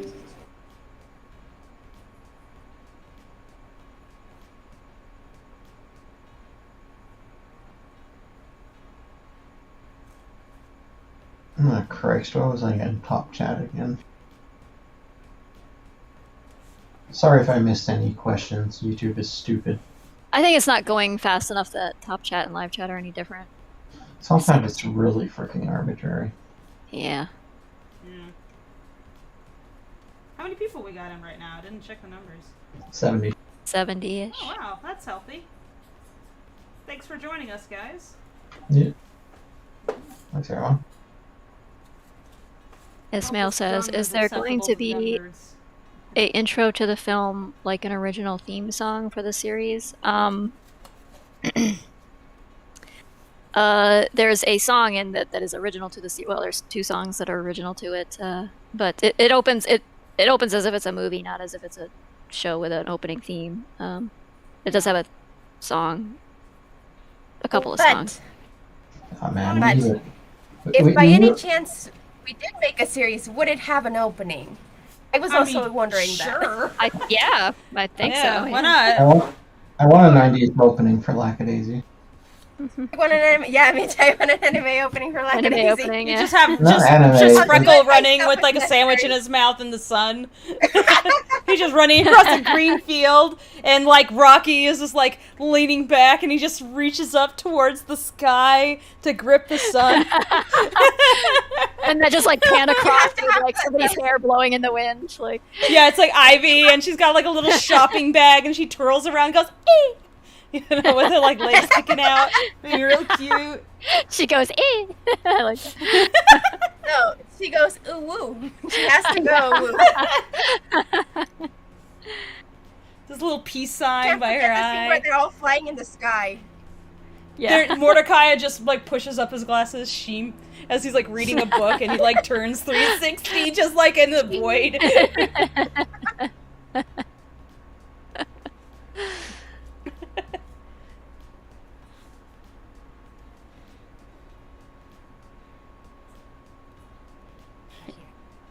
Some very like contemplative Japanese lyrics, just About, I don't know, something or other. yeah.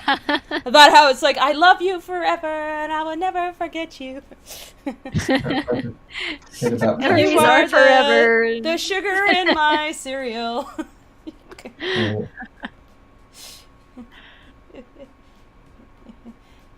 The stars will never go out. Something like that. As long as you were around. The song is just It's all like, about how's this- pancakes and breakfast. Nah, not even that close related.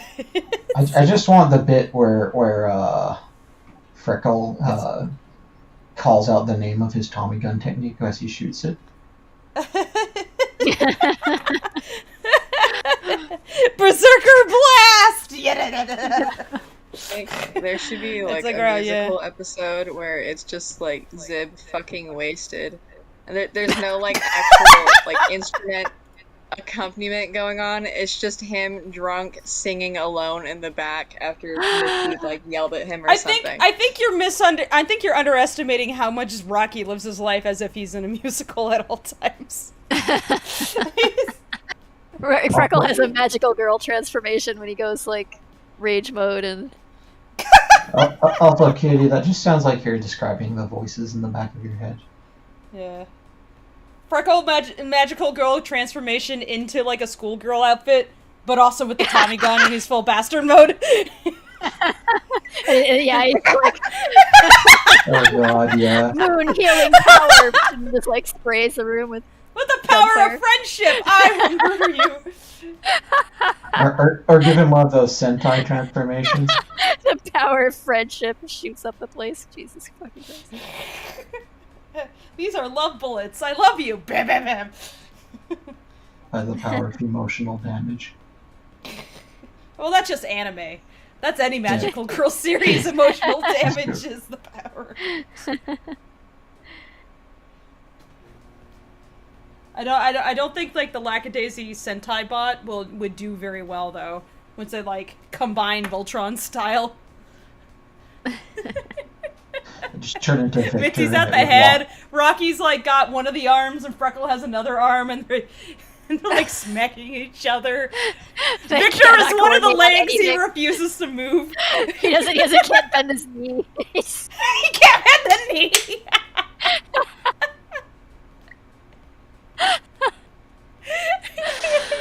Ivy is the heart or whatever, like the chest piece. The thing keeps... It does not function very well at all. Zip is the other leg, it goes jelly. It keeps falling asleep. Well, that's why it's Victor shaped, so he's got one lame leg. He's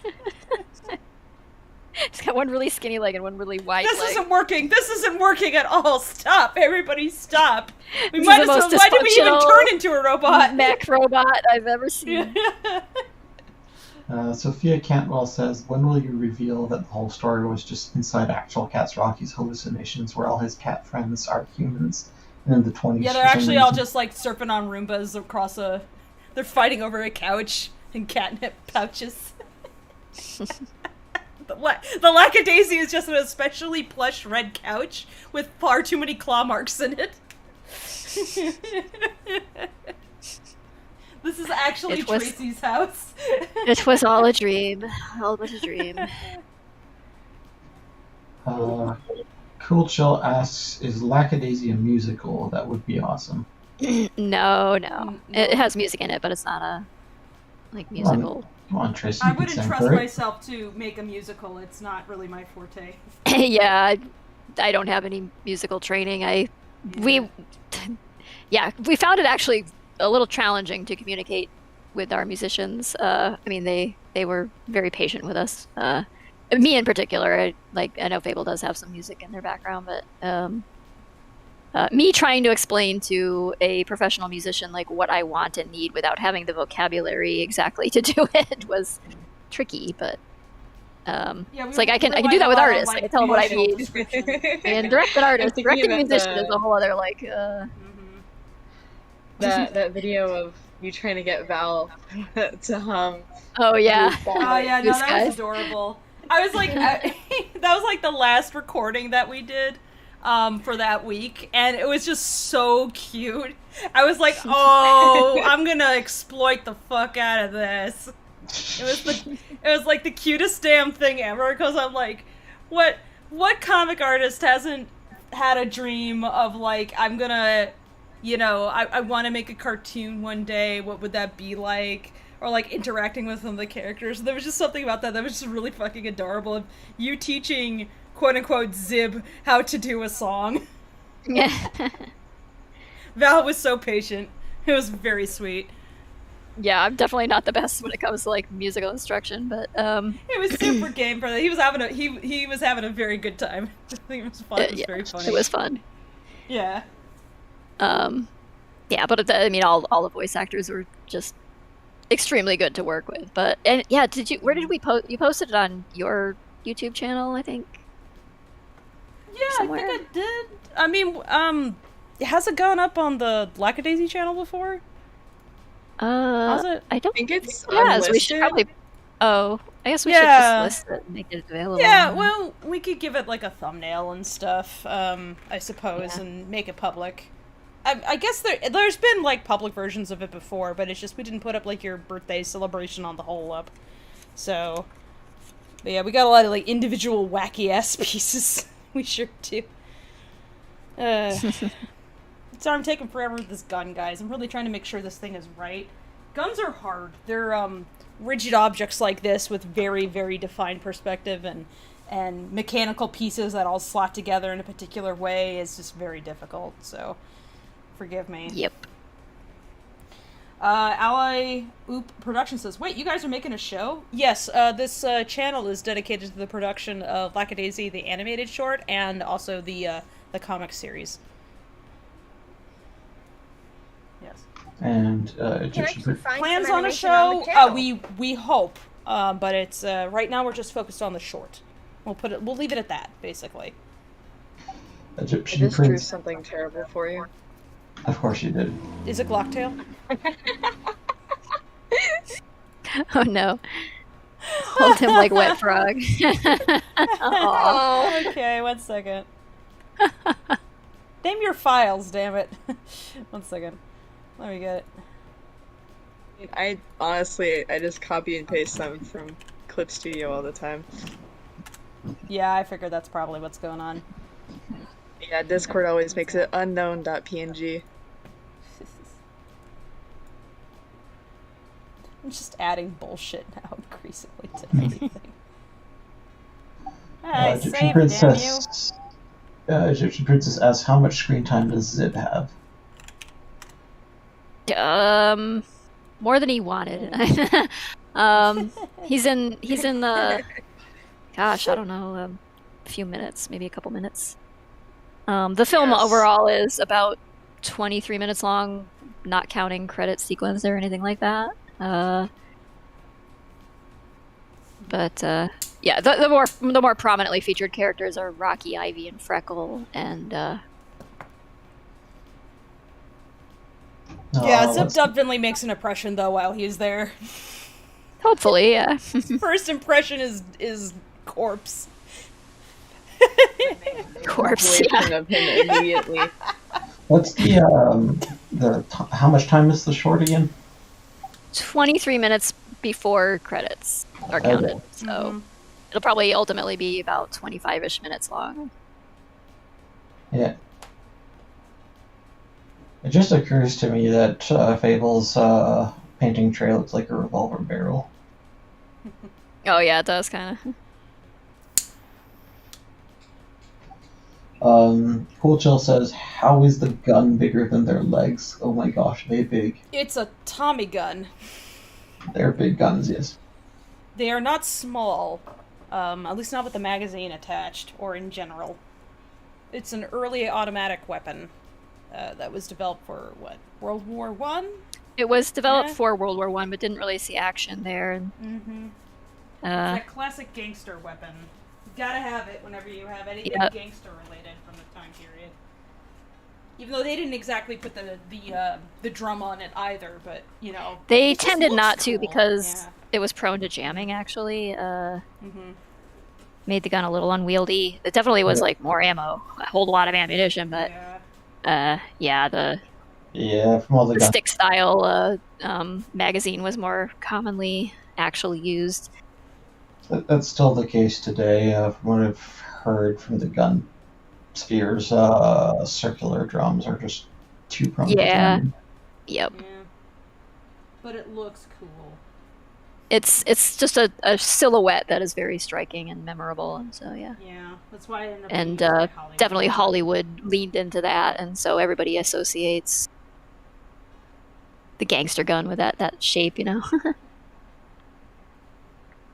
Ishmael says there is swearing in the short, right? No. Actually, no. No. I mean, it's not that we're opposed to swearing. I'm saying it's just all that the time. Tonally, Lackadaisy, like the comic has like extremely little actual, like they say damn and things, and I think somebody says like sons of bitches once, but it's like it's really not about like. Farms. Yeah, I try to. I would not put it past the characters to say like harsher swears. It's just that the ones that we hear talking the most are not the ones that would cuss a lot. So, well, they cuss. It's just not in the traditional way because Rocky is like just can't use normal words for the life of him, and I mean like fucking shit. And that I just like to use they just don't fall back on like the typical 4-letter words. I like to use more different language than that. They may be cursing, but it's in a more unconventional way. Yeah. Also, I think just like at the time, but... people didn't curse quite as much. The average person, at least. Like, I don't remember when I was a kid. Even I don't think people cussed as much. Yeah, maybe probably it was 'cause not. was a I think kid. we've like Yeah. formality has like our sense of formality has certainly gone away over time. Like people dressed in suits, like non-formal wear was even a suit, like without maybe a vest or something. In the 20s, you'd still be wearing a suit coat and a collared shirt and or a vest over it or something, or like a sweater vest, or and slacks. I guess I'm thinking like, but how I don't know down south. And your presentation too, like.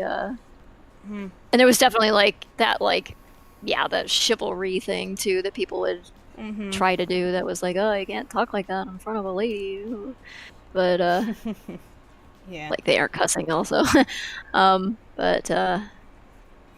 Yeah, there's just like the social rules have changed to some extent. The thing I really like about writing characters in the World War II setting is they really did not give a single shit. Like, any chivalry was gone unless they were home. Yeah, it's like only in certain situations would you even care. You're with the boys, maybe. When you care about like your right. And I mean, if you're in like a situation where like people are just dying all around you, and it's just like fuck like formalities. And besides, Lisa used up your one fuck in the first Laka chat she was in. Oh, that's true. Yeah. Yeah. We're out of. They really don't. Like, there's some violence. There's characters drinking. They are doing criminal things. I mean, it was criminal at the time because prohibition was, the law of the land. People a little bit. Yeah, just they're shooting a little bit of murder, driving badly, and a little not bit wearing of, like, their seatbelts because they didn't have minor seatbelts. terrorism, And some property destruction and some grave desecrations and some. But you're a normal Zib. Oh no. What? No, what?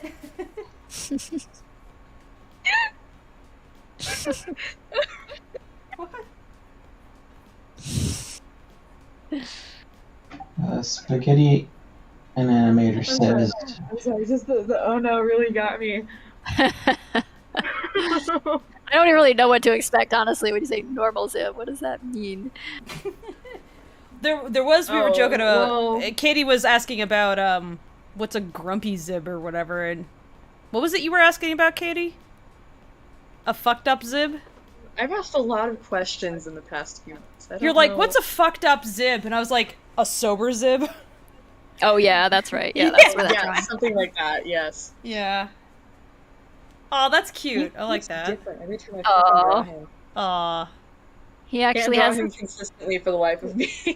Looks like he's actually being sincere in this picture. It's a little jarring. It's a younger Zib. I don't know. He might be trying to spooge up to somebody. His dealer. He's trying to get somebody to buy him a drink. Yes. Yeah. Yeah. That'd be fun to see. If I want someone to buy me a drink, I just start doing artwork. I can walk out of a bar, sauced as hell, spending not a dime. It's great. I've won over so many strangers' hearts by actually fulfilling the question of, "Can you draw me?" Yeah, yes. I usually at a bar, it's fun. Yeah. It's like I was never really into bars until I figured out how to hack bars with my take a bunch of index cards and a drawing utensil, draw the bartender, give the bartender the drawing, then draw one of the patrons. Hand them the card. They get excited. Draw another patron. Tell that patron, hey, if you like this drawing, get me a drink. You don't have to, but you could get me a drink. Then give them the drawing. Get a drink. Like, oh, what do you want? Oh Shot? my god. Oh, only that? Yeah, sure, go ahead. I like that you figured out that your professional skills are also a party trick. I mean, what is art if not an awesome party trick? Whenever people are talking about like, oh, if you to survive the apocalypse, you have to be like a hunter or a doctor or a blah, or your absolutely useless profession will definitely not come in handy, especially if it has any kind of luxury attached to it. Meanwhile, I'm like, lol, people love art, especially when there's no luxury around. Are you kidding me? You walk in with a piece of paper, you can draw someone's dreams, and they love it. Like, oh, look at that magic trick. So yeah, I loved so many people, like, I'll be drawing in public, they're like, oh, can I watch it? I'm like, I wouldn't be out here if I was uncomfortable with that. Yeah, of course. I love drawing as a performative thing. Like, I'm kind of an attention whore, but it's also like, it's just fun. I like getting people involved. I just like seeing them smile. I love it, seeing people just get like really excited about something, that you did something that like made them that just like pleased, and that they get to walk away with it. And for me, it's like, it's just a very transient form of art that's just like, there's little things I've done like that have been spread here and there all over the place. I have no idea what happened to them. I don't know if they got destroyed or not, but for a brief moment, someone was really happy about it. And I think that's nice. And then they talk to me. And then I learn all these stories as these people talk to me and then tell me about, like, stuff they're up to and stuff. Like, things they love. As I'm drawing them. And so I get for me, every time I get to draw someone, it's story time.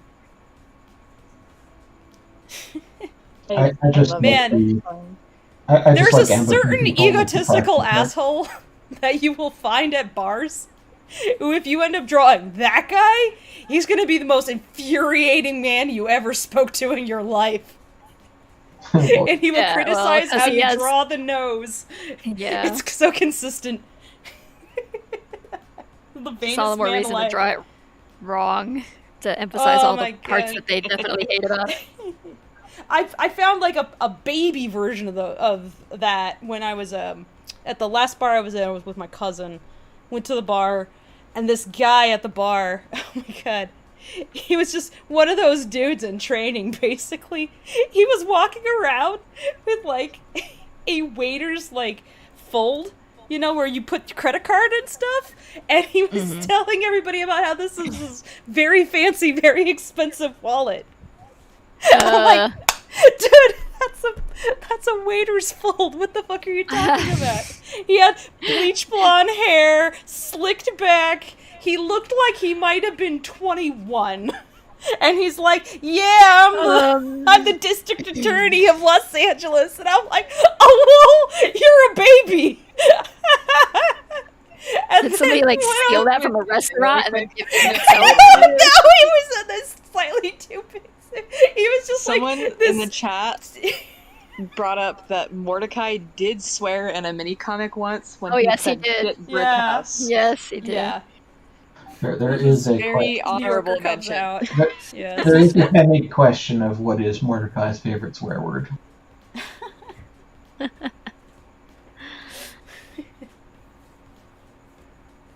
I guess that question is not getting answered. Okay. Oh, sorry. His favorite swear word?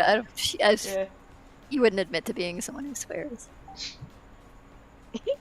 Well, he's got to have one deep down. He's thinking it. Oi, Gavalt.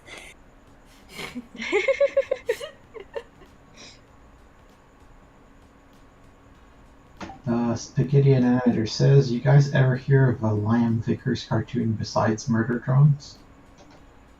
No. Okay. I have no idea. Sorry.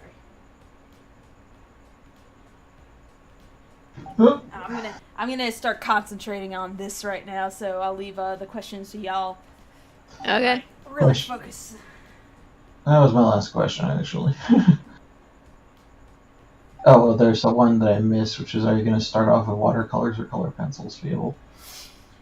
This, what I'm going to do is I'm probably going to do a gray wash, because this is not supposed to be in color. I'm going to be just doing like an ink wash where I take like this Sumi ink and I water it down to get various shades of gray. And what I'm going to do is wet this basically once I have the sketch done, and then start applying like thin washes and just like build up the 3D form over time with those washes. So yeah, this is not going to involve colored pencil. I just didn't bother to put any of this shit away because I am a mess and I don't do anything quickly. Alright, get that out of the way. Yeah, actually it is 11:50 for me, so I Yeah, need to... go to bed. What about ASMR, but you're just, like, organizing pencils? Like, imagine there must be a channel dedicated to putting away your art supplies. I'm sure... Well, you can I'm do it. organizing my desk. Watch. Alright, have a good night, everybody. Good night, Knox. Bye. I guess Tracy's on quite the duty. Alright, bye, everyone. I'm outside Bye. the window, Knox. Hi. Night.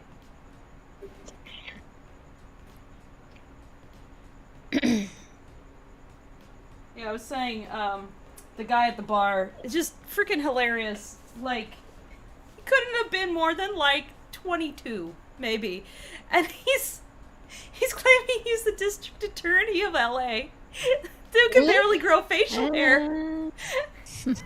He starts bragging about how his sugar daddy is coming real soon. This old man walks in who looks like he's maybe like not a sugar daddy at all, but maybe like a disappointed uncle or something, and comes to take this kid away. And this guy was just, he'd been talking himself up so much, like, I'm the richest, like, smartest badass you know. And I'm like, oh my god, keep talking. This is the funniest thing ever. He's trying so hard to impress my cousin. And we're just like, yeah, okay, yeah. Some of the people that you meet at bars are very special. You're so rich, can you fund my life? He's just like, my sugar daddy's coming by to pick up, and I'm just like, who's this guy? Doesn't look like a sugar daddy at all. Did he pull up in an Audi? Oh my god.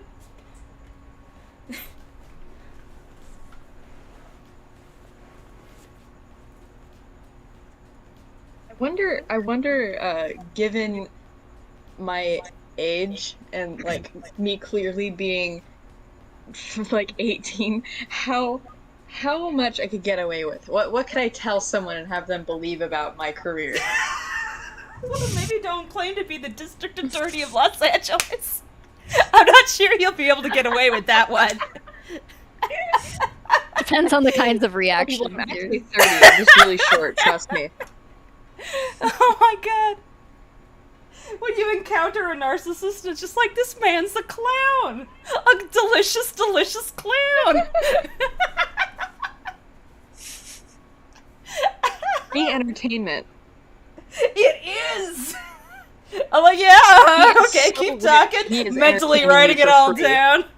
Man, this is material.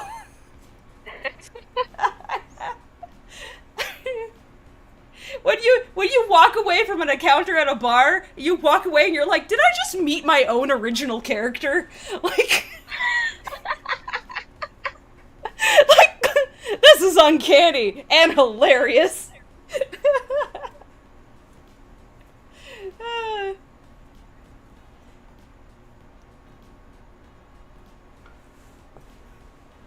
When you end up meeting somebody who actually is very like a constructed character you've made, it just makes me feel like I must have some grasp on how people work, because apparently that person is actually real, and that was like my effort, was to make them like realistic in a certain way, or at least understandable. And I'm like, okay, I got that one. I guess. Oh man, no, that's something I like being an artist, about being an artist and a writer, is that I love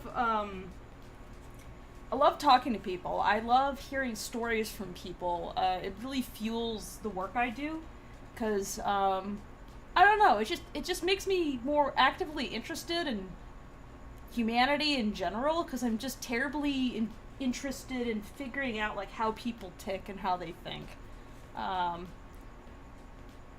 And it's funny how like encounters I've had that I think would be off-putting to some people end up still teaching me something. Where it just I don't know. I like trying to understand people and expressing that in like visual ways.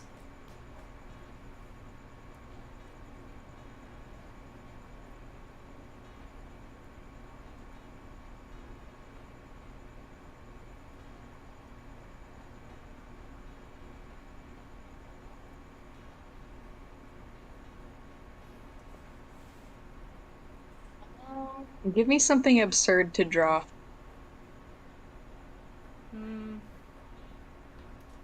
Within what category? Are we talking fantasy? Are we talking dinosaurs? What are we talking? Something on brand, like Lackadaisy. So you want me to suggest something Lackadaisy related? Or yes. Cats? Yeah. Something awful Lackadaisy. Something awful on Lackadaisy. Characters goes to something awful. Oh, I have an idea. What's your idea, Kai? I have an idea, Katie. Draw Bishi Rocky. Oh, mostly no. handsome-ish Rocky. No, what? oh no. Shonen. Tumblr sexy man Rocky or something? Yeah, very Tumblr sexy man. Rocky. Oh god. Yeah. Yeah, I Sexy need to see man the Rocky. Tumblr sexy man version of Rocky. What is this? Okay, well, first of all, he needs a top hat. He definitely stole it from Wick. Needs that Okay. like sparkles all around him and bouquet effect and like Yeah. that He's, sort of like smoldering look. Let's see, he has to be with, a like- cat boy specifically. Yeah. Cat boy. Yeah, he Rock. needs to be Well, humanized because for every no reason. Tumblr He sexy just needs to man keep his is like ears. Tumblr sexy man is always you take something from like a pre-existing property and you bishonify it, you know, make it pretty boys. Just turn it into a pretty boy, and that's Yeah, the he Tumblr needs sexy bangs. man. Yeah. He does have bangs, so you just make them like emo-y, I guess.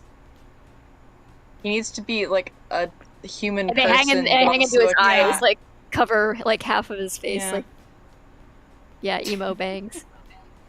Well, he's not like a he's already like a willowy white boy, so like you already got that, like In a suit, yeah. yeah, in a suit. So Sweet little boy. yeah. Also, Willowy yes, boys, you know, snapbacks. with hats. We are aware. Who did I interrupt? Oh, go ahead. Go ahead. So I was just responding to snapbacks. They're saying that about the Mordecai Sexy Man wiki. Yes, we actually read it during the Stray Stray gameplay stream. Yeah, go It watch is her stream, amazing. I still don't understand how he is a twink. Like, okay, maybe, but no. Maybe Look, I'm I am misinterpreting into because that it's got, scene. like, a I little would head not as a kid. categorize him as a twink. Yeah, the twink lover is very critical of your definitions. I know my beautiful Dear wavy God, boys, what okay? am I doing? And I'm saying Oh, I that's really hate a wave. this. Oh, Jesus. I'm Why did you sorry. make me do this? Oh no! Something no. awful. This is bad. This is really bad. Oh no! Oh no! Have you just made the most cursed Rocky of all? I mean, it's kind of cute, but like in a really bad way. Oh, he used to have a little tooth out. Yeah, he's gotta have his fangs for sure. But they have to be like appealing fangs, not awkward fangs. Yeah, like cute little Yeah. like vampire-looking fangs and stuff. Yeah, little vampire fangs. Oh, I forgot the top hat. It's This gotta is- have a feather in it. What the Still. fuck is this? I've drawn a lot of really awful shit, but this is like a lot. This is why Katie is people suddenly ask contemplating suggestions if while this I'm should here. be put out to the world. It's like, wait a second. Wait a second. I'm just thinking about that time that they made the clock from Don't Hug Me, I'm Scared, like, a sexy man. That's my biggest reference in my head right now. And also, like, Doctor Who. Yes. This is like Hannibal pre-Sans Lecter. Undertale sexy man era. Yeah, Sexy Man really expanded. Once Sans became a sexy man without making him a wifey Bishonen character. I mean, they did. They tried, but it won't be Sans then. It'll just look like the Papyrus. That's the problem. They don't want Papyrus. They want Sans. I don't understand why they were thirsting over him and made him look like his brother. Papyrus is right fucking there. I'm sorry. I was really invested in that when I was like 15.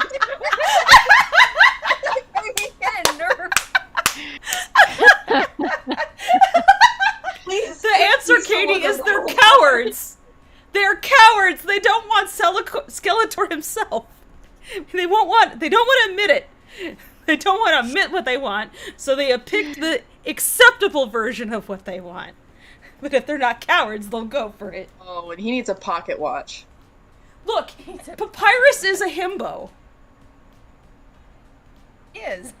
He is. How is he not a himbo? Papyrus is a himbo. If Papyrus had skin and flesh, he would just be a himbo. I swear to God, for like a week or two, when Undertale first got popular, for a week or two, he was the favorite. And then something happened. Like, someone finished the genocide route and went, oh my God, Sans has depth. And then everyone went fucking insane. Yeah. They forgot about Papyrus. You're like, wait, he's edgy? Hello. That was the missing piece. Oh no, he's edgy. Oh no, he's edgy with like a sad past. There's this deep, complicated, like science fiction-esque magic lore involved. Oh my God, you have trash in your room. Timelines and me too. So I love you. His smile is permanent, only to not show his suffering. Yes, I was there when it all went down. It was amazing. It got weirder as it went on.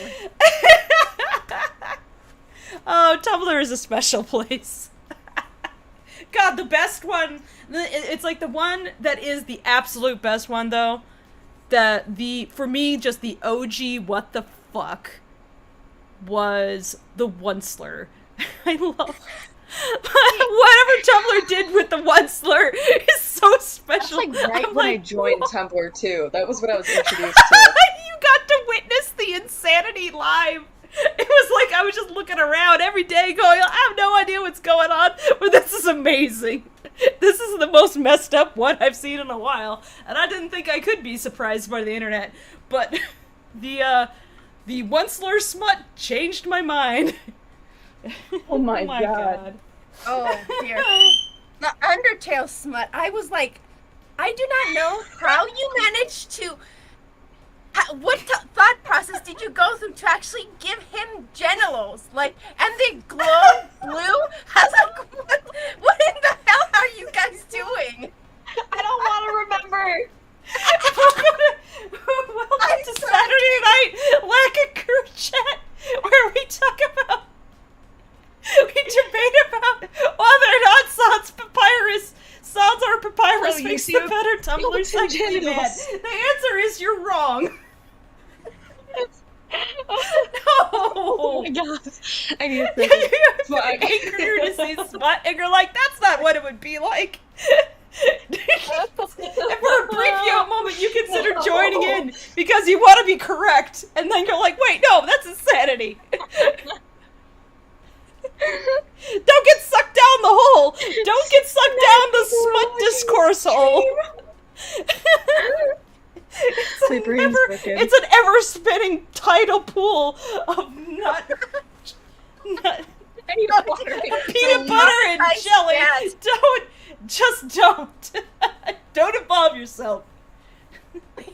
Treat it like a herd of bison going by. It's beautiful, magical. Please don't dive in. You'll get gored to death. I think we've just appreciate it for what it is. They are extremely confused. Oh, sorry.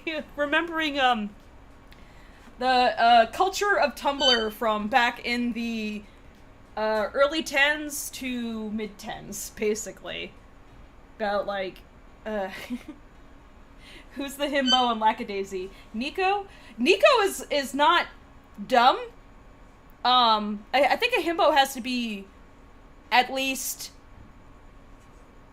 kind of a charming stupidity, basically. I'm back, and where it's like he's a simple man. A himbo is a simple man, but with a charming moral core. He is Kronk, basically, and that's a himbo. Yeah, Nico's a little too wily for that, I think. Yeah, Nico is a much rowdier man than Kronk. Wick? Is Wick the himbo? Maybe. Well, it's like charming. I want to say no, and then I stop and I think about it. Yeah, he's not stupid though. He didn't take up Mitzi on her offer. He knows better than that. He is for me the princess. He's the Disney princess. He's the Disney princess. Here, I'll give you a little preview of this awful shit that I've done. Oh dear God. Oh no, Katie, no. Oh no, Katie, no. Oh no. Oh no. Oh, that is Tumblr 2011 oh, right there. No. Oh yeah. no. Oh that no. gives off serious Wensler vibes. Oh no, Katie, no. Wait. Come on, no, Katie. Don't forget the chip in his ear. You can't forget that. Give me like 2 seconds. Oh no. Oh, I wanna drink it so bad.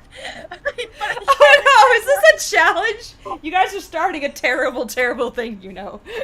I'm gonna do it. Go on, Fable. I'll show it when Katie's done, guys. I'll show it when Katie's done. Oh no. Oh no. Oh no. Wait. I challenged Mike to sing that song, and he did it. God.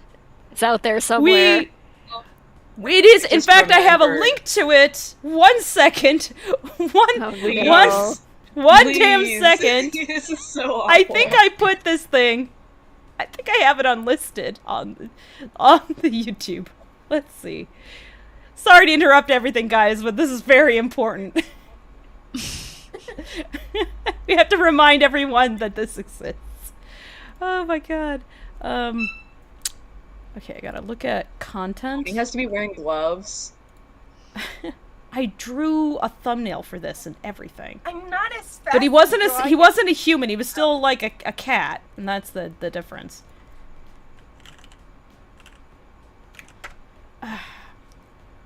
Or maybe it's on my personal channel. So let me check.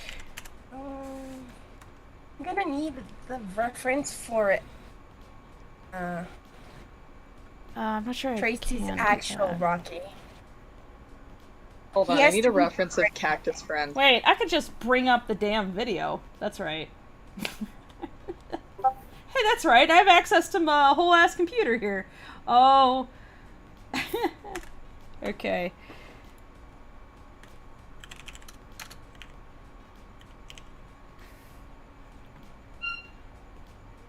Okay, I found. Here. Oh no. That's right, I did this cursed thing too. But it just wasn't a human, and that's the difference. It couldn't be a true sexy man until he was human. Now where is this thing? Damn. There it is.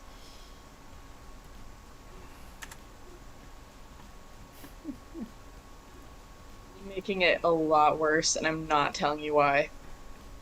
Oh my god! You're gonna have to show it on stream. I am. I'm showing this thing. 1 second. Oh god. It comes with music. It comes with music. Oh, oops. Some cursed ass shit, man. He knocks leaves and we're just out of control, kind of. What he didn't know is that he was actually moderating us the entire time. There you go. Oh man, I've drawn so much bullshit for this project. I scared Taven because I laughed really fucking loud earlier. I'm sorry. And he was like, I've never heard you do that before.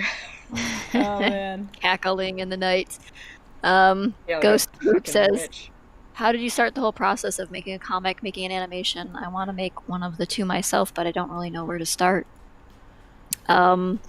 Start with whatever is inspiring you to make a story, or would inspire you to make a story. I think, if you don't have something in mind already, I don't know if you're asking about like just the technical part of beginning the process or like the creative part of it, but I'd say like the creative motivation has to come first, and then you find like the technical ways to make it happen. With the comic, I kind of just personally just jumped into it because I did have that like kind of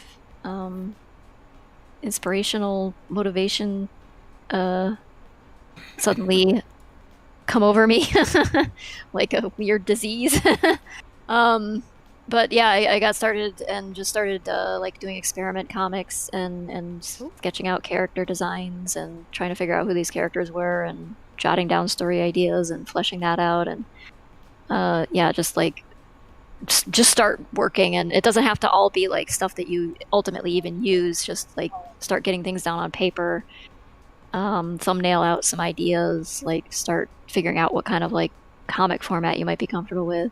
With animation, I'd say if you're going to dive into that, start small, maybe do a solo project first, or something you maybe team up with only like one or two other people with, and maybe do like a 10-second or 30-second animation or something like that to begin with, and like get your bearings first, because it's a very large undertaking, very work intensive thing to do.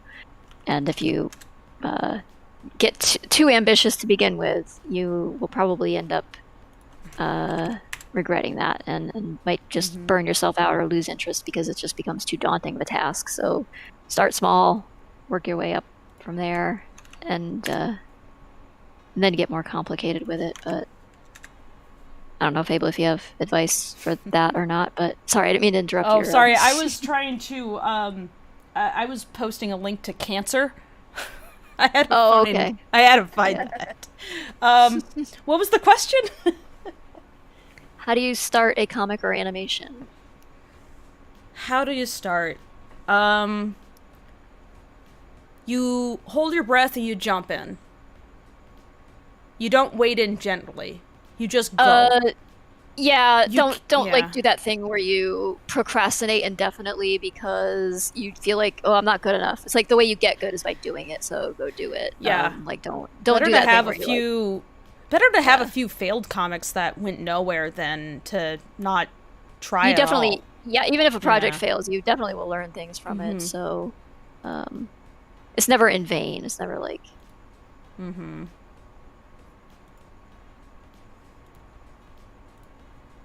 I'm not as fast as drawing as Katie, so I'm not going to be able to do something as big as she is. That's fine. That reminds me, Katie. Oh, hey. Hi. Welcome. Hi. Hi. Hey. I came in at Chaos, apparently. Yes. Yep. Katie, did you get that commission from our friend? Are you gonna do it? No. Oh, Katie, this is bad. Okay, I'm saving this. Oh no. Oh no. Okay. All right. That, like, Wensler or Bill's Cipher humanized vibes from Tumblr. Yes. Okay. Yeah, it does. Here we go. We'll show them what it is. It's Spaghetti Animator says, I think Michael actually did the song in the Honeycast stream once. Probably. Yeah. Egyptian Princess says, when the film does come out, would I be able to purchase from Canada? Would the soundtrack be available to download? Sorry, everybody. Probably we'll make the soundtrack available. I mean, we had some backer rewards that included the soundtrack, so we may like we definitely need to make it available for those backers, but I'll see what else we can do to make that available for other people who didn't get a chance to back through that means before we close that down. But the film will be available on YouTube, so you'll be able to watch it, for free. You don't need to. And someone was like asking if we were going to have ads on it too, I think earlier. And no, I don't think that will. The point of this isn't like it's not a money making like Tumblr or YouTube post. It's a we just want to get the movie out there, and I don't think I'm not going to put ads in a place where it's like going to interrupt the film or something like that. Definitely not. Yeah, we worked too hard on it for that. To be spoiled by some credit card scam getting thrown at your face, or some like awful political ad or some shit in the middle of it. That's like have a hate speech directly catered to you, and it's like, please leave me alone. I just wanted to watch the space video. Paleko C says that drawing be looking cool as hell. Thank you. Appreciate it. I know it's going kind of slow. Thank you for your patience. Anybody's ever like, why does this take a long time? It's like, cause this is why. It's a lot of, you go back and forth and correct stuff, and when you are drawing in real media, you gotta be so careful you don't also tear the medium up while you're working on it. Too much erasing can be very bad for the paper, so. You're welcome, Ghost Poop. I wish you good luck with whatever you got in the works.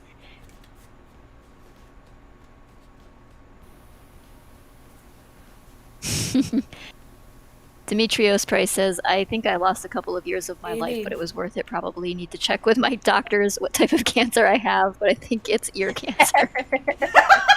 Jesus Christ. Thanks, Mike.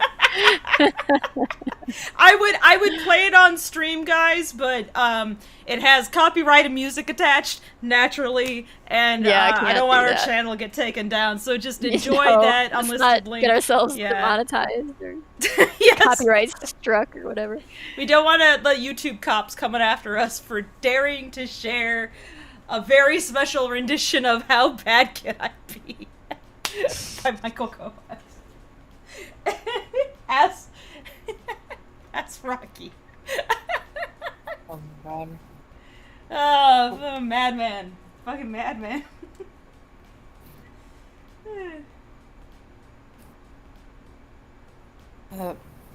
Katie, did you get that commission? I need to know. The one from our friend. Commission? The one from our friend asking for the Nico. Nico. Was that on my... I haven't checked off in a while. I don't know if I opened our commissions. Oh my god, it needs to happen. It's cursed. It's the Guy Fieri Nico. What? Oh no. Okay, hold the fuck up. I need to log in. I think it's on your Discord, maybe, or on your coffee. Who knows? But we got a mutual friend. I know about it. What fresh madness is Like a Chord up to? Every time I look at there, I'm like, good lord, they're at it again. They've chosen another two to simp over today. I love them. They're so creative. They're very, very funny people. They're very genuine. Yeah. We were remembering that Nico's like the better cook out of the group, and somehow that devolved into Guy Fieri Nico, and friend of ours reached out to Katie because it was like, who can do this art? Katie can. Doesn't look like I community spirit right there is what that is. That's phantom solidarity. I'll ping you because I know that they were really hoping for that. Let me tell you. I'll open like 3 slots maybe. I'm so busy lately that I like don't. I'm scared of doing commissions. I feel like I'm gonna take like forever on them. I think they literally just wanted to ship post, so you're Yeah, fine. they are ship post commissions, so Yeah. We need to see the Nico with frosted tips. my dad was Guy Fieri for Halloween, I think 2 years ago. It was really terrifying. And I was Austin Powers, which was worse somehow. Wait, let me see if I can find the Austin Powers picture. It's like, actually. can It's I nail awful. the exact year that this happened?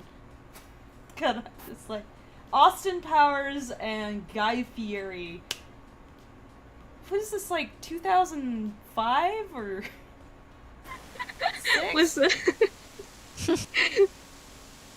I mean, we're talking worked. about last time Austin Powers sexy men, which all of it's a blast. I'll find it. I feel okay sharing a picture of my dad with you guys. Probably not on the stream. I'm not showing. I will not show pictures of you on stream. I will not do that. Thank you. Yeah, I assumed so. You but tell I me to share it, and I will share it. But I'm not gonna just take a thing that wasn't specifically given. Don't worry. When there's something particularly cursed, it needs to be seen. Maybe. I misheard okay, here's you. this fucking thing. Oh my god.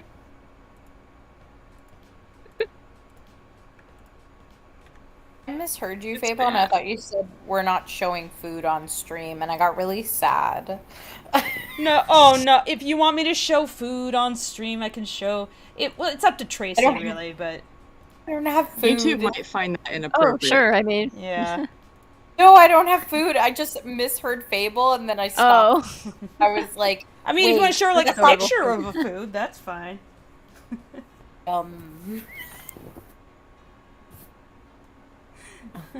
I hope you guys are enjoying this stream. We're getting a little punchy. It's late. We're getting punchy, yeah. By the way, guys, if you're like, hey, I'm getting tired, like, just let me know. Okay. I just came off the D&D, and I was like, let me say hi to friends. And Newt was here, and I missed Newt. So upset. I never get to see Newt anymore.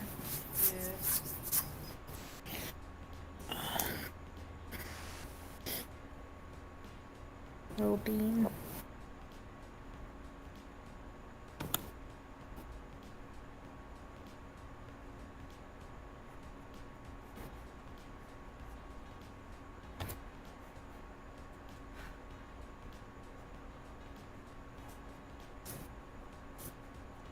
I don't do commissions that often anymore because it's just I can't make the time. But I do really like interpreting people's characters and trying to find like an interesting way of taking what they've given me and finding something unique that I can highlight. Even if the prompt is just something as simple as like, give them a cool face or something. And they're like, well, what's their cool face though? Well, it's very entertaining to me. Yeah, OCs are so fun to draw.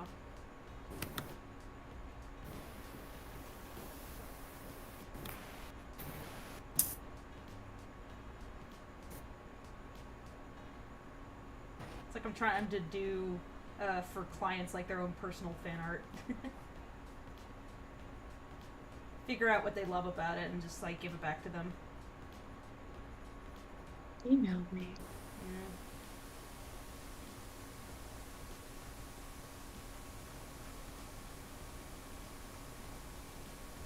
Oh, okay. I see it now. I see it. Email. Right. I checked that email yesterday in the morning, but I don't check it super often.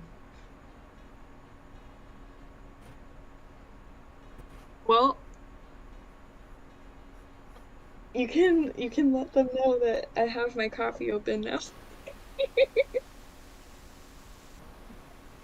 I will absolutely draw. I will let them know. There's another friend among there that were very excited to see this rendition because their husband essentially.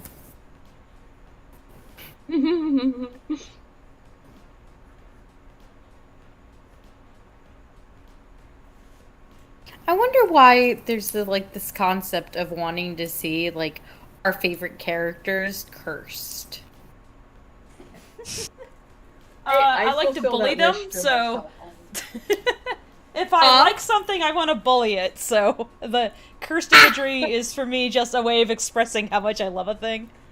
The more what the hell is this that I can find or get, the better. Bye, Toon Kid. Night. Has everybody had water? Yes, I have water, ma'am. You can't not see him. This is such terrible lighting, but... Oh, lizard! It's a friend! Katie is showing our guests her lizard. Your bearded dragon that she got. He's very sleepy. I feel bad now. Aw. My apartment's nasty. I should I love how much you love this lizard. You're like, this is my baby now. This is my baby. I love him so much. Look at him eat worm. Look at him eat worm. Yes. No, I love giving my chickens worm. I'm like, yes, big worm.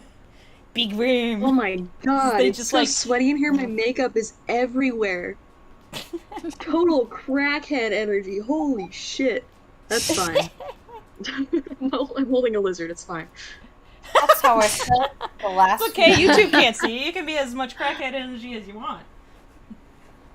The only people that own lizards are crackheads, so it's okay. We see you though, Katie. We see the crackhead. Crackhead in spirit, not addict necessarily. Mwah. I mean, I'm sure somebody out there also does meth and has a lizard. I hope the lizard brings him or her great comfort. Seraphine, what are you doing? This is the worst lighting possible. I feel like I'm hiding in a basement. Sit. Hello, POV, you're in my basement and I'm making you look at my lizard. This is some kind of weird ARG thing happening here. This just sounds like a dream come true. Like, dude, I'm somewhere else. There's a lizard. Hey, lizard. Just, you can have fancy a friend with a lizard. Pinky, is it? Yes, I'm very fancy. He's trying so hard to sleep, and I'm just bugging the shit out of him. I'm gonna put him back. He has been too patient with you. Here, baby. Whoa, you're freaking out. It's okay. What are you doing? Demetrios says it's raining down in Georgia. How is it in your guys' places now? It's raining for me too. Oh. It's a very mild night for what we've had. A very hot summer so far, but it's pretty tolerable tonight.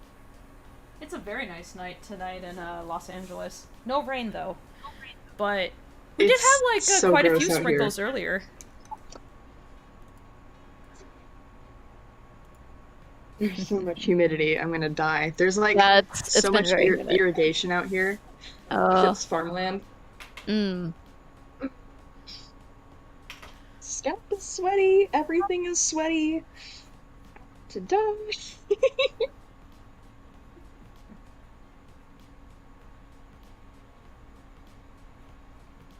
How's everyone's week been? It's been good. It was busy. 96 for a bit. Yeah, oh my god, busy. We can't get into it, but it's just very busy. Yeah. No, that's valid. I have been working a lot. How about you, Toom? Oh, How's your I It's been alright. I finalized a recipe, now working on another one, and I need to do photos, but photos require that I make a mess of my house. Yeah. And my parents need to come over to help us weed the backyard, so it keeps getting delayed for one reason or another, and then we have to lock up the cats, and Seraphine officially, I think, has anxiety. She can't be away from Boo. Like, it's a thing that we're working on now. Poor baby. Yeah. How is she expressing her anxiety? It's meowing. Aww. Meowing. So for example, if like Boo is working in the office and the door is closed, or say I'm out here taking photos and we close that door, all we hear is meow, meow, meow, meow. And then you hear like a little digging at the door. Oh, baby. Yeah. And it's the funniest thing because say we're both at work and I'm in my office, Boo is in hers, we both have the doors closed, and Seraphine's out in the hall and she realizes that we're here. She'll meow and I'll open the door and be like, oh, you can come with me, sweetie. And she'll look at me, meow at me, walk to Boo's door, and paw at the door. She picked her favorite person. Yeah, that's cats. I mean, yep. Oh God, I don't. Can't take it personally, but they do that. Yeah. Wow. Yeah. So I just open the door and go, I pay your vet bills.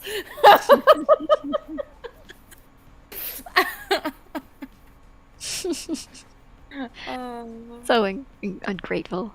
Yeah. Yeah. But I keep telling Boo she's got to let her meow it out. Meow it out. Meow out that anxiety. I feel like a baby. Just let them cry themselves out. They don't get tired. She took a perfectly good cat and gave it anxiety. I'd say maybe like try to do things that give her positive feelings, outside of that space, so that she maybe associates you with like good things too, like playtime or something. If you give her like 5 minutes of toy chasing or yeah, it's like you find her favorite thing, the thing that she'll want to do with you, and you just, reinforce that. Oh, Kari, yeah, the stuff that like releases endorphins, like games. Oh no! Like you can't. I wanted to make him as stereotypical anime boy as I could. No, that very is, isn't it? Oh no, this is terrible. 1 second. Oh my God, he looks scary somehow. Like collection on the screen. Like, what's he about to do? Oh no. He's about to burn down your house. What he's gonna do? Or he already did. Yeah, he's about to burn down your house. That is exactly. It's definitely more threatening Rocky than normal Rocky. Yeah, honestly. Oh no! It's also really adorable though. I love it, Kara. I'm scared. Oh no, Good job, love Kara. it. You've officially made the scariest Rocky. I have accomplished something. I like this idea how that like the more giant it is on the attractive you make screen. Rocky, Oh my God. the more attractive you make Rocky, the more threatening he comes off across. He is actually. It just looks like he's up to no good. Like, hey, What are you doing with those big doe eyes? What happened? I don't want to upset you or anything, but I think somebody might have put your house on fire. Definitely wasn't me, though. I didn't do it. Look at my pretty eyes. You believe me, right? My beautiful, beautiful eyes. He's in those Nick says big he looks like gloopy Damien from The participating.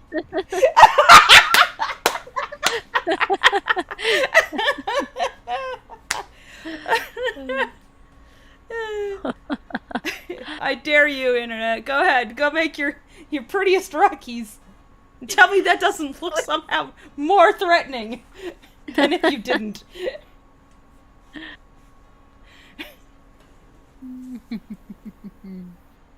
Yeah, I'm definitely thinking that Nox should not leave us unsupervised. This is the best. Nah, this is great. Yeah, I am not the adult in the room.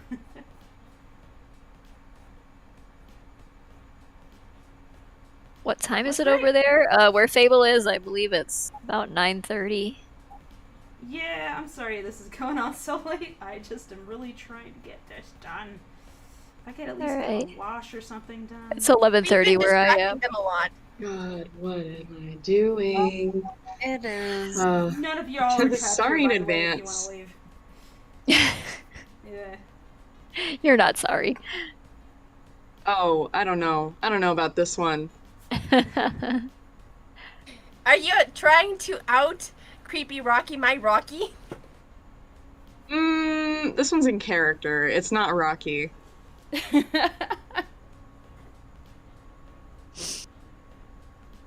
It's just it's an unfulfilled image that Tracy has never put in the comic yet. Oh no.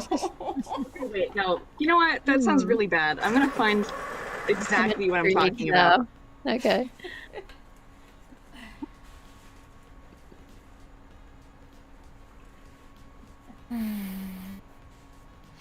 It's from like my favorite few pages. The YT snapback says Rocky looks like he's dressed for First Communion.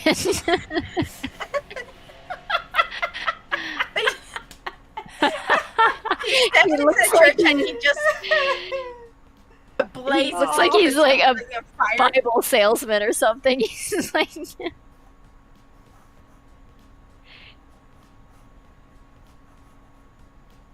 Be afraid.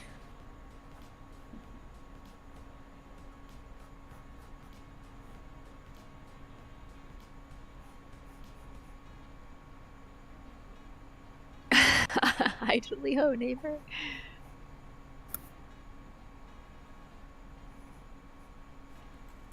I'm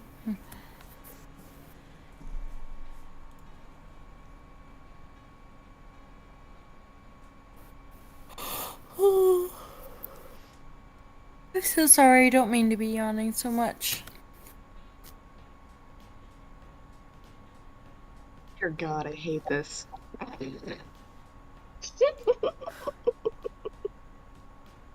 need water. Sad. Water, Okay, Jesus. So gonna look at someone holding one of these so I can make sure that the grip is right.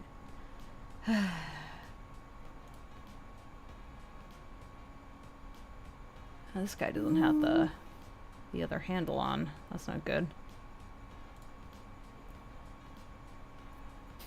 Trying to drink There we go. from the wrong part of the cup. All right, Katie. How do you drink from the wrong side of the cup?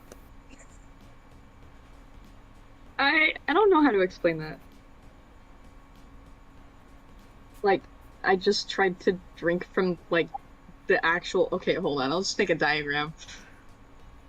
Oh, no! What are you doing that you have to make a diagram? Oh, no. Getting complicated. It's drinking from a cup, Katie! This is why I'm dehydrated all the time. I don't know what I'm doing. Listen, what you need is to go to Costco and get like a 50 fluid ounce buddy, like I did, and just tape it to your hand. You think I'm kidding. No, I spent $12 on it. It holds 50 fluid ounces. It's a cold cup, so it'll keep ice all day. And, Katie, why? I wasn't looking at it.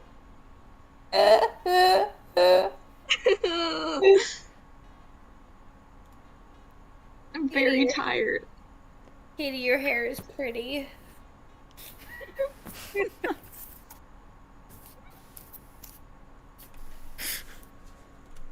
I'm gonna get you a straw. That's what I would send you for your birthday. Yeah, but like, if it's a metal straw, I'm gonna be that one person that like lodges it into my skull. Okay. Katie, I no. will manage. Katie, I am now going to send you squishy straws.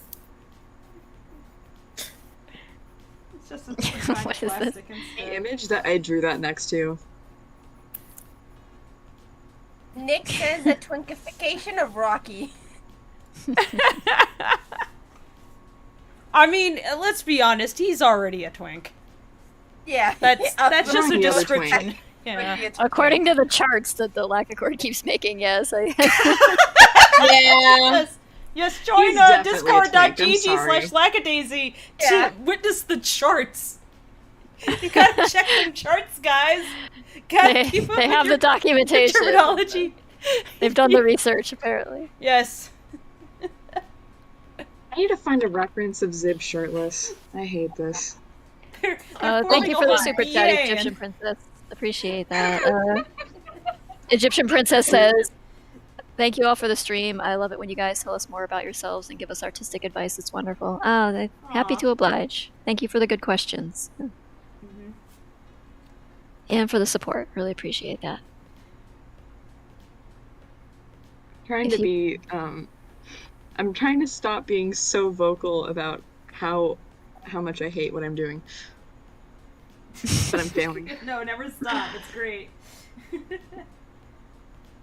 Xenon Flow says, "If you could learn a language, what would it be and why?" Japanese. Any language? I mean, could I'd be just happy to listen to know anime any instead of having additional to read it. language, but yeah. Yeah. Wait. Yeah. Any language? Like at all? Yeah.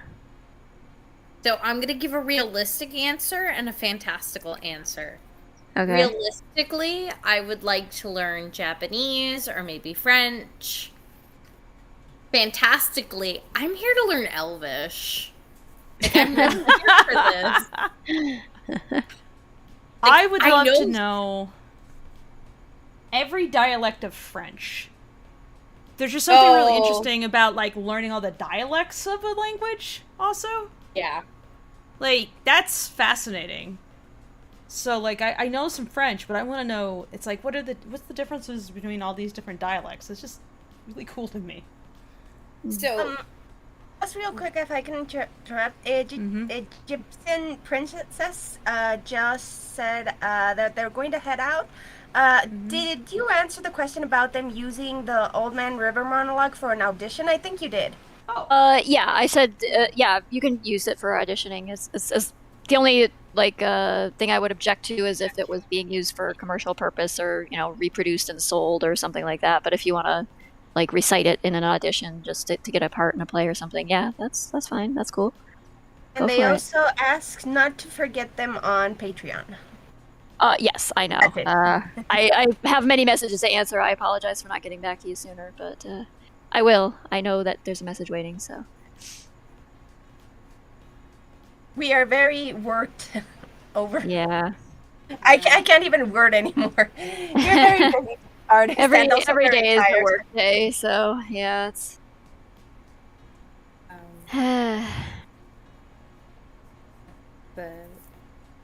Fable, the dialects in Spanish itself, it's really funny how certain words you can tell which Spanish-speaking country they're from, and I've had people call me out for my Spanish because of certain words. So it's actually kind of fascinating when you bring up like dialects, because I feel like French is the same type of, like, okay, if you're from Haiti, if you're from Louisiana, if you're from Quebec, if you're from, you know, actual like France, it's all different. Oh, it can even be identified if you by calling the name of certain fruits or vegetables. Yup. Like, depending on that's the way that a lot of people will know. Do you say palta or do you say aguacate? Do you say choclo or do you say elote?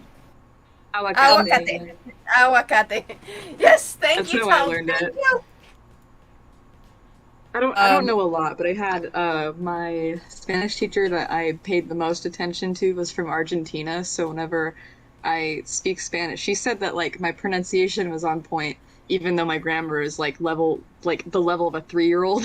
So like when I went to my Spanish class in college, I was doing like a vocal test with her, and she was like, "Were you in a Spanish class before this?" I was like, "Yes." And she was like, "Was your teacher Argentinian?" And I was like, "Why would you know that?" And she was like, "Just the way that you say yo." And I was like, "Oh, yeah. Okay." Because it has that j sound. And some of the words that I was saying too. I don't remember which ones. Yeah, no, like Kari said, so for example, we don't call papaya that. We call it fruta bomba. Because papaya is not, like, in Cuban dialect, it's a slur. So we call it, when we're speaking in Spanish, we call it fruta bomba. It's like instead of buses, we call them guaguas. And like bags, we call them habas. And there's like a bunch of I've had a couple. It's very people... different. It's extremely different. Yeah, because over like in Mexico, if you don't want to say autobús, which is how we refer to buses, we simply say camión. Camión. Easy, fast. Voy a tomar el camión. Yeah. For us, it's autobús. That's the proper one, but we call them guaguas. Voy a coger la guagua. Yeah, like it's same over here. The autobús is the proper one, but like we just call them camiones. Yeah. That's where dialect comes in. It's like something in our histories. So I don't know what your history is, but I know my history is that the reason we call it guaguas is that used to be the brand name for the buses. So people stopped calling them autobuses and started calling them guaguas, and then everybody forgot where like Phoenix. Yeah. I love stuff like that. It's really cool. Yeah. I like the things that you can glean about the history of an area just based on dialect. It's so fun. Yeah. Hi, Angel. Hi. Do you like the cat TV I put on? Hi, Angel. This is like the worst time to struggle with anatomy. I'm kind of mad. Please don't attack the TV. Remember, it's not supposed to be good. It's supposed to be a Tumblr sexy man. Oh, no, this isn't a Tumblr sexy man thing. Oh, what are you doing?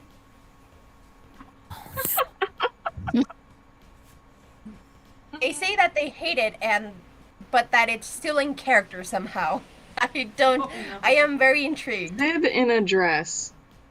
Is it the Matahari thing? Not just any dress. Oh no.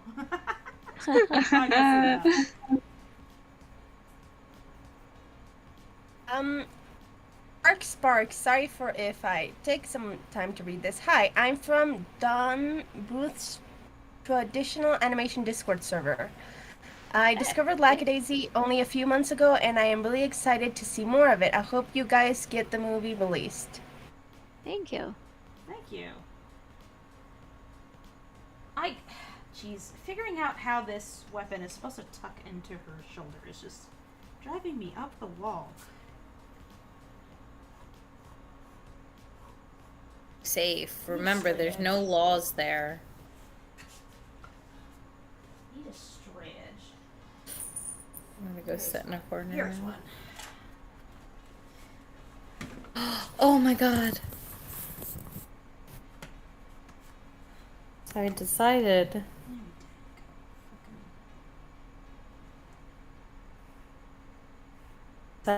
Do this. I don't know why I resist pulling out a straight edge when I'm doing straight lines, but I do. I'm like, no, I can do the straight line. I don't need any assistance. I don't need a tool. I can just draw it myself. I'm good at those things. I'll eyeball it, damn it. And it's like, why though? What's the point? You're watching the TV. She is. She was trying to grab the bird 5 seconds ago. Angel, no. Angel, no. Angel, that's Boo's paint cup. Stop it.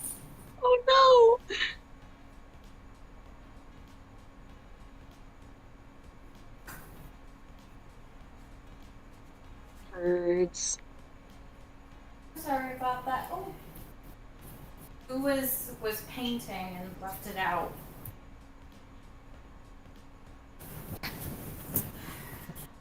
Tracy, do you when you draw weapons, are you also like erasing it constantly like this? Or have you just gotten so comfortable that this doesn't trip you up anymore? It definitely takes me more time to get the gun right than the character, but Yeah. I mean, I've drawn the Tommy gun so many freaking times now. It definitely goes faster for me at this point, but yeah, you're drawing it at a pretty difficult angle. And... Yeah. That's like I got the Blender file up, but this is freaking challenging mode. Yeah, it's like not just getting the like the dimension and perspective right. It's also like making it rest in the character's hand in a our hands in like a natural looking way. That can be like very tricky. So sometimes you'll like draw the character and then try drawing the gun, and the gun is like you're doing it right, but it's like at the wrong angle. So then you're like trying to adjust the character around it. It's like That's what I'm doing, and I was like, okay, maybe the gun's just not right. Maybe there's a problem. I think the issue is maybe that, and it may not even be an issue. I don't know that it is. Like it's probably fine, but it's that might be just too the character's far. hand would be holding the back, like the grip behind the magazine. Yeah. And so it's invisible, and so it kind of looks like the character's like got it under their arm or something. It's just like like obviously the implication is they're holding it, but it would be in such a way that you really would only barely see the hand at all. Yeah. And like you know what I'm gonna have to do? I have an idea. I'm gonna show where that hand is by flaring out her cuffs. I'm gonna like put cuffs on her shirt, and that way you can see where her hand is going, because you're following that instead of like an amorphous shape.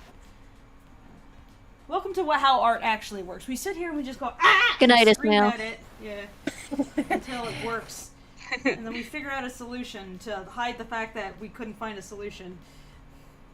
Yeah, if it's too hard, then maybe you just need to do it different. Yeah, sometimes you just need to adjust your approach a little bit. ArcSpark says, not sure if any of you are familiar with Don Bluth, and we're very familiar with Don Bluth. Oh my, yes, yeah. The Secret Have of you Nim seen and any of our Arkansas, previews? yeah, we're very familiar, Yeah, Grew we up on all that come stuff. from the childhood full of Don Bluth stuff. Skylar Mixtape says, who's drawing right now? That is Fable. Hey, I'm the director. Yeah, Fable's the director on the animated film. Just doing some commissions today, though. Hey. It isn't actually that bad. Actually. Spaghetti says, I know... Oh, sorry. No, it's okay. What did Spaghetti say? Oh, they were just saying something about Littlefoot and the dinosaur, and they forgot the name of the movie. I was going to answer, but someone else beat me to it. It's The Land Before Time, as Nick has pointed out. Oh, yeah. It spawned a gajillion sequels that just get, like, progressively zanier and worse. Yeah. Impressive. Like Ice Age. Yeah. That's a squirrel, Angel.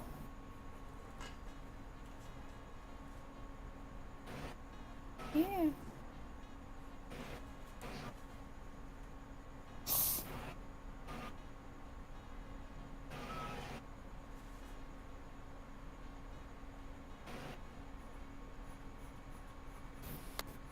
Like, if I had a printer right now, I probably would have just printed out the model, and then I would have thrown this on a light table with the model underneath so that I could lightly trace that perspective and then adjust her around it. That would be the most efficient way to do it. But the problem is that I don't have a printer.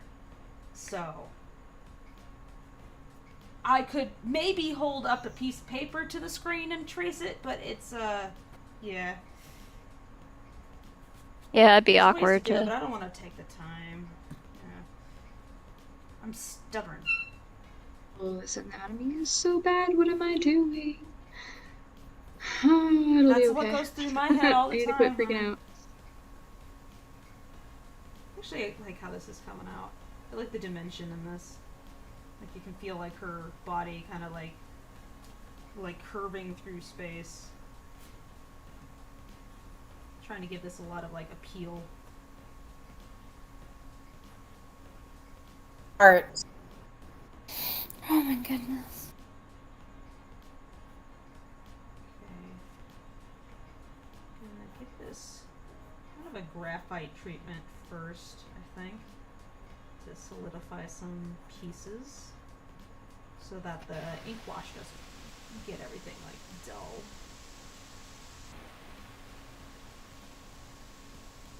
Okay.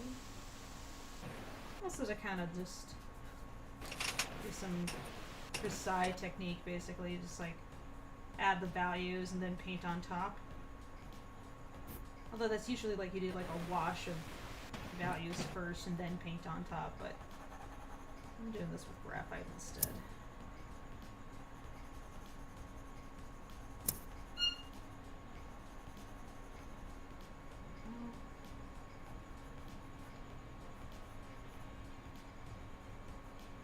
Let's see, I think her coat is going over the, whatever this little footstool I gave her is. Just wanted her just to see on something kind of fancy. I put way too much effort into this.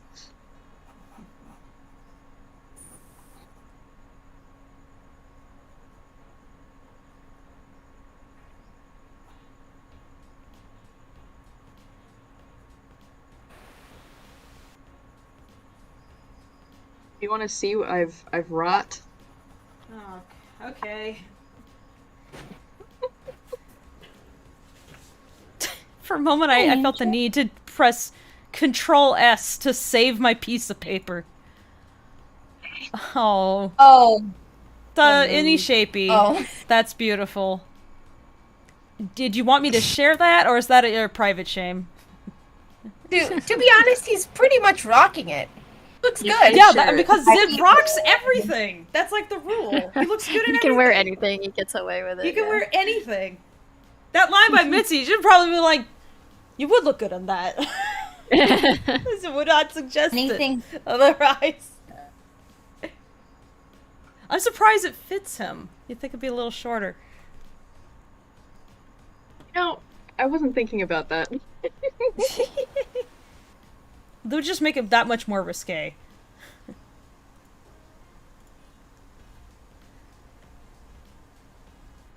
Did you want me to show that to the stream? Sure. Sure, okay. Alright. Oh. Let me save this.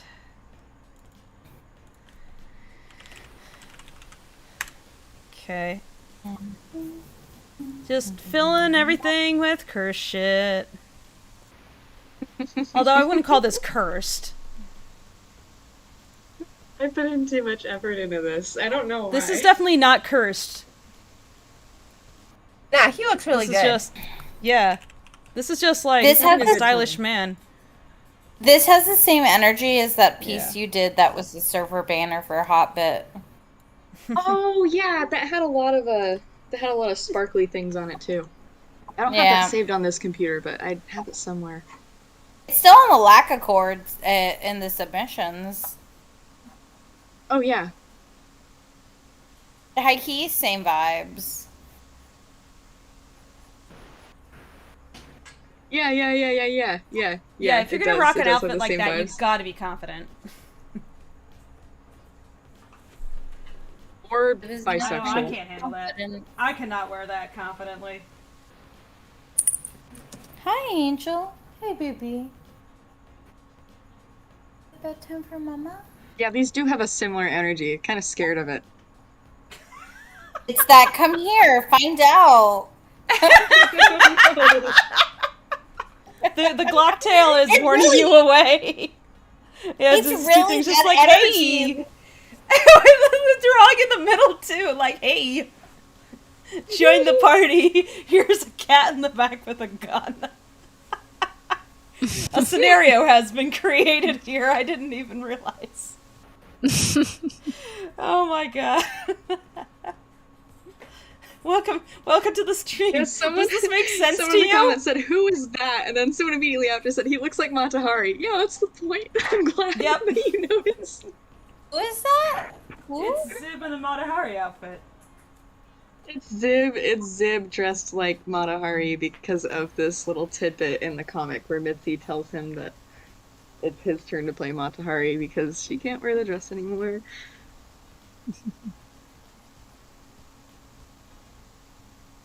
I don't know why those are my favorite pages though. Probably just because it's a lot of Zib. Zib being genuine instead of sarcastic. Yeah. P Genesis says, as an animator, how much would one get paid for something that's around 2 minutes? I'm doing an action thing for a guy, but I don't know how to price that. It's my first freelance piece, so I don't know. It really does depend a lot on, like, what the situation is. Like, you might expect different pay from a studio gig than from, say, an indie project that, you know, fundraised its own budget and things like that, but... Yeah. 2 minutes is a lot, though. 2 minutes is a lot of animation, yeah. Yeah, it's a lot. Like, usually also, you charge by the second. And it really depends on, like, are you being asked to animate on, like, 2s or 3s or 4s or 1s or what? Also, one of the things I would consider, is it going to be used commercially? Like, right, yes. Are they, yeah. Is it for a video game? Is it for a commercial? Is it for something that will provide them with financial gain, that they will distribute it in another form? In that case, Yeah. the price should be higher. Yeah, and the complexity of the scene, too. Like, are you animating 1 character, 2 characters, like 5 characters? What? Yeah. So, you know, are you doing animation and cleanup? All things to take into consideration, but generally, yeah, you get paid by the second, which means each second of animation. So if you're drawing, you know, whether it's 24 or 12 or 6 frames per second, there's a lot of variation, but I don't know if I want to put a specific number on it because it may be kind of misleading depending on, like, what kind of gig it is. So, I don't know, Fable, do you have any thoughts? First you gotta know what the parameters of the gig are. Like, what you're expected to do, and then ask yourself, how many days is it realistically gonna take me to do that? During that time, do I have another way of making money? To feed myself? And just generally? Yeah, I mean, if how you're much just do you taking need it to on... earn each day in order to survive? How much money do you need to earn per day in order to survive, plus be able to weather an emergency? And then, like, depending on your personal situation and what they're using that work for, price accordingly. So, like, if I'm doing commercial work for a studio, like, where it's a commercial, like, I'm asking for hundreds of dollars a day. But if I'm working on a little indie thing and I have something else paying my bills so that I don't need to use this thing to feed myself, then I allow myself the ability to go and take on jobs that I'm just doing for fun, basically, and I'm not actually looking to make money. I'm just looking to, like, make a cool movie, essentially. I don't always have that luxury, but when I do, it's really, really nice.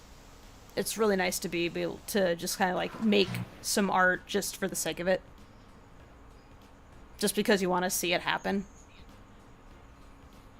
So Also, one of the things that... Oh, sorry, Fable. Yeah, go ahead. One of the things that I took into account when I was taking, like, solo animation jobs, I would also take into account if they had a design. Did I have to make the design? Did they have a script or a storyboard that I could follow? Did I have to make the storyboard? Was I going to also have to, along with all of these things, also color it? Because I personally price things depending on, okay, am I just giving in the lines and somebody else is going to color this?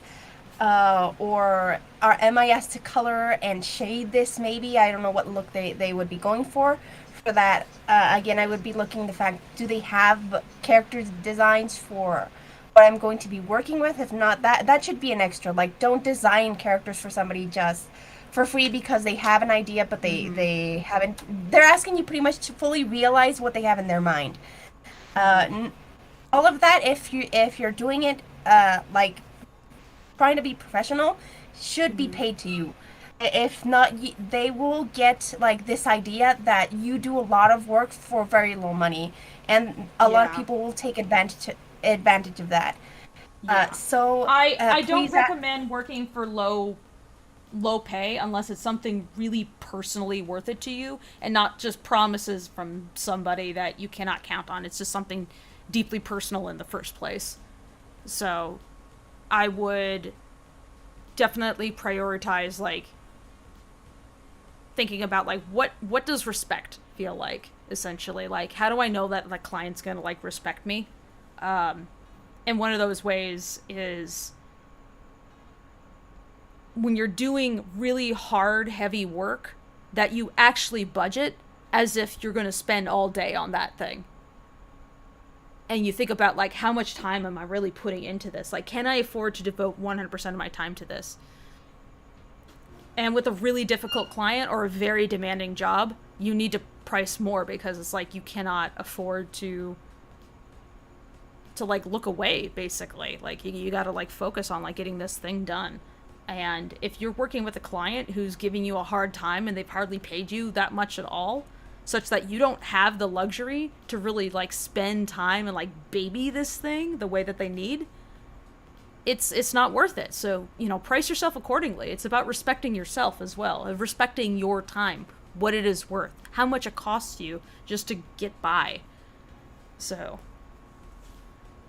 I think it's really easy for artists to undervalue themselves, but, you know, you really ask yourself, like, what is it that I need to earn each day in order to be okay? What does that look like? What am I aiming towards? So, like, it's a good idea to know what your goal is and try to figure out, like, is there a way to get there? Because, like, and when you are an independent artist and you are making money off of freelancing and stuff, the work you're doing is not done as a favor for people. It's because you need to get by. And yeah, just like try to respect yourself. Respect that this is like a career that you're doing. You know, even if it's a small side thing. But I found that I was having an easier time like really getting freelance work once I started understanding that this was not a thing I did in between studio jobs. I did studio jobs in between doing freelancing, because that's just what it took to survive. Studio jobs didn't last long enough. You know? Yeah, I would also, like, going back to how much they're asking for, 2 minutes may not seem a lot to them. It is a lot of animation, like, a lot. I made a short film that was only 5 minutes long. It took us 6 years, because I was the only one animating. So yeah, that sounds about right. Yeah, so like really take into account that it may not seem a lot to them, but it's going to be a lot for you, especially if because I see your comment here that they ask you to do everything from start to finish, including the designs. That's going to be a ton of work. So if you do take this, make sure you're going to like make a good amount of money, like price yourself well, because if not, you're pretty much just going to be giving your time and talent to this person almost for free. Yeah. Yeah. It sounds like some work that you cannot commit the time to. You just can't. But now you're obligated to. Yes, Artificial Idiot. It took me 6 years to animate 5 minutes. It might not seem like it might seem like a long time, but animating 5 minutes on like each second is 24 frames. You have to fill those 24 frames in for each second. How many seconds are in a minute? I forget. I'm not good with math. But it does 60. 60. Got you, boo. Basically, yes. It might not seem like a lot, but it takes hundreds, if not thousands, of drawings to get to that timestamp. that they ask for, and if it's an action scene, it's going to mean that the poses are going to be very dynamic. You're going to be redrawing a lot of the things, and the shortcuts that you would usually take when it's dialogue, like very static or steady dialogue, you will not be able to do because you'll be drawing each frame. So yeah, it takes a lot of time. Alright, how many frames per second? My God, my brain is buffering. 24 frames per second on 2s or 3s? On so 2s. That would be 12 drawings in a second. If it was 3s, it would be 4 drawings in a second. Okay. Oh, it was on 2s. Mm-hmm. And I made the big mistake of trying to follow physics. And it was moving all the time. Yeah. That's 720 drawings per minute. Mm-hmm. And then they said it was 5 minutes? No, they're asking the MP Genesis for 2 minutes. For 2 minutes? So then it'll be 720 plus 720... 1,440 drawings that they would have to do. Yeah, so really think about that. Wow. Like, how fast can you draw all of that? Plus, color it in later on. Plus, maybe do the compositing for it. And also, like, the character design. It's a lot. Oh my God.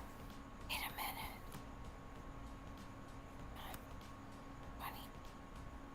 Oh my God. What? No.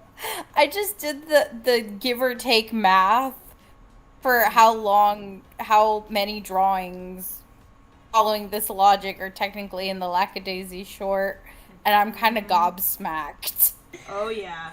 Now, granted, they're not doing 12 drawings per second all the time, but yeah, it's a lot. There's a reason why we divvy up the work as much as we do. Because it's nuts. That's just why cartoons are expensive. We're not even most valid. We're not even that expensive, honestly, compared to like a lot of other projects. So no, yeah. Like that's I want to kid. It's like, frankly, I want to take. If we were to go anywhere from here, I would want to up the budget considerably. If we were to do something else quite this long, so it's because it's just so much. Oh my goodness. But I just it's funny. I know that you guys see it constantly, but from somebody like especially that's not really in the animation world, it's not really in the art world. I have it. I'm in there cuz of y'all, cuz of, my partner. To sit here and go 20,000 drawings. Oh my God. Yep. That's Yep, it could be upwards of that. Years. Yeah. Multiple characters in shots, too. Not just one character. And then not to mention the action. Mm-hmm. So, like, if you're like, why is it taking 2 years instead of 1 year? A couple of reasons. One, there was a pandemic, which just, it blew everything up. Yeah. The other was that we ended up adding 5 minutes off of what I intended to be our max. I originally had intended this to be 18 minutes max, but we kept messing with the edit, and it just needed an extra, like, breath here and there. And the result was that it ended up expanding it out to, like, 5 minutes, basically. So that adds another 6 months on the production.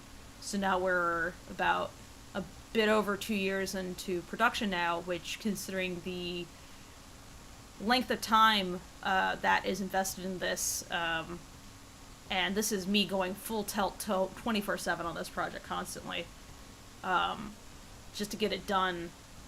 Yeah, it takes a long time.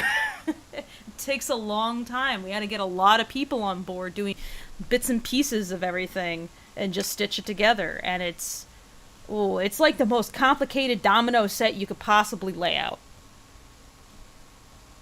Because you're setting up dominoes one side and you're knocking them over and you're hoping that it's going to hit the other dominoes on the other side of the room after also like going up like 3 flights of steps and through a loop-de-loop and like across like a fire pit and stuff, and you're just going like, I hope it hits that last domino. And the last domino is the movie's over.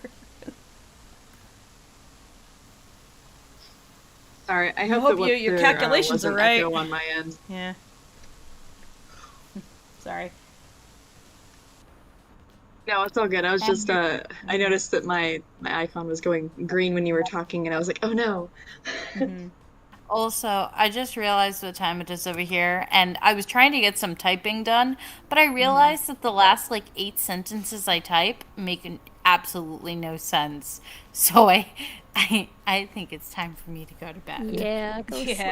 Go for it. I'll catch y'all soon. Yeah, Good night. Night. I think it's also night time. I think it's also time for me to go to sleep because I can't do even basic math, and that's a bad sign for me. Fair. It was fun having chaos with all of you. Yeah, thanks for joining us. You. Everybody take care. Good night. Chaos is always fun. Yeah, I might stop the stream soon. Just want to get this etched out. I'm almost done with the pencils. So I think I'll leave off the wash to another day. Maybe next... Well, I don't know. Another day. I've been meaning to say I really like the angles you're using on the character. Thank you. Thank you very much.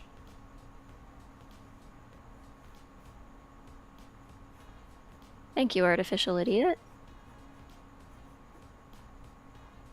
Yeah, the channel growth has been pretty cool lately. It's been encouraging.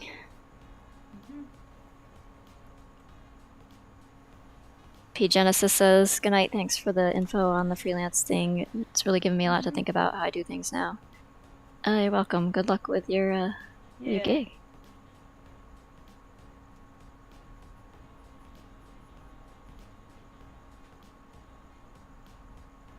Joe Plain says this was great to listen to while playing Truck Simulator.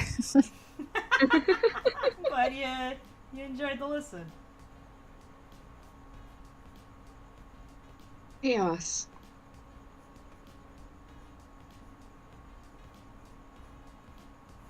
Of course, the best thing to listen to while you're operating a vehicle is chaos. Confusion. People getting very riled up. Very safe for driving. Yes.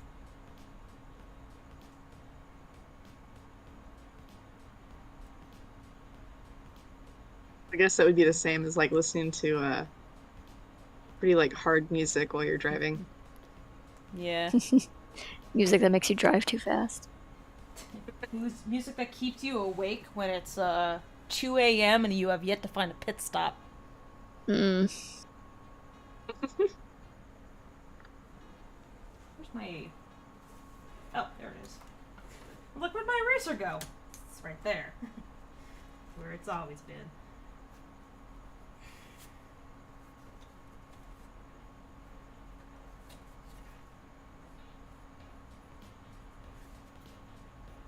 See, I was hoping that this character, being that she's like done up like a gangster, I was like, it's kind of lackadaisy adjacent.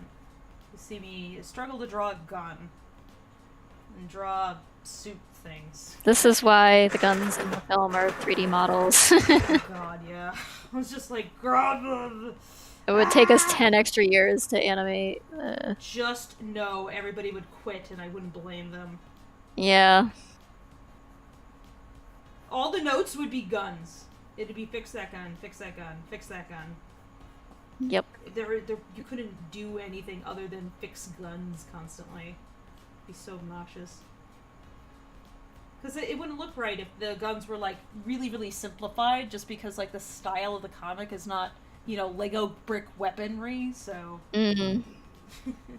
Tracy, why didn't you just give them cork guns instead? We could have just animated everything in silhouette instead. Yeah. You just draw triangles. The guns are nothing more than triangles. Or at least rifles. There aren't really rifles in the comic. mean, not often, no. Yeah. Rifles are hard to draw. That stock in the back. Ugh. Ooh, yeah, I hate drawing the grip on rifles. It's annoying. Rifles and shotguns, yeah, can be annoying because they're. Yeah, that was really struggling with the. I mean, the grips on BAR is this technically thing. a rifle. Yeah. It's just a automatic There's rifle. all these like angular architectural shapes, and then there's just like this random like goobly thing. Yeah. There. Then it goes And slightly organic, and then yeah. Yeah. And then it doesn't anymore, but it's. But it has a just in specific shape. perspective. It's not like Yeah. So you can't just like go fuck it, what our logo brick, because it doesn't. That's not what it's supposed to be. And if you do that, then everybody will complain. I had a friend that taught me this. He doesn't draw a whole lot, but he's very familiar with guns. So he told me just like, if you're gonna draw a rifle, just draw a really big triangle first. Like, draw the length of it, and then draw the height of it, and then just fill in the blanks inside of it. Just don't worry about all that shit. So it's just like starting with like triangle shape. Yeah, I usually will draw like a rectangle first, and so I get the perspective lines right, and then work within that. See, that I can handle, but this thing has a freaking like cylinder in the middle. Yeah. Cylinders or perspective are hell. Yep. I'm not good at. Oh god, yeah, I hate drawing guns from like any angle that's not from this Yeah, side. it's not just that it's a cylinder, because a straight cylinder is much easier. It's a tapered cylinder that changes its diameter along the way, because it's got the compensator on the end, and then it's got the ribbing on the base of it. So much to keep track of. Yeah. Some bullshit. It's just I some hate bullshit. having to keep in mind the specific length of a gun, like measurement wise and stuff like that, and keeping track of the size of it in relation to the character, as well as all the little complex details in it, because someone's gonna yell at me if I don't. Good night, Gabriel. Good night, Artificial Idiot, if you're heading off to sleep. Hey, good night. Thanks for hanging in there with us. This is the late stream, I guess. Yeah, I haven't done one of these in a while.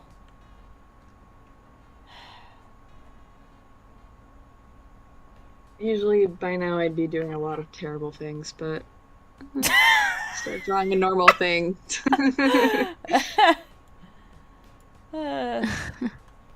Citizen Zombie says all the guns should be newspaper and magazine clippings pasted onto the animation. That I have seen animation done with things like that. That creates a very interesting look, but definitely not the one we were going for with this film.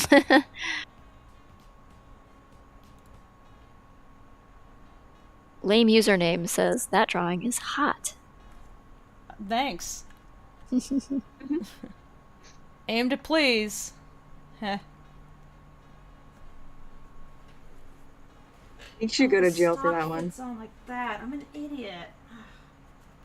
I knew something was wrong. I knew this. Did I know this? Nothing comes naturally. Demetrius says, imagine the architect who had to draw the actual gun design. Usually be an engineer, but I guess you could say that's a kind of architect, or architects are a kind of engineer. I don't know. But yeah,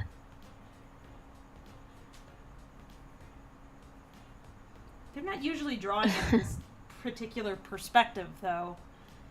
They're usually doing a side and a front. they do a side front view, but all the parts would have to be detailed out. Because they have to manufacture them individually and then put them together so that they work. But you'd have to like design it first on paper. Sorry, I'm moving away from the screen, guys. I'm just trying to move it to my computer screen and just like hold it up and compare.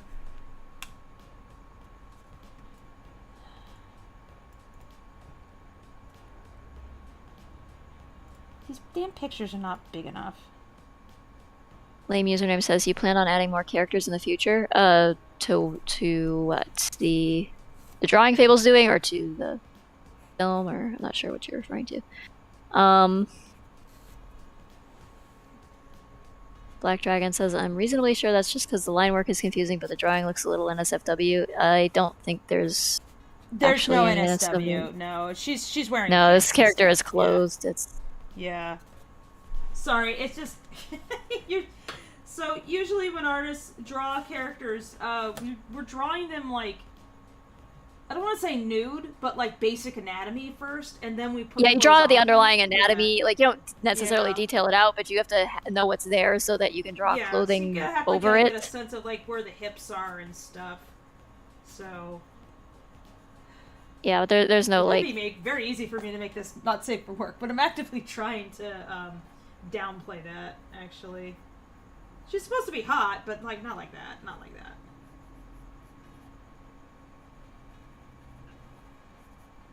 Oh, in Lackadaisy, there are other characters that haven't been introduced yet, but the like most important like primary cast has been introduced already.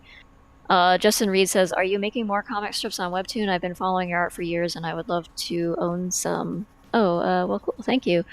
Yeah, I'll resume updating the comic again as soon as I'm able to. The film production and all of the things that go along with it, which include reprinting all the books and doing new layouts and new covers and everything for the books as well. And then also doing all like the Kickstarter backer rewards has just made it kind of impossible for me to do everything all at once. So I'm planning to get back to the comic once the film comes out, though. So once I have some, in theory, some time again.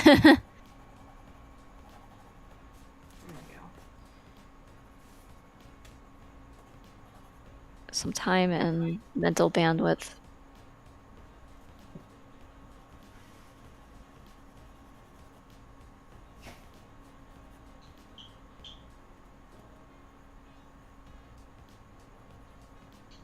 The YT Snapback says, "Watching this while listening to Tommy the Cat by Primus is perfect."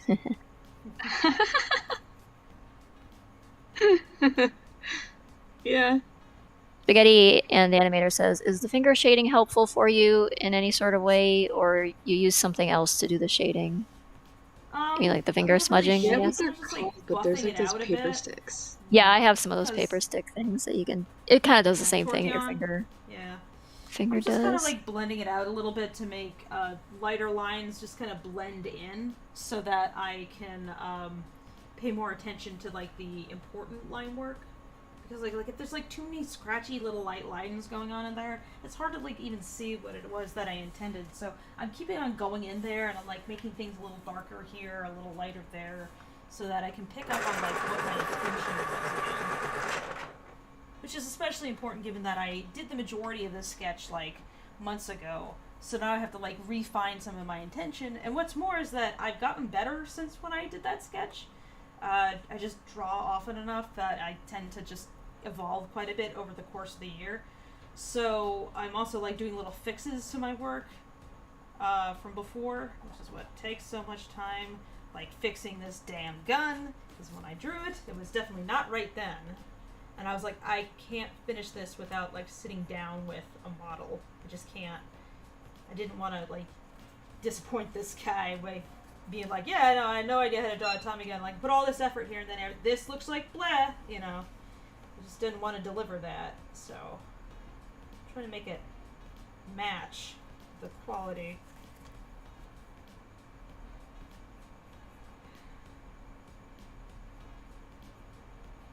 I just want to make it apparent that I put in the effort, even if it's imperfect.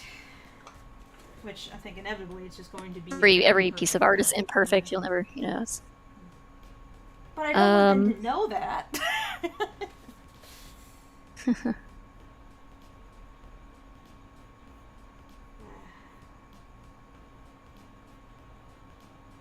Ooh, my neck just made a really weird sound.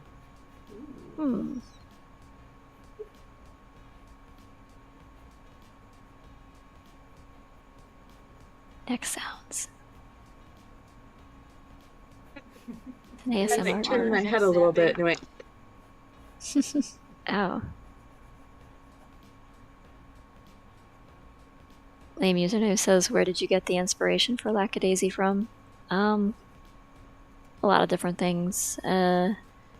Cats and jazz music and local history. Mostly.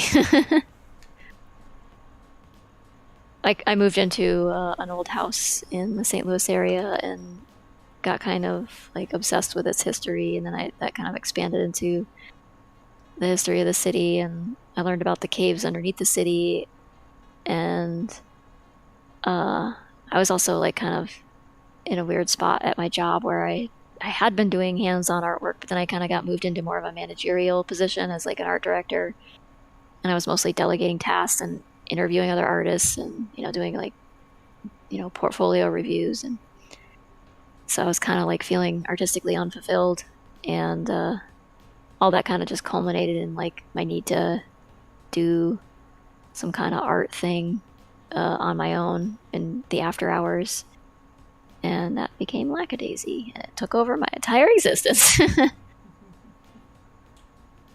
It wasn't the toxoplasmosis? Yeah, it was a brain disease. Also, probably the one that makes you really want to spend time with cats. Justin Reed says, "Oh, I totally understand. Me and my girlfriend just love how detailed your art is, and being cats is just a bonus. And if we could get a high quality image, we would really upscale it to a 9x11. Oh, cool. Yeah. I do have posters and prints available in the Gumroad store. I don't know if any of them are of interest to you, but I can post a link to it if you want to peruse. Yeah,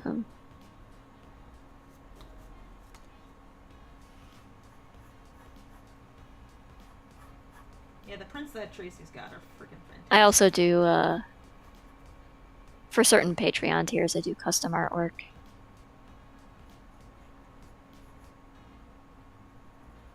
It's very lovely. Velcro says, is there a planned date for the physical book release? The books had been in print already. It's just that I am now with a new publisher who is also our executive producer on the film. And so you might be able to find some of the books, like older books, out in the wild, but the new books, the art book should be out. Oh God, it's really hard to say because of the state of the print industry right now. Volume 1 and the art book that contains like tutorials and all the mini comics and everything has been waiting to go to print for more than a year now. And so it's just kind of been like sitting in limbo, very frustratingly. We are like trying to collect bids on it getting printed, but that's just been very slow. And then we'll probably have to wait in a queue once we find a printer. So probably next year at some point. Volume 1 probably also next year at some point. Hopefully shortly thereafter, followed by Volume 2, but hard to say for sure right now. Yeah, usual methods by which things get manufactured got totally upended, and it doesn't look like it's going to just snap back to the way it was, no matter what, because in the time period of the pandemic, everybody had to adjust to what was there, and the result is that, like, the ways in which you get things made, you just can't do it that way anymore. You have to find, like, a new way to do everything, or get in line behind, like, thousands of people to try to do it the old way. And when you're small time, you don't have the money to cut ahead of line. So, yeah, you gotta get creative.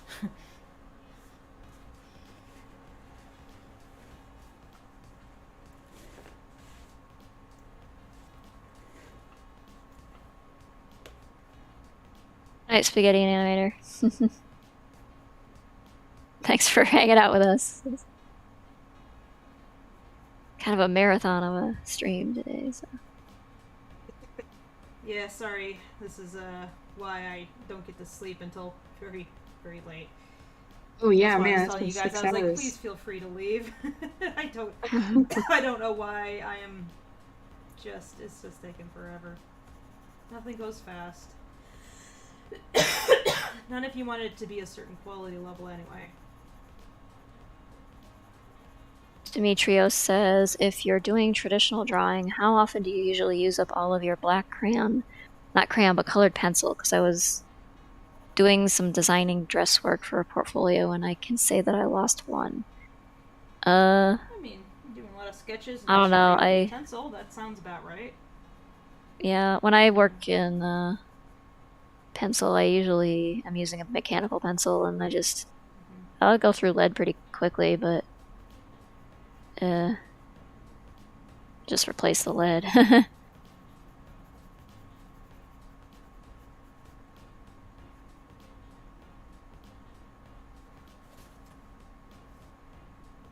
Last username says, why does Mordecai Heller talk like Ben Shapiro? He does not talk like Ben Shapiro. A lot of the characters use large words in the comic.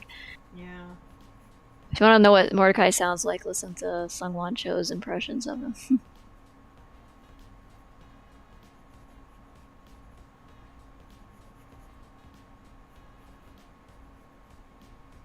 Sparky Fireflower says, when the art books do become available, will they only be available for people who backed the Kickstarter first, or for everyone? Sorry, I just love having art books myself. Oh, thanks for your interest. So they will go first to the Kickstarter backers because they've been waiting for their Kickstarter rewards to be fulfilled, but they will, after that, be available for purchase through Iron Circus Comics, and I will probably have some of my personal copies available to Patreon supporters too, so you should be able to get one if you are interested.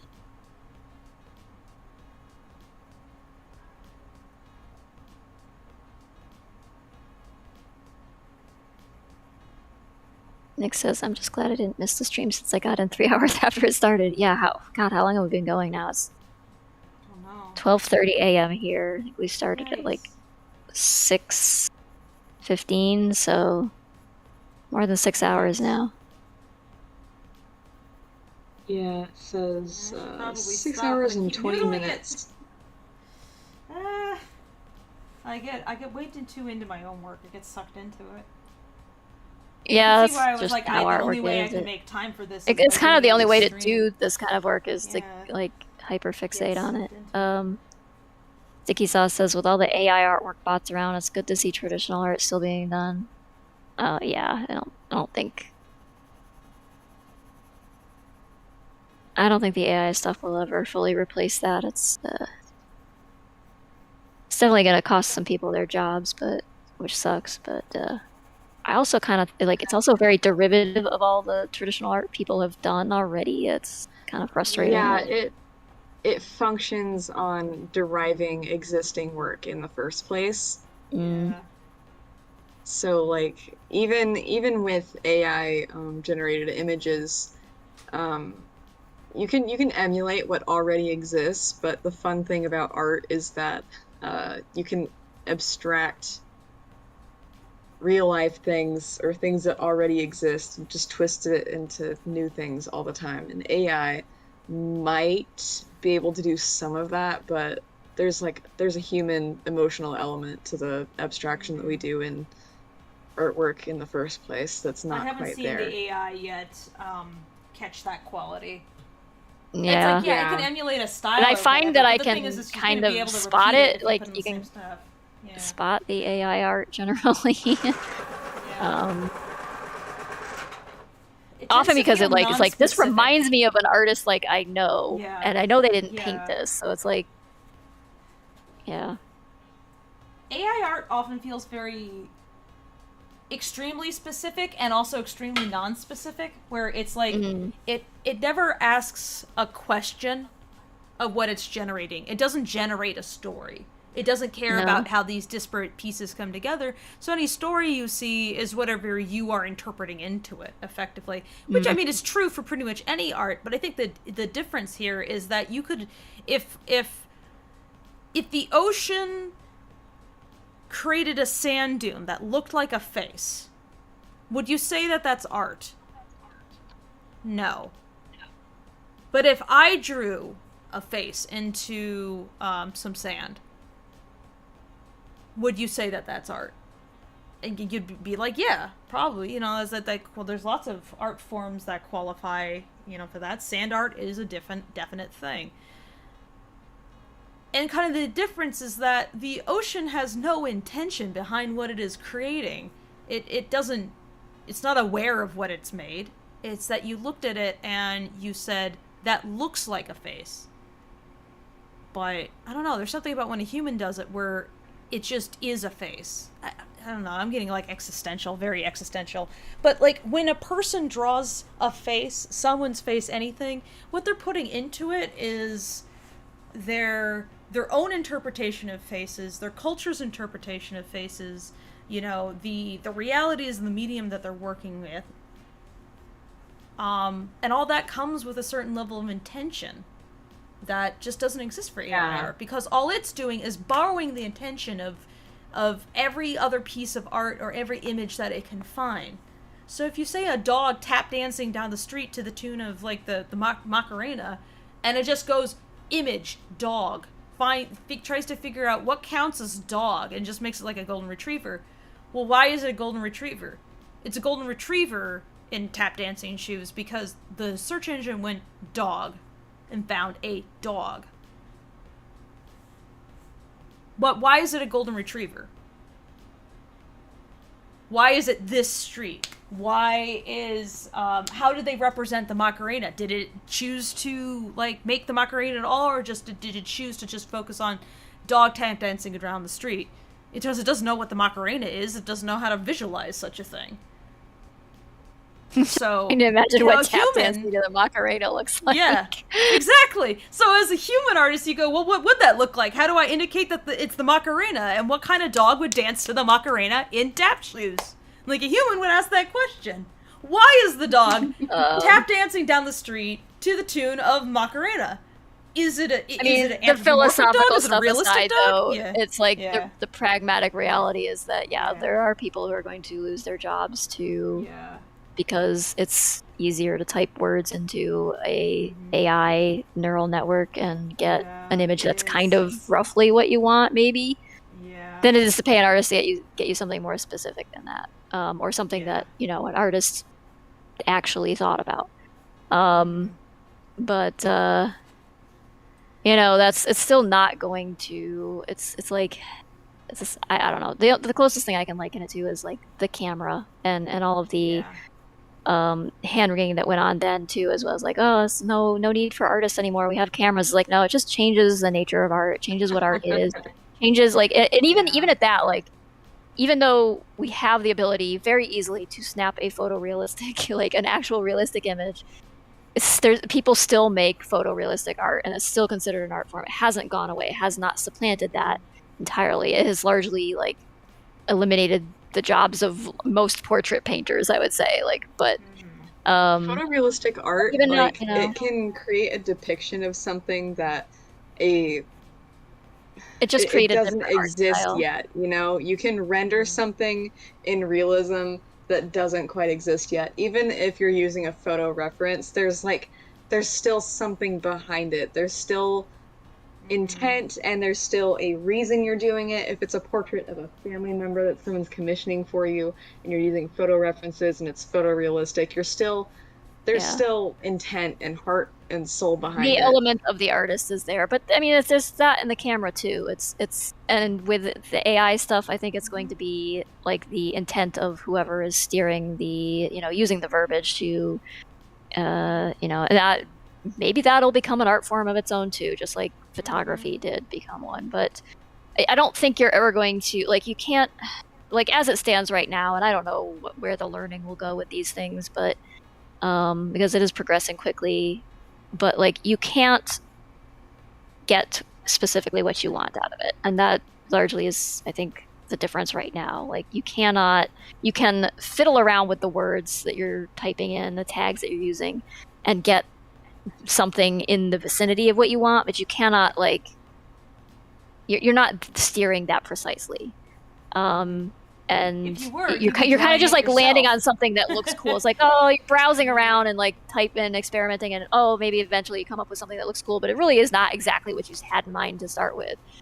And so you can't like, how you could ever do something like storyboarding or comics, like you could make backgrounds for comics, like I've seen people doing that, but like making very specific comic panels that are like cohesive and coherent and convey a story and do it and take into account like the page flow and the composition and staging and the communication and dialogue. Like, how could you ever do that with something like this? I don't know. Maybe you can someday, but like it certainly does not have that capability right now. Or think of like the animatics you've seen for like TMNT or something like that. It's like crazily specific stuff, and there's this stuff can't do that. And so while some illustration and concept art is certainly in danger of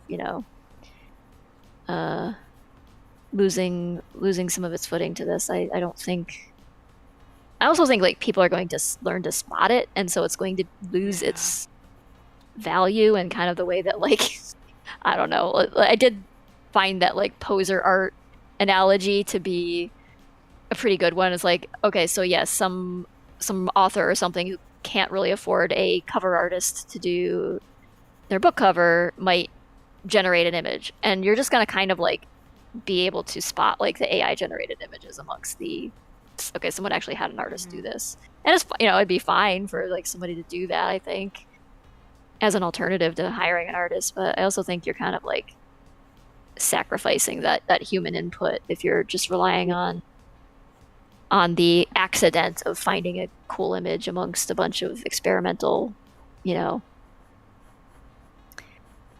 tag typing. I think a really important piece of art culture in general is that it is at its heart inventive, no matter what you're doing with it, because you're creating something. And AI at its heart, at least in its current state, is I can't think of a good term for it, but it's derivative. It's not inventive, it's derivative. It creates imitation. It's imitating existing images. Yeah. Right. And it's the artist's job to create more images that will go into that bank eventually anyway. So what you're looking at is but it also the product of what artists have made anyway.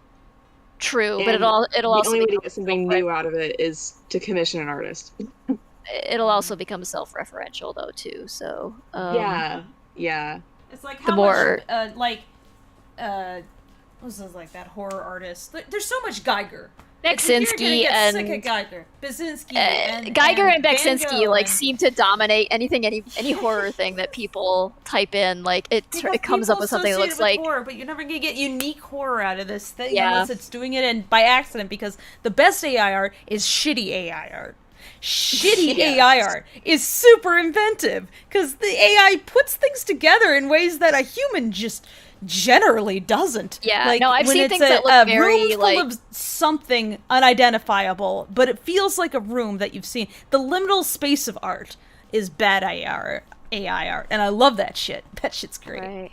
I just don't feel like all of the extreme negativity about it is especially warranted. I feel like it's a bit of a knee jerk. Like, yeah, I think just art is just going to continue to persist as a career and job and everything. I really don't think it's quite as endangering as people are making it out to be.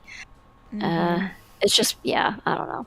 But yeah, it is definitely like a bit fucking frustrating that it is derivative of the art that artists make, while like capitalists are like, oh well, this will just replaces all those artists. Like, oh fuck you. They made this stuff. You can just train an AI to take your job specifically, so we don't have to pay you the very expensive artist well-known style. Like what? No matter how much I can like learn how to use Artbreeder to make it do what I want it to do, it still never feels right, ever. Like, it looks like a real picture of a human, I can give it that, but it does not look like the person in my head, no matter how hard I try. So it's like, it's missing that nuance and personality, and I don't know Like, you have to be so specific, and it is so hard to get all the specific details to balance each other out properly the way that you want them to. And it's like, you might as well just commission an artist. It's so much trouble. Like, your rendering of Geiki that you did for me is so much more like him than the Art Breeder reference I gave you, because you had the reference pictures that had his personality in it. And it's like, that's exactly what it was missing, and it looks so much better. It's like, I can't stress enough. It feels more like a tool, like a very basic stepping stool, at least, like using Art Breeder, at least, like that specific example. It feels like a stepping stool to getting where I need it to be.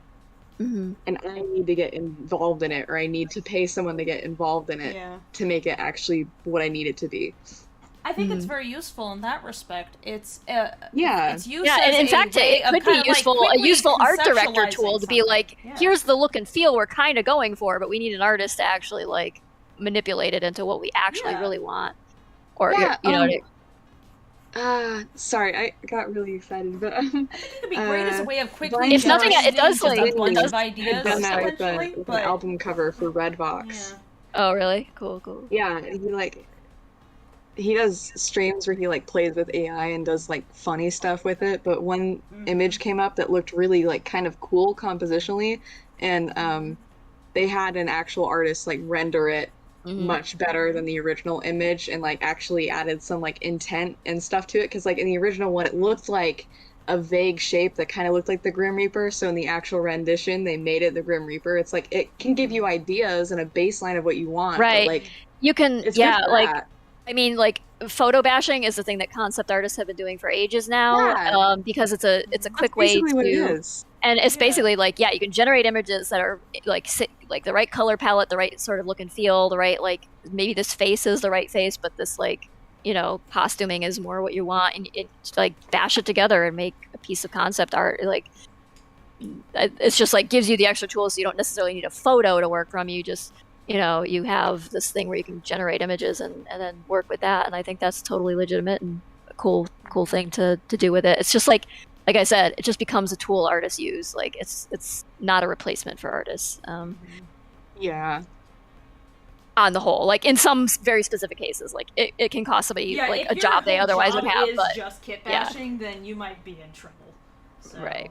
If your whole job is doing nothing more than recreating a vague version of conceptart.org, but like as many examples as that as possible, and you got nothing else to add to it, then I mean you're gonna have a problem, because this thing is clearly, you know, designed to go after that explicitly. Right. But I mean, it's just that like right now you can accident your way into getting kind of the image you wanted. Like, you might just like fiddle with it and be like, oh, this is like kind of like the character I was trying to put on my book cover, or my, you know, or that I wanted a concept for when in my pitch or whatever. But you can't. I just, and I don't know that it'll ever be. So like, how could you? And if you are typing something specific enough to get the very specific image that you need, like, that's fine. That's art, okay? If you can actually like type, like, know exactly what verbiage you need to get at that point the exact image you need, then like, congratulations, you are an artist unto yourself. Like, but that I don't think it just is there yet. So, Ava wants to know why she's not wearing shoes. I mean, because she's got big critter feet, beans. I imagine. Look, you know, she's got beans. Yeah.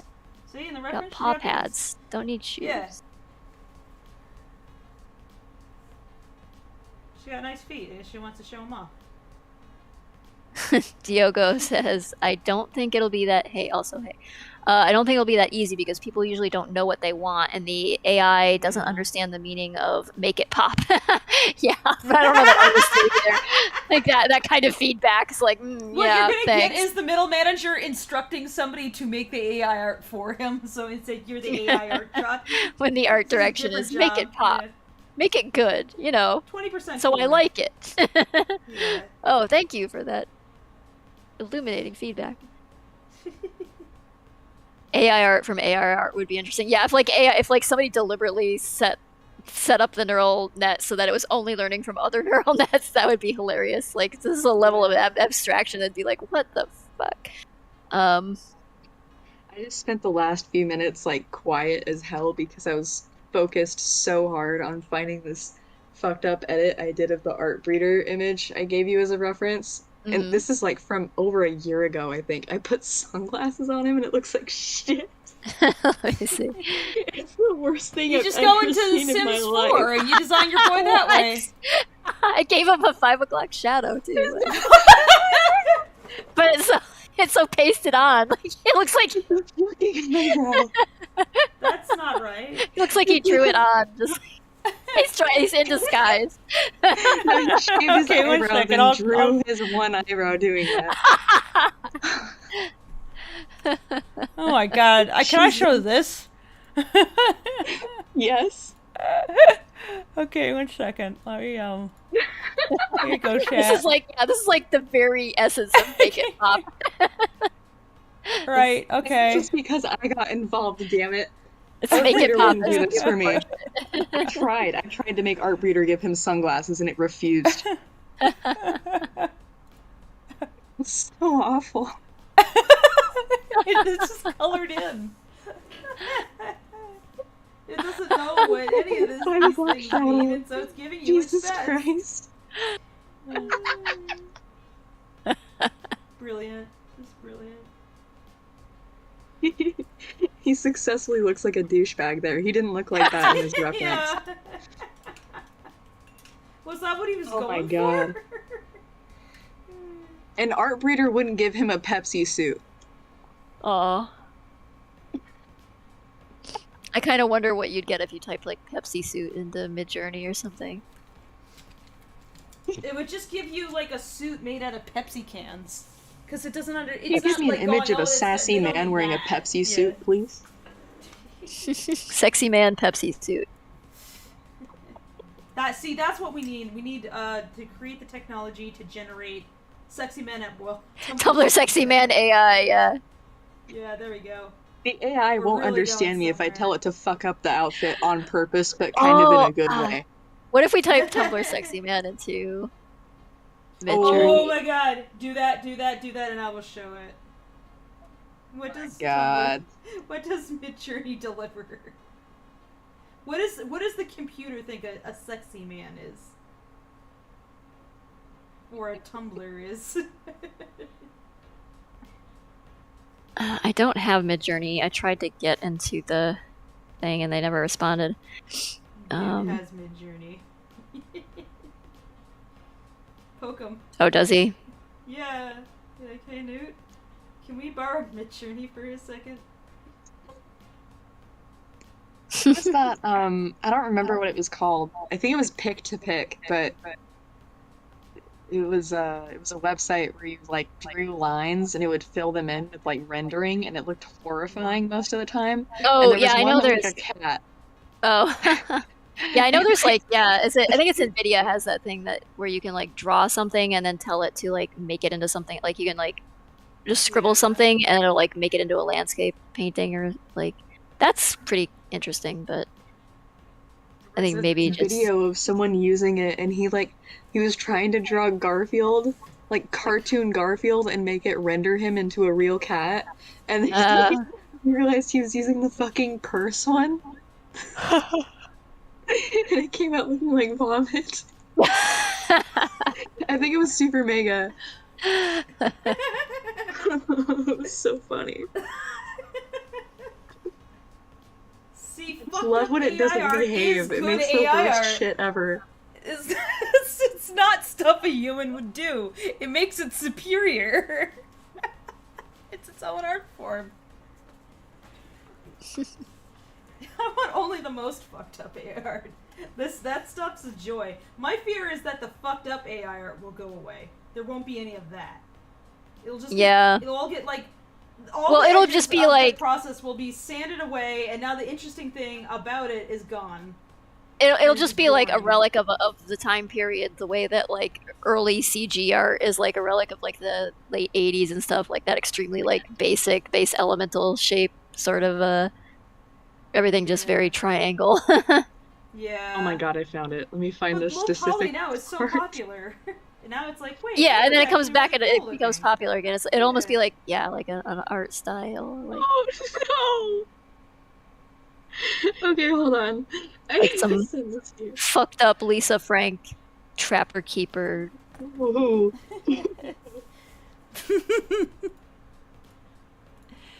Oh no. It turned you into a person. Oh, Jesus Christ. Why? Oh no.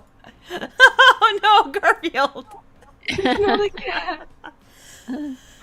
I think they tried again to make him a cat. Oh no. Oh god, Oh. okay. The cat was worse. Let's see. Okay. Yeah, that's... Okay. That looks like a bad accident happened there. I don't... It has so many eyes. Okay. Okay. How many eyes does the cat have again? That's AI? a cat. Okay. It doesn't know what's what. It's a cat. I can cat. I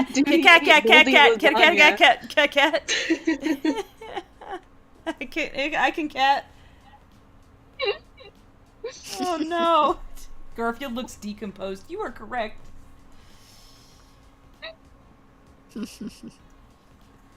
Yes, I'm using the water to prop up my picture because it's just, I don't know, it's an angle that's working for me, so. And still makes it visible to y'all.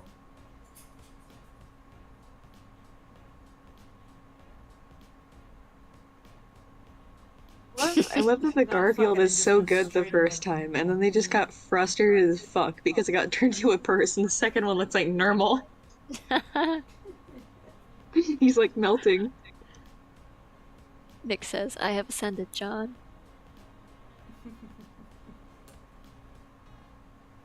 I'm sorry, John.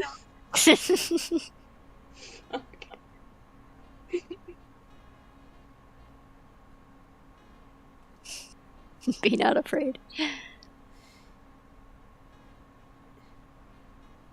Greek Celtic says, I just realized there's water on your table and you're using it to prop your picture up.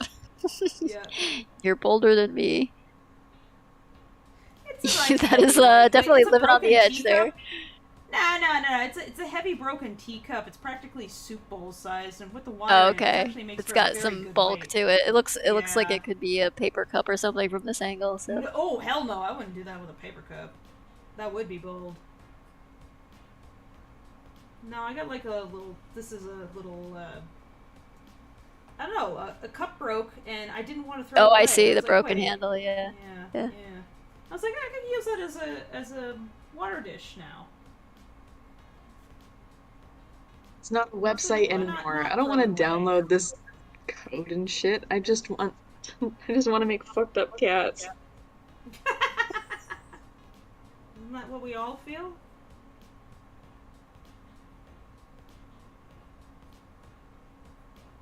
Ah, no, someone put it on a website again. I'm gonna cry. Ava Jana says, what is the definition of lackadaisy? Where did you get the name from? It is actually just a word. You can find it in some dictionaries, at least. It's kind of a obsolete word at this point. Like, you might hear the word lackadaisical more commonly these days, but lackadaisy is kind of derived from the same source, which would have been like an old expression, alack the day, which was like this like sort of curse this day upon which this particular thing happened, or like sort of a woebegone, like alas, this cursed day, this wretched day. It's kind of a like sentimental, like it's not meant as like a curse exactly, but like a lament about a time and a place in which something bad happened. Oh god. Okay, I found one that works, and I'm drawing a really, really bad Zib.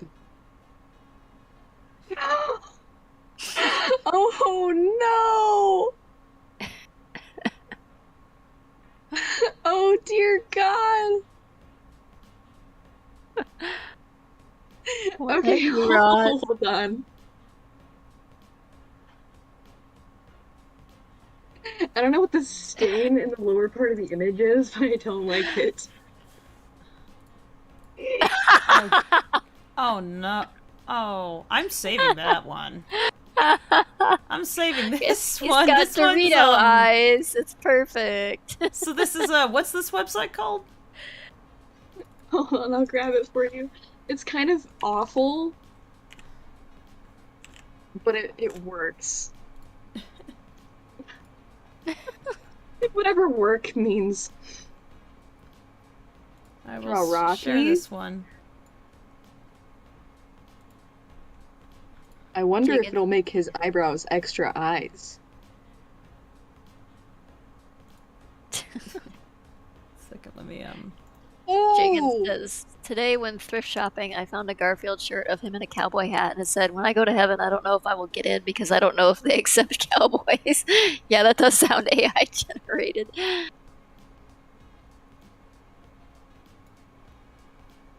Why does this thing not save correctly? No! Okay.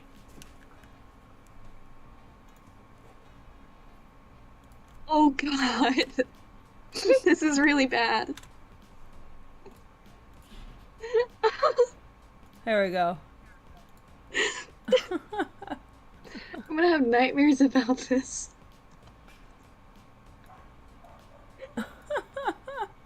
Yeah, that's a perfectly normal cat. Oh! Oh no! You gotta show the screen. I will. Nightmare. Oh, it's tiny.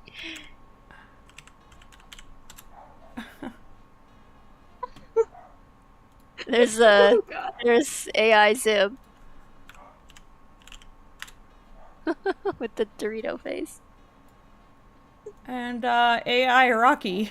Oh no. Oh no. Oh, I'm sorry, everybody. Enjoy sleeping tonight. Looking like he just cannibalized somebody and really enjoyed it. I don't like this cat. I don't like Rocky anymore. Oh my god. Can Lackadaisy, one folks. of you guys watch Character chat appeal. and, try to catch Alright. questions? The oh no's are piling up. Concentrate on it. Yeah.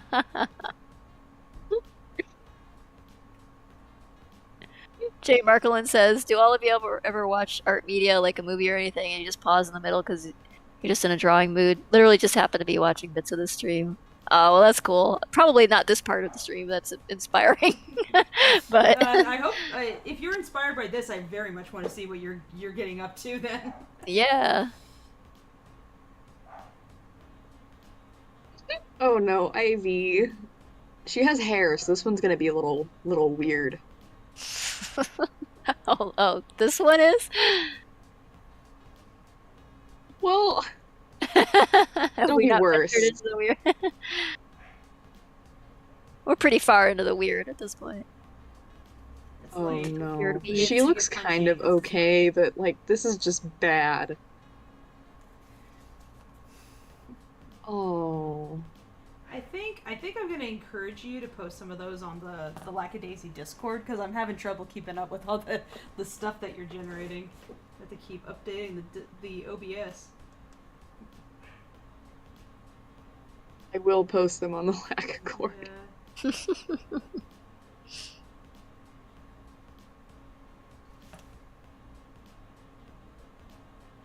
Nick says that Rocky is the true form of the Damien Rocky we saw earlier. Yeah. That's what his victim sees before he devours their souls. Yes. That sounds like an indie horror game in the making, yeah.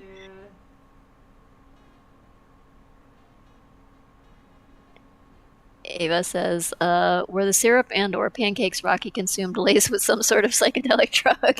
I mean, not unless you count sugar as psychedelic, but...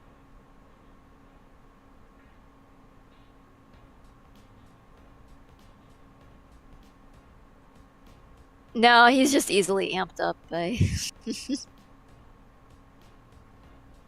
common household ingredients. Oh no. Oh, she's melting.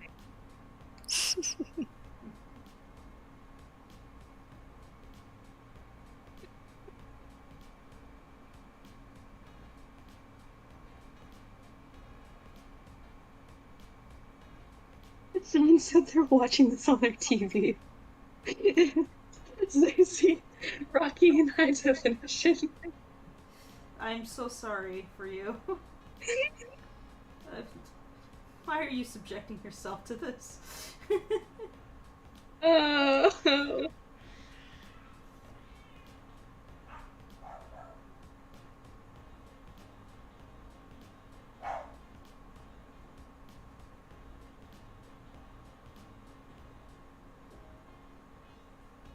I think the Zib one is my favorite. It's pretty good.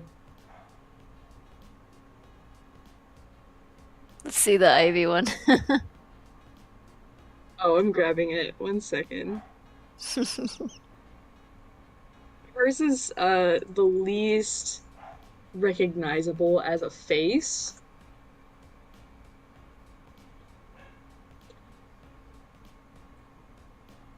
It really didn't like her hair.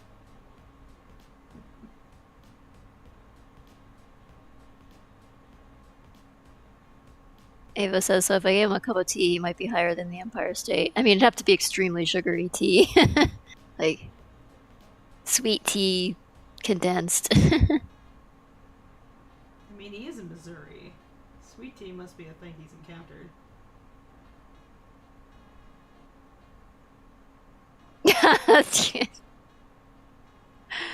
Yeah, those eyes are upsetting.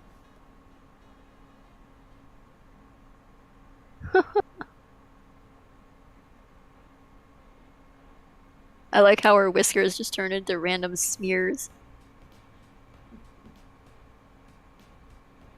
Yeah, I don't know what's going on there.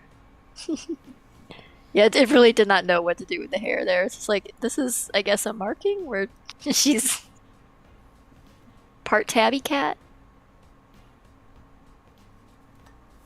Oh no. Oh. Nick says they look like bad taxidermy jobs. Yeah, they have a little bit of that bad taxidermy vibe. There's a picture of Atlas taxidermy. I don't know. Hold on, let me find it. It still makes me laugh. It's his true form. Yeah. The mighty Atlas. This is how it all ends, folks. Taxidermy. Oh, it really Hanging doesn't out like on Zib's that. eyebrows. I don't know where that one I'm went. trying to find it in my collection of things.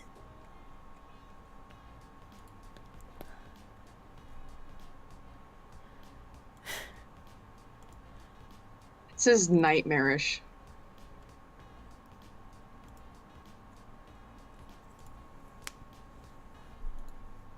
Oh, it turned his eyebrows into eyes. Oh no. Oh, this is the worst kind of third eye. Oh no. He is not getting his Zen on. Holy shit. When you should shut that Oh, eye. here it is. Shut it now. I found it. Taxidermy Atlas. You want me to show Yeah. that?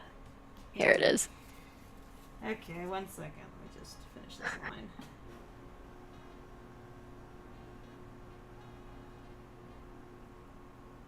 I think Sam drew that, as I recall. Was it Sam? Or was it? I don't know. How am I going to beat that? Some stiff, literally stiff competition for Rocky. 1 second. Did I save this? It's Jack. Jack did it. Jack drew it, okay. Yeah, that's a very Jack thing to do. Yeah. Here.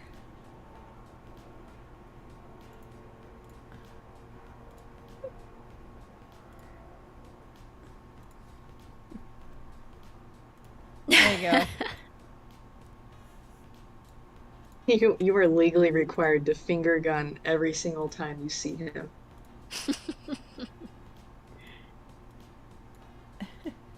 Enjoy, everybody. Oh, I didn't send the other fucked up Sid. Fucking Atlas. I'm gonna just. You know what? I'm gonna just I'm keeping that in the corner. My inspiration, my muse. Yes. I like his little feet are crossed. He's precious.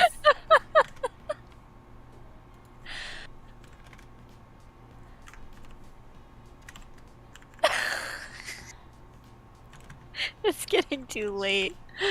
Oh my god. There we go. Why are we still streaming? Because I can't stop. Someone in the Lacquercord responded to the pictures with, "This will be Lackadaisy graphics in 2013. This is why I can't have anything other than like an art job, because I get too invested in any one drawing I'm doing. Oh my god. Like, I might as well make money doing this, because I can't What's stop. happening now?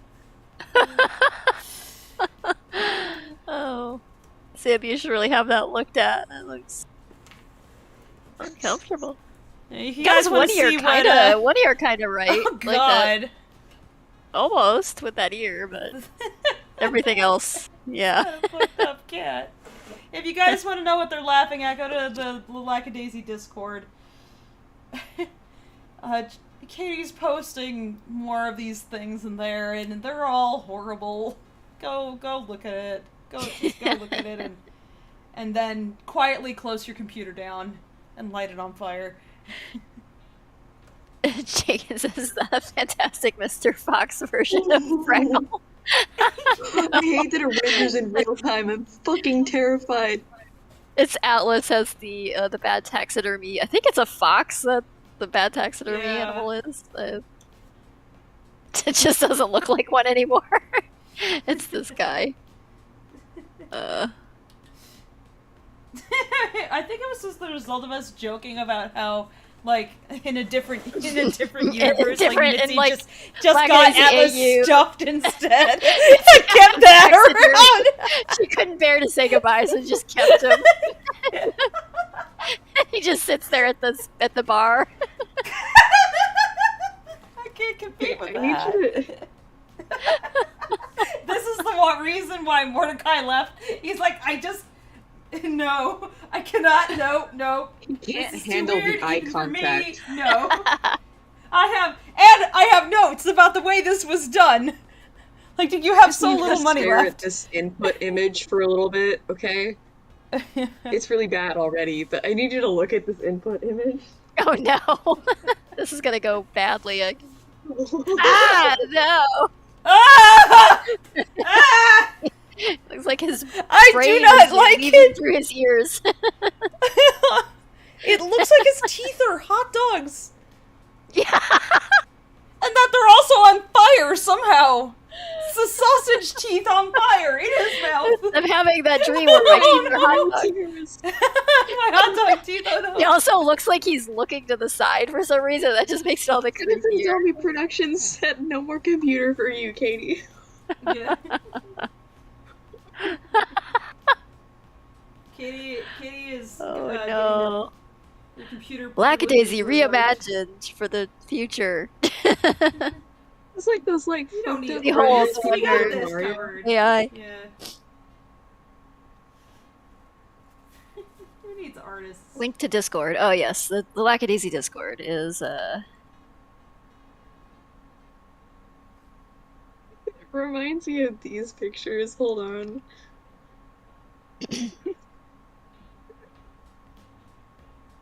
Hold on, let me type that as an actual URL because I'm not recognizing it.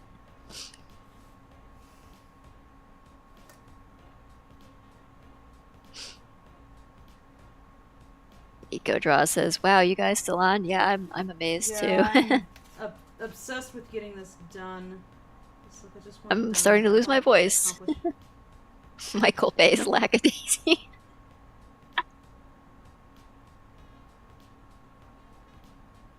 Yeah, I'm shocked you guys are keeping up with me here. You could have left a while ago.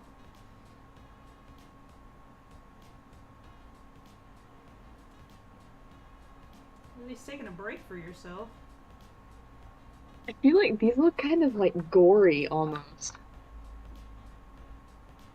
Yeah, there's an element of like splatter to all of them that's like, I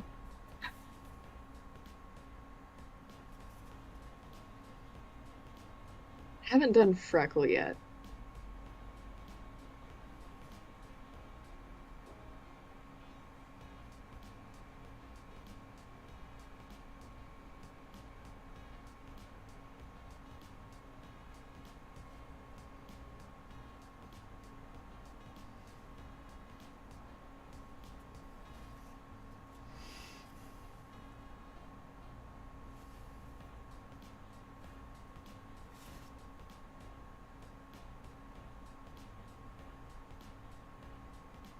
Oh no.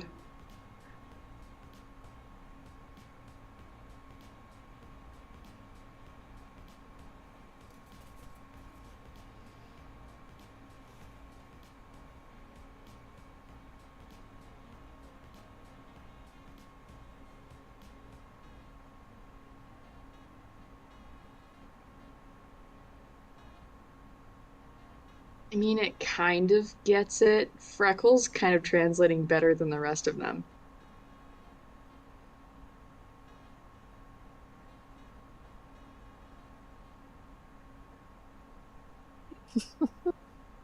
It just looks silly, but also, like, really messed up still. Dear God.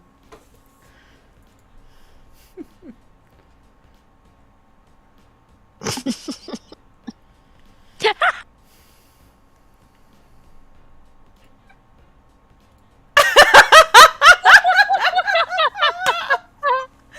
a little owl!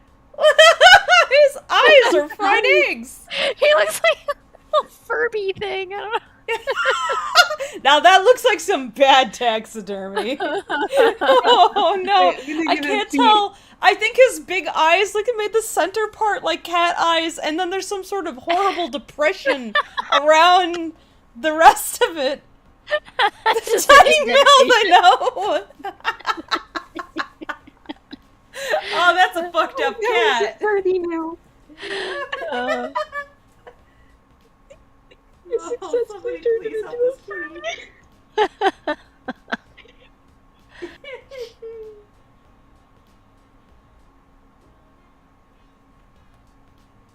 Nico says, well, I will take the chance to say that Lackadaisy is really cool. I can't wait to see the movie. I love the characters. Thank you for making them. Oh, thank you for watching. Appreciate it. Yeah.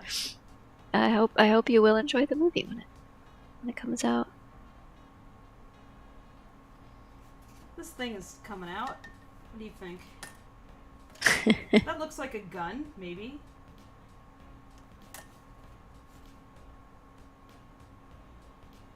I think if I saw that in my house, I would, like, kick it. It looks like it would squeak as it bounced.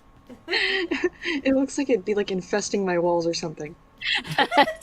You guys are making it so hard to finish this. I keep laughing. I have to stop. Really my annoying stroke 'cause I'm chittering laughing sounds too while you're hard. trying to sleep as it just rustles around inside the walls. Destroying me here. Fine, I'll show them. I'll eating show the them. insulation. This. Why is it in there? This. Look at this thing. Look at this horrible thing. It's horrible. I hate it. No. That's awful. That's just awful.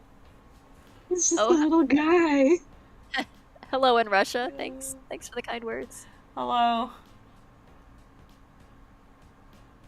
Don't mind us. We're having a time tonight. Yeah. Being normal, It is you know? very this Messing time. with the AI. Oh no, it has a lot of legs. Oh. Trying to draw a cat. Just a fucked up little guy. Yeah, this is definitely a cat. I think.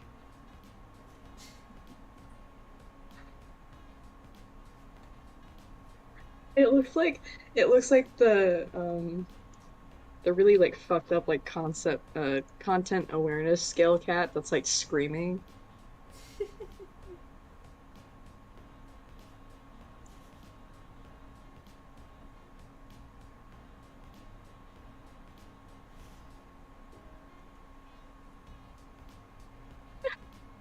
I found it. It looks like this. Yeah. This is like some variation of the scream or something. It's such a happy face in your drawing, and then it's like, ah! It's in agony. It doesn't want to live. It's like, please kill me.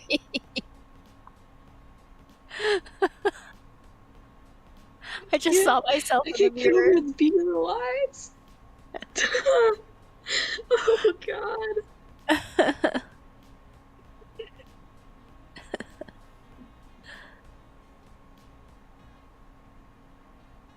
Skylar says, guess I'll see the curse stuff tomorrow. Something going on with the gatekeeper posts of the server. Yeah, the bot went down, and so they put the old bot up, and it is not responding. I think I can manually fix that. Hopefully Newt won't get mad at me. Well, I just need to say that looks really good, especially for how much we were cackling earlier.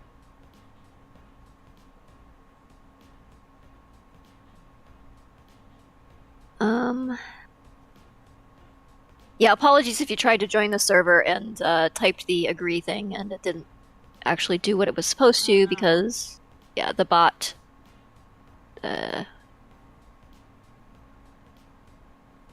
keeled over today.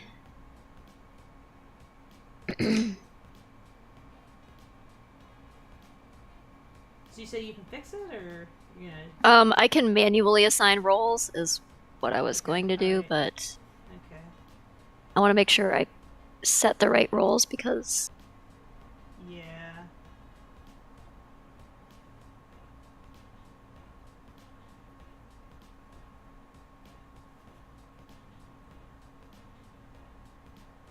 Because Nuke will get mad at me. Whoop.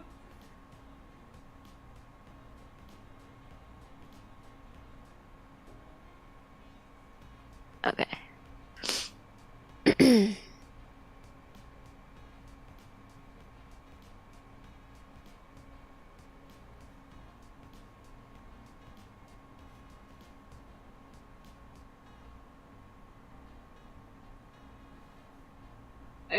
I'm still kind of hung up on how fucked up the Rocky looks. It's pretty bad. He's just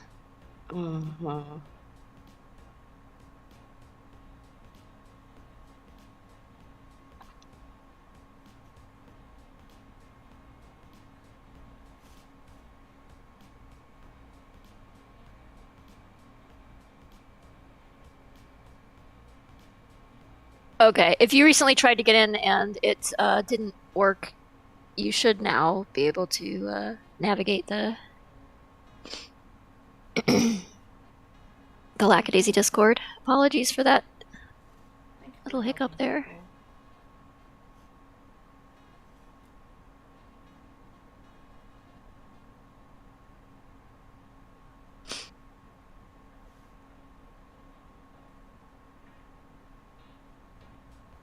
oh no.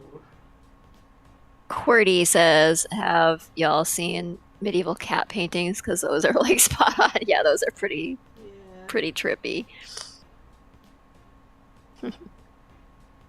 Like, have you ever seen a cat before? I'm sure it's just like a little guy with a little like man face, right? It's a little furry thing with a human face.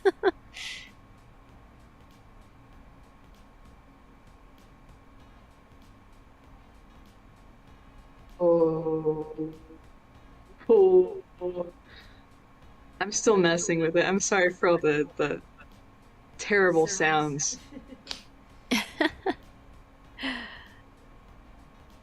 This cat is melting. It's entertaining.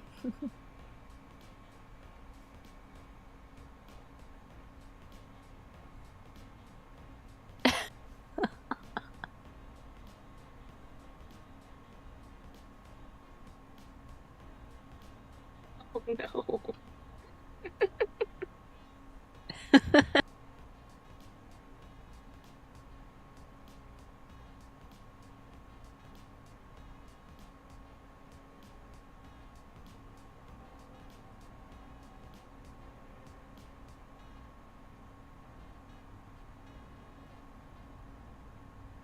Good lord.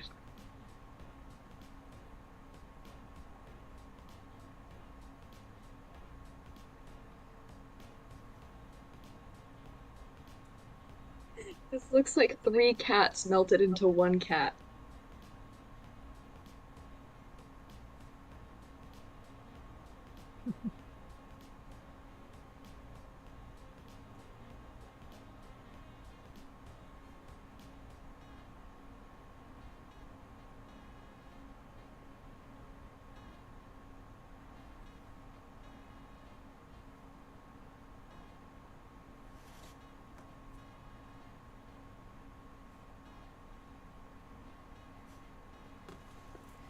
How's this looking, guys?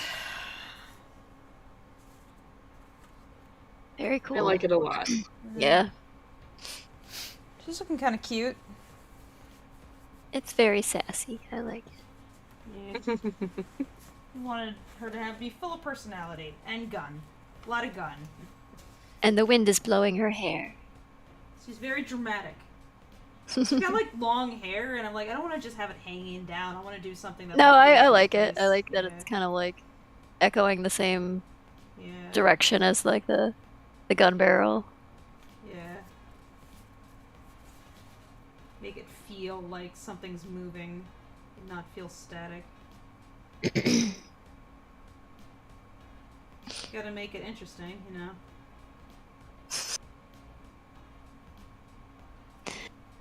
Someone just dropped in to say they're horny, and then they left. Thanks. Okay, bye. No. Yeah. Thanks, Internet. Jagan says the best cats in paintings are the black ones with giant yellow eyes wearing frilly collars. I forgot the name of the artist who made those paintings.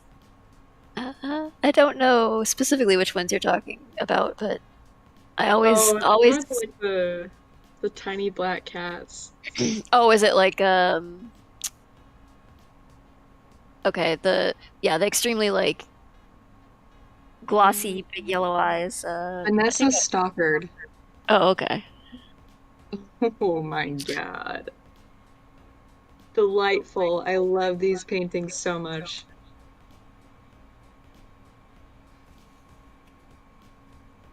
Oh, yes, okay. Yes, I have seen these. They're great. They look like little cupcakes. They're so tiny. I can't stop and look at what I you want to guys are pick it cute up at. and I'm hold just it. like, I hope it's fun. I'm like, I gotta get this done so everybody can go to sleep. We shall bless your eyes with these images later. Thank you.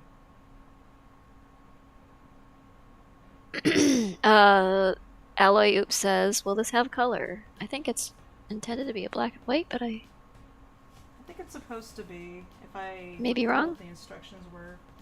Let me just double check. If not, I'll throw some color in there. Come on. Stupid phone. I think the black and white's striking the right mood for this type of thing.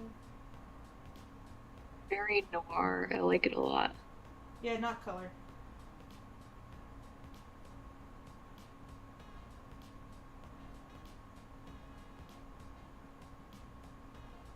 Oh my god, I'm actually getting this done on time. The person asked for it by the end of August, and it's almost the end of August.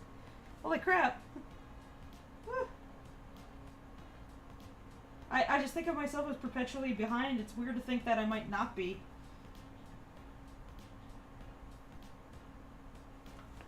Yeah, she's gotta have like a little swirl going on, I guess. So that's the one thing I neglected. There. I am going to be 1 year older very soon. Oh, when's your birthday? Monday. Ah. Well, happy birthday early in that case. Thank you. I will be working. Ah. Yeah, that's the story of life. After age 16 or so. Yeah. Welcome to your birthday. You have a job to do. Get to work. Yeah, you have to schedule your birthday party some other time. And you have to make your own birthday party. Party on your own time. Yeah. I don't really know a lot of people in this area, so it's probably just going to be Taven and I and maybe one or two people if they're available. We're going to go see Nope. Ah, cool, cool. I've heard very good things about it. Ooh, yeah. It's quite good. I know Fable's seen it. Recently. Yeah. I was like, oh man, rip fries. Long live the fries. There is an electronics store called Fry's that shows up in the movie. It was already on its last legs before the pandemic, but the pandemic made it definitely it was dead. It was thoroughly dead. Fry's is gone. As a company, it's gone. But yeah, it's a very they were known for having very funny buildings that always had a theme related to classic movies, like movie monsters or aliens and that kind of thing. So you go in and they'd be sculptures just hanging everywhere. Because the people who owned the Fry's were very eclectic. The folks who ran the company, so they just had this thing where they just wanted to have each of the shops look really cool. And they certainly did. They were icons of the city. And now they're no more. It's sad.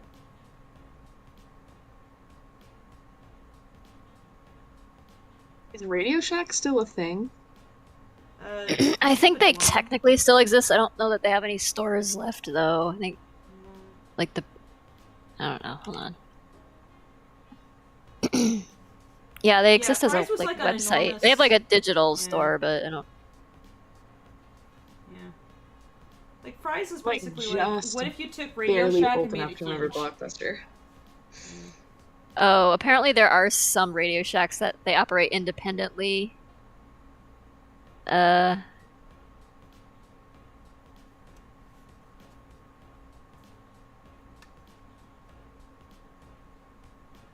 it's mostly just a digital online store now.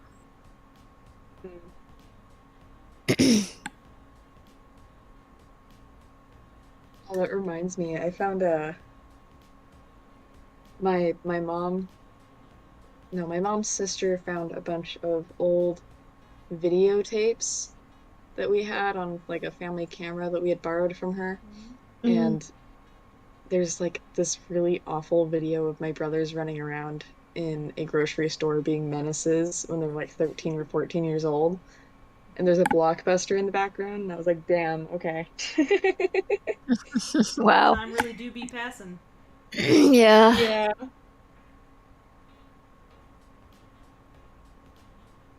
I remember them being around. I think, isn't Kmart gone forever also?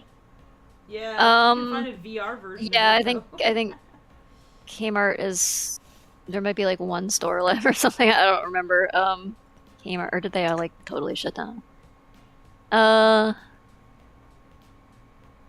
remember we used to go to Kmart pretty frequently when I was little. Kmart, yeah, before Target really came along and Walmart really took over.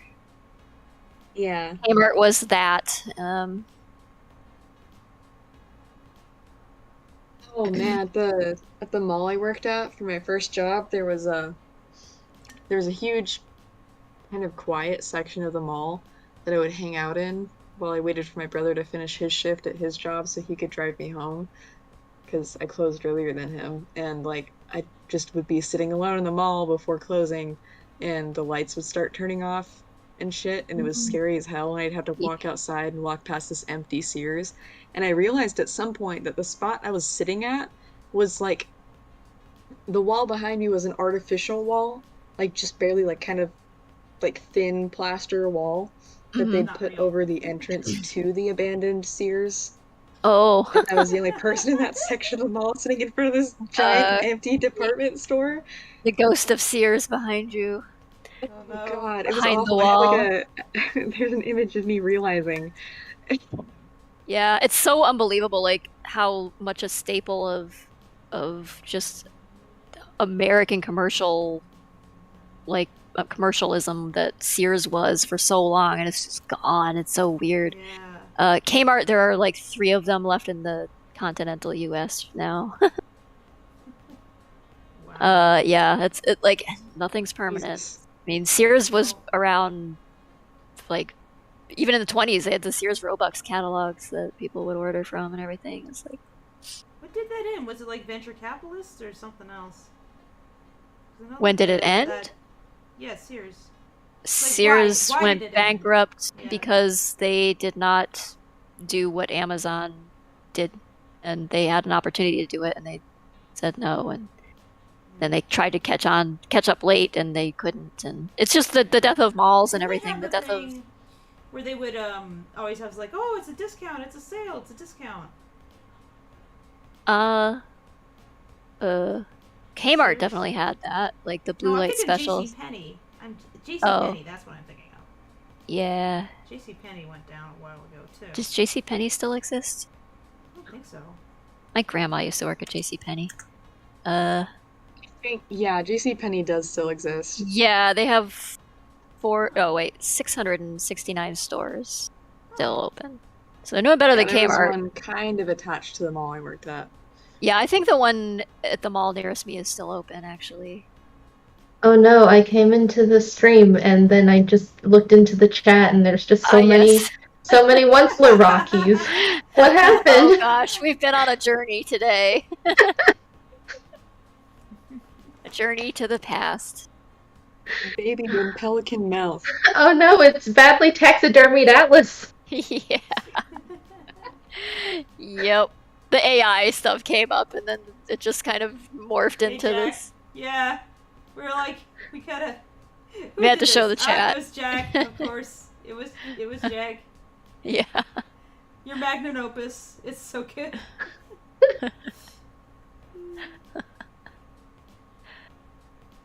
Thank you for gifting us with this thing. We're gonna put it in a making of. I'm glad that you guys have taken it off my hands. Book, yeah. Oh, I don't know if we can because it might the Well- bad taxidermy thing might contest it, but I don't know. Maybe it's not. It's Yeah, I'm glad that you guys were willing to take it off my hands. It's burdened me and my family for generations. Yes. Oh. The cursed. It's cursed.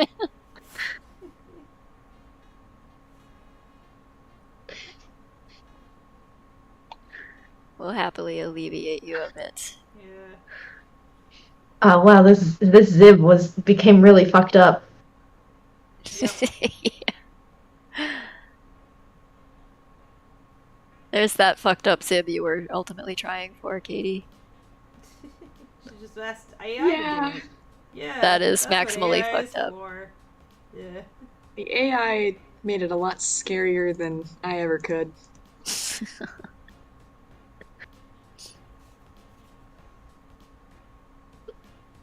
It looks like I'm sorry for being the one to say this. He looks like Jeff the Killer.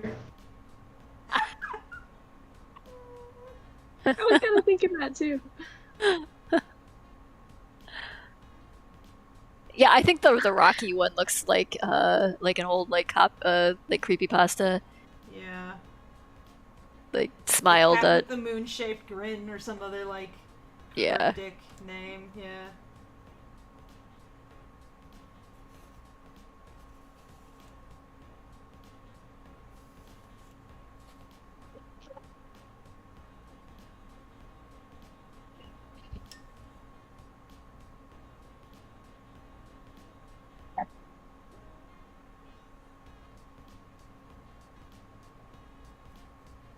I love doing We have stuff been like this, but so rarely I get to do it. Thanks for keeping up with me, folks.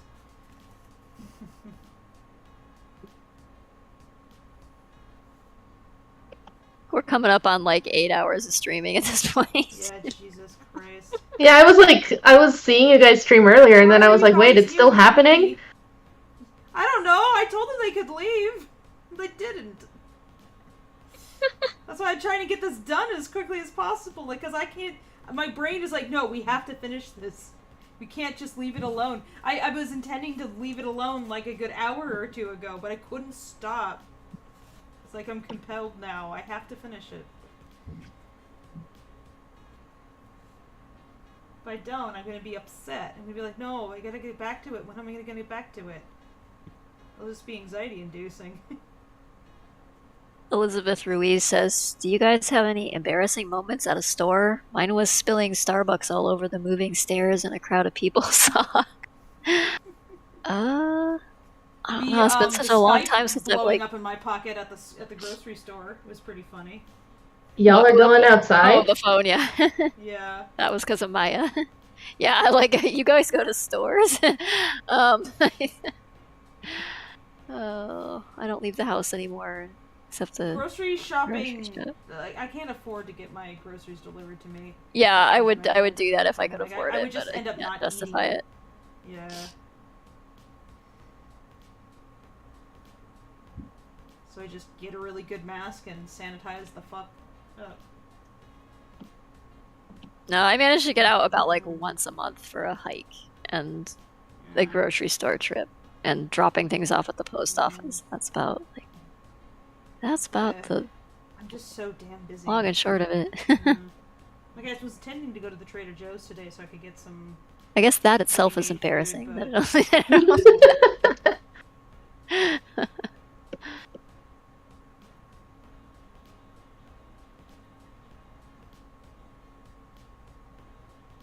Does that look like a gun? I hope so. Yep, it sure does.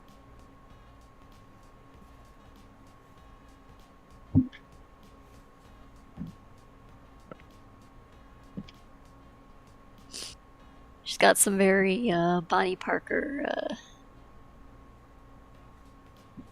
Cool. attitude there. Thanks. You guys are sustaining me. You're making it easier to concentrate. And I include the stream audience in that, not just you guys and voice chat with me. Okay, wait, I just got onto the stream on YouTube. Why is Taxidermied Atlas just hanging out? Because he wanted That's to what he chill. does. He just hangs out. He lives there now. That's why we had him taxidermied, so he could just be there.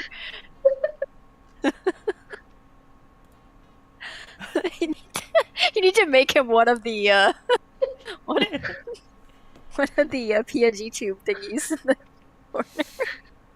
Grim, thank you for the $10. Love that you fought to finish the pick. It's beautiful. Thanks for the stream. Will the piece be sold by chance? No, this is a commission piece. So I'm not selling this. This has technically already been sold. Somebody commissioned this for me when I went to BLFC at the what was that? Was that the beginning of this year? Forget. No, it was last year. That's right.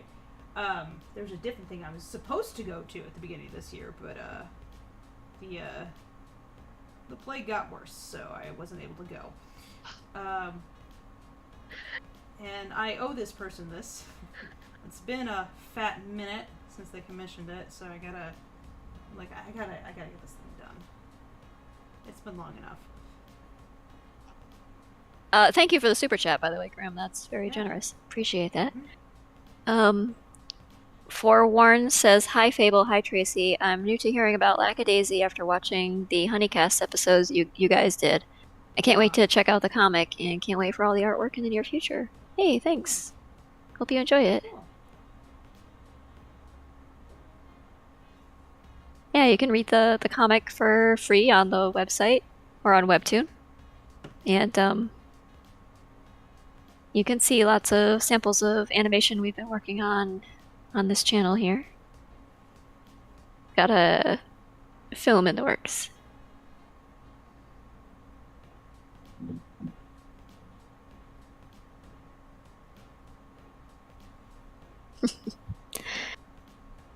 Citizen Zombie says they need to make Taxidermy Atlas more like Weekend at Bernie's. They need to get him some sunglasses and just... Yep. Yeah.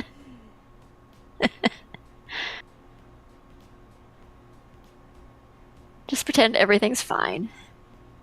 It's okay. Don't think about it too hard. Ally Oop says, they unsaid what they said. Never mind. Oh. Okay. I think it was a compliment about the art. I didn't get a chance to fully read it. Almost done. We're just gonna put on a couple of bright spots in there to add some light to a bit of the weaponry and the eyes and stuff. The cigar. Get this Alright, well, while you're doing that, I am going to step away for a moment to feed the cats because they have been waiting for too long now and they're circling me, so...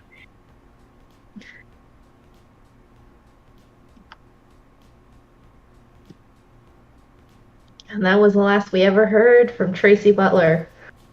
Yeah. Yeah, this happens a lot. Cats. Guess it's always getting eaten by them. We got revenge. Yeah.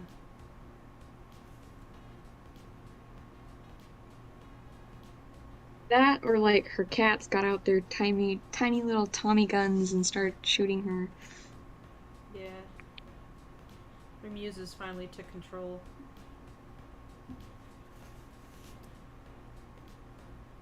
Like, not with bullets, like little love pellets. Do you guys know what the chat is referring to when they say cha-cha slide funeral? Oh, that's me. Oh, yeah. That's me. That's I'm the one that fault. mentioned that. Yeah. Please explain! Computer. Please explain! Oh god. I'm gonna have to dig. Shit, where It is was it? an animation that Katie did. Oh, the file name is The Suffering Was Not Fruitless because I spent like 8 hours on it. It came out amazing.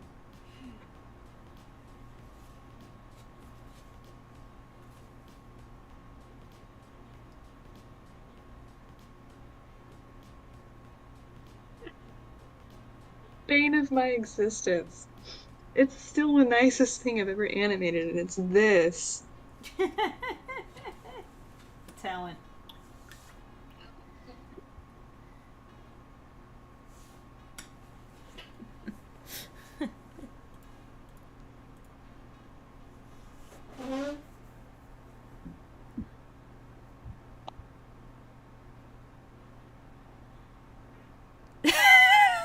It's so good.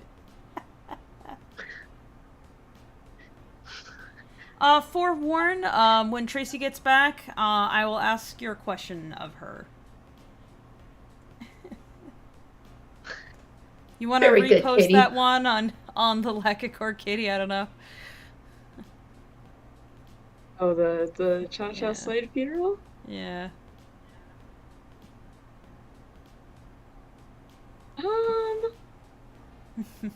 I don't want to Giving this a spam chance to stuff. Where would I dry. put that? I don't want to put stuff on it before like it's at least dry to the touch.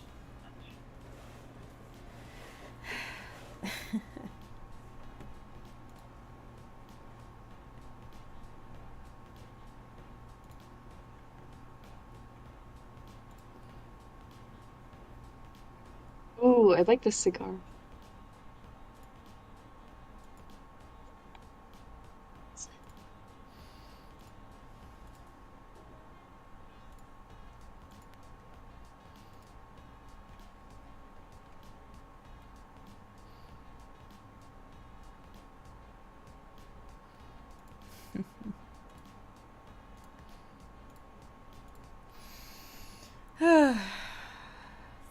I like the void. This.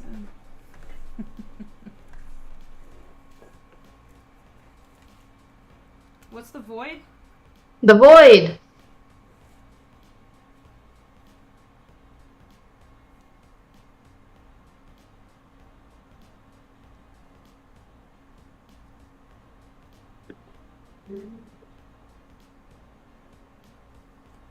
Okay, I gotta get some clean water because this is no longer good to work with.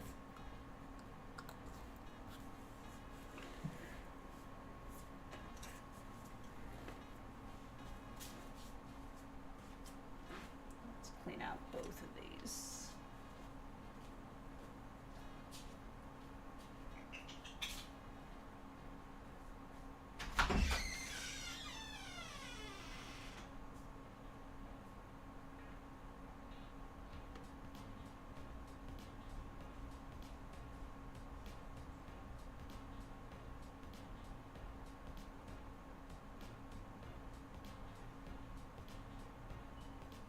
Okay, back again. Sorry about that. Survived this time. Yeah.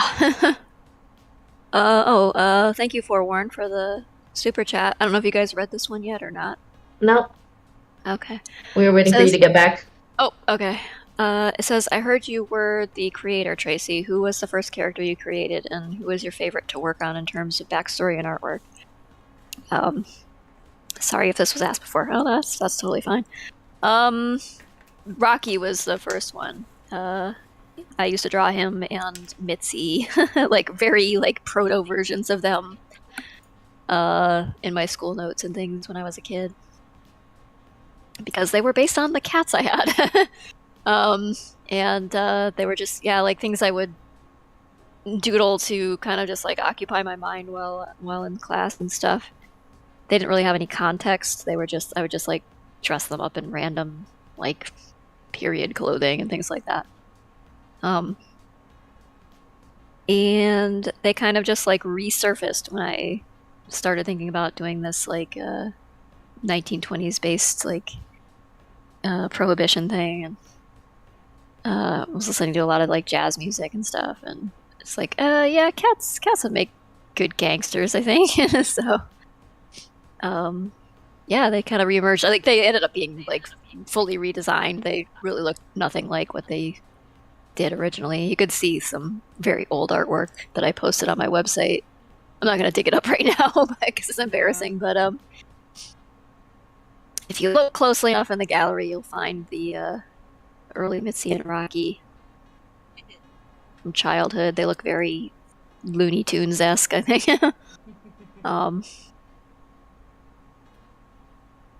In terms of who my favorite was and backstory, and I don't know, I guess I just like when you start delving into their backstory and thinking about them as a personality and things, you get pretty emotionally attached, so it's hard to pick a favorite. I think it just like depends on my mood or the time of day or whatever, like whatever character I feel like I could relate to the most. But definitely working on Rocky has been a lot of fun. And I enjoy drawing him a lot too. But I can really say that about all of them. I have a blast with them, and that's why I keep doing it. So I've been doing it all these years. And very lucky to have dragged other people into it at this point. With my apologies. But no, I like drawing them a lot too. It's fun. Even when you hear me bitch, I'm like, you goddamn face! Why is it such a fucking face? You know, I'm like cussing them out, but I also am not stopping. Yeah. The amount of times I'm like actively arguing with the characters as I am animating them, like goddamn.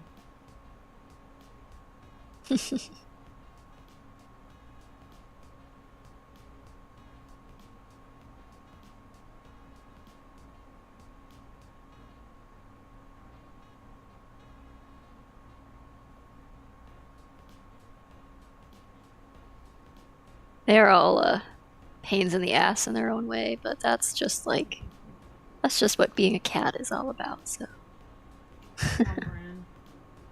Which one do you think is the most likely to like go all Lord of the Flies on the others?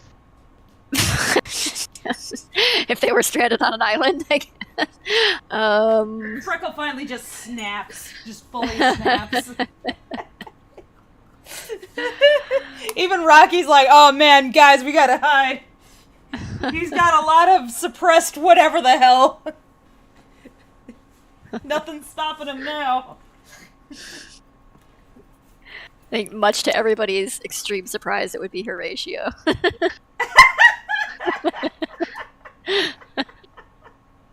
He'd be putting like heads on spikes and stuff, just like Horatio giving like a speech about how like the strong will rule the weak, but then like every single time he takes a step forward, there's like a dog toy squeaking noise.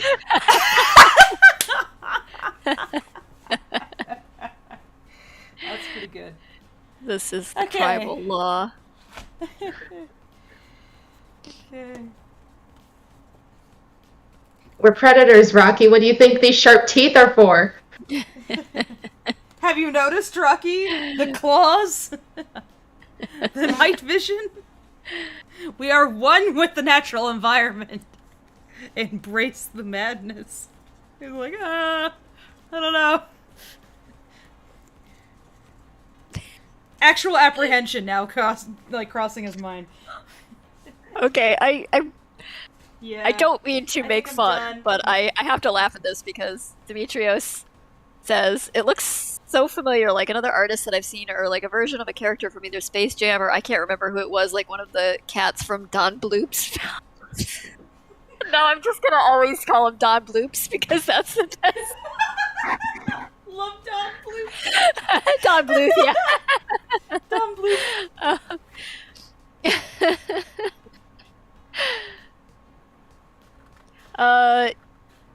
Yeah, I think it has a bit of a like Looney Tunes feel, maybe. Little like, Lola Bunny. Tiny bit of that style, like in the face, but it's definitely its own thing as far as I can see. It looking really is sharp. 12 a.m. It is. Yes. I'm basically done. I'm done. Did it. I'm gonna Finished tap the out both of because if I stay up any longer, I will regret it. Right. Have a good night. Yeah. Always get great to some- see you around. Bye-bye. Get a little bit of sleep at least. Good night. Hey, we got these two Thanks. things. We got my ink wash over here. Been a pencil in there and finished painting here. Did it. I did it. I'm done. Yeah. Woo! Ah! Woo! 2 paintings, 1 day. Oh god. Okay. I think that's Nice. it. Before oh god, I got to get these earbuds out of my ears. I got swamp ears now. Okay, thanks guys so much for Thank joining you. the stream. Like I Yeah, said, thank you, do check out the Thank you for all the good questions and the super chats and the Yeah, appreciate the fun company. conversation. You guys were wonderful.